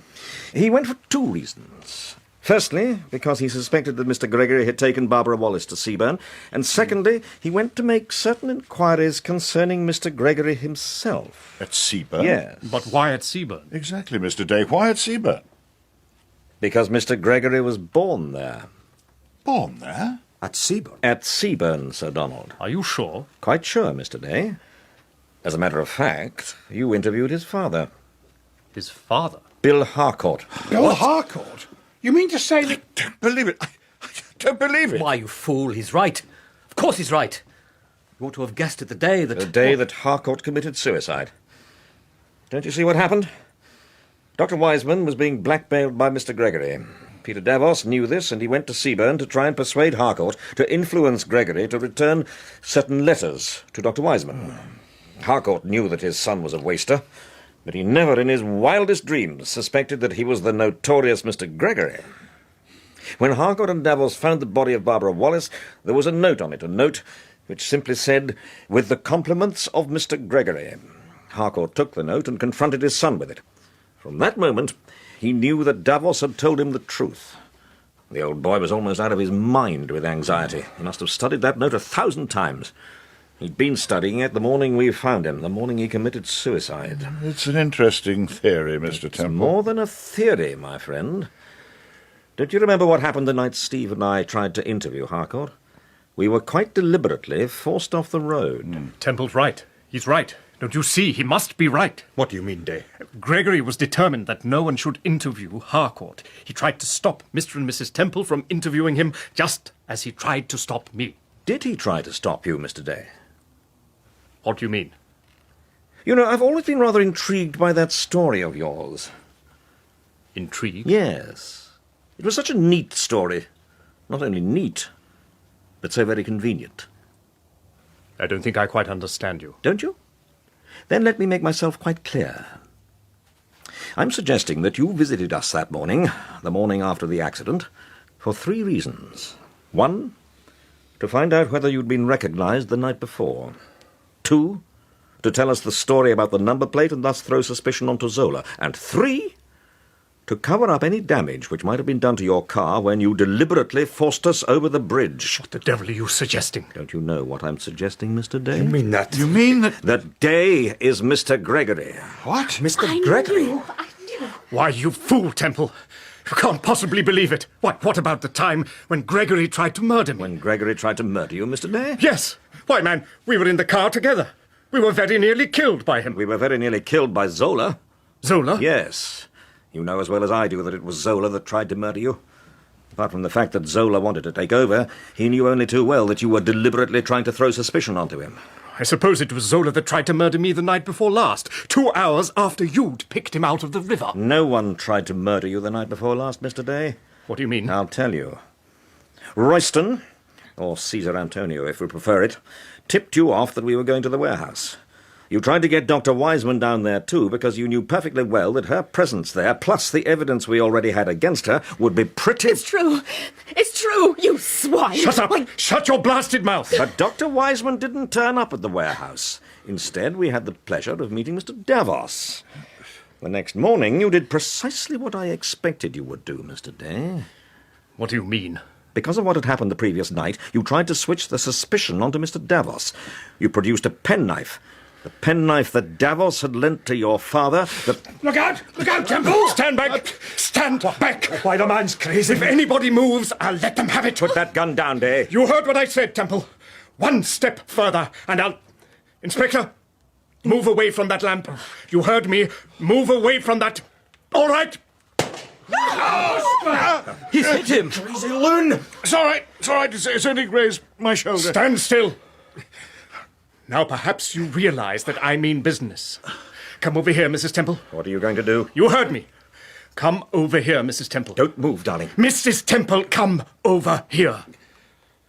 What do you want me to do? Stand in front of me. Stand in front of... You know what I mean. Stand in front of me. That's it. Keep in front of me while we back to the door. Day, I warn you that if anything happens to Steve, Stand still. Now, if anyone moves again, I shall let Steve have it. Right in the back of the neck, you understand? Now towards the door. Excuse me, Mr. Temple. Charlie! Hit him, Charlie! Hit him! What? Nice Good man, Charlie! Did I hit the right bloke? You certainly did hit the right bloke, Charlie. Oh, Paul! Come over here, darling. Are you all right, Mrs. Temple? Yes. Yes, I'm all right. Let me have a look at your arm, Inspector. Is Day right out? Yes. You've knocked him for 6, Charlie. He's stone cold. Stone cold, laddie. It was a beautiful uppercut. Charlie, what can I say? Charlie, is there anything you want? Any little favour? Any little thing? Well, as a matter of fact, there is one little thing, Mr. Temple. I hardly like to ask. Anything, Charlie, anything. Well, if it's okie dokie by you, sir, I'd like to take Mrs. Temple to the Palais de Danse again one night. By Timothy.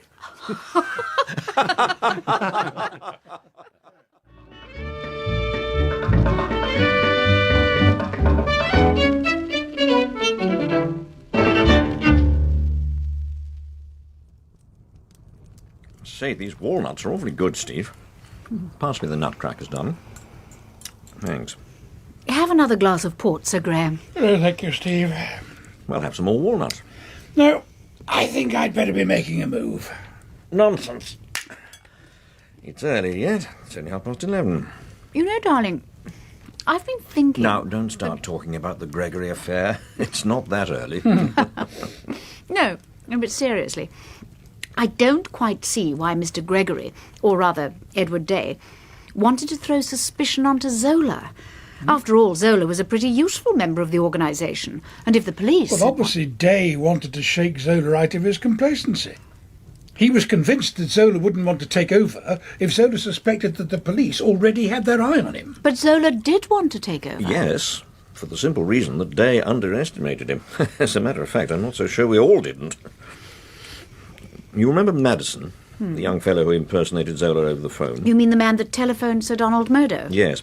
Well, Zola found out that Day had persuaded Madison to impersonate him, and yet he very shrewdly made Madison confess that he had received his instructions from Dr. Wiseman. But why did he do that? Because Zola knew that once he'd taken care of Day, it would be to his advantage if we continued to suspect Dr. Wiseman. But that night, darling, that night we discovered Professor Reese, Day made no attempt whatsoever to conceal the fact that he'd actually been in Costa Row. As a matter of fact, he deliberately drew attention to himself. Of course he did. Quite obvious that Day went down to Costa Row to collect the money, suddenly realised that Reese was in no condition to be trusted and decided to get rid of him. Obviously, under those circumstances, he had to draw attention to himself. He simply daren't take the risk of being spotted. And don't forget, Day was playing the amateur detective. And you expect the amateur detective to pop up in unexpected places and poke his nose into things which don't concern him? Exactly, Sir Graham. I suppose it was Zola who murdered that taxi driver, Vic Taylor. Yeah, of course it was Zola. Don't forget, Taylor was just about to identify him. When did you first suspect Day, Temple? Was it that night you bumped into him at the Madrid? Yes. I thought so. I told Day about Harcourt. I told him that Harcourt was dead. He was quite genuinely surprised and rather shocked. I didn't quite see why he should be so affected by the news. After all, he was only supposed to have met Harcourt once in his life. That was the time he interviewed him down at Seaburn. Yes. Well, quite frankly, I suspected murder. And as for Vosper... He obviously suspected Davos. Yes. Yes, well, you've got to admit, darling, that you were not the only one that suspected Day. My intuition. Yes, we know all about your intuition, Steve. Oh, well. You going away for Christmas? Well, I wanted to go to Switzerland, but Paul... Not for me, thank you. We've had some pretty exciting times together, haven't we? Do you remember that first case, Temple? The Knave of Diamonds, yes. And the front page men? Z4. The Marquis, Rex, Valentine, and now Mr. Gregory. Yes. Yes, well, from now on, Sir Graham, you can count me out of that sort of thing. What do you mean? No more popping up in unexpected places, poking my nose into things which don't concern me. I didn't mean you, Temple. I know that. It's just that I feel that from now on I'd like to sit back with my feet on the mantelpiece and, as Sam Dodsworth would say, think of nothing more important than the temperature of the beer. Nuts. I beg your pardon? I said nuts, darling. Pass the walnuts. Oh.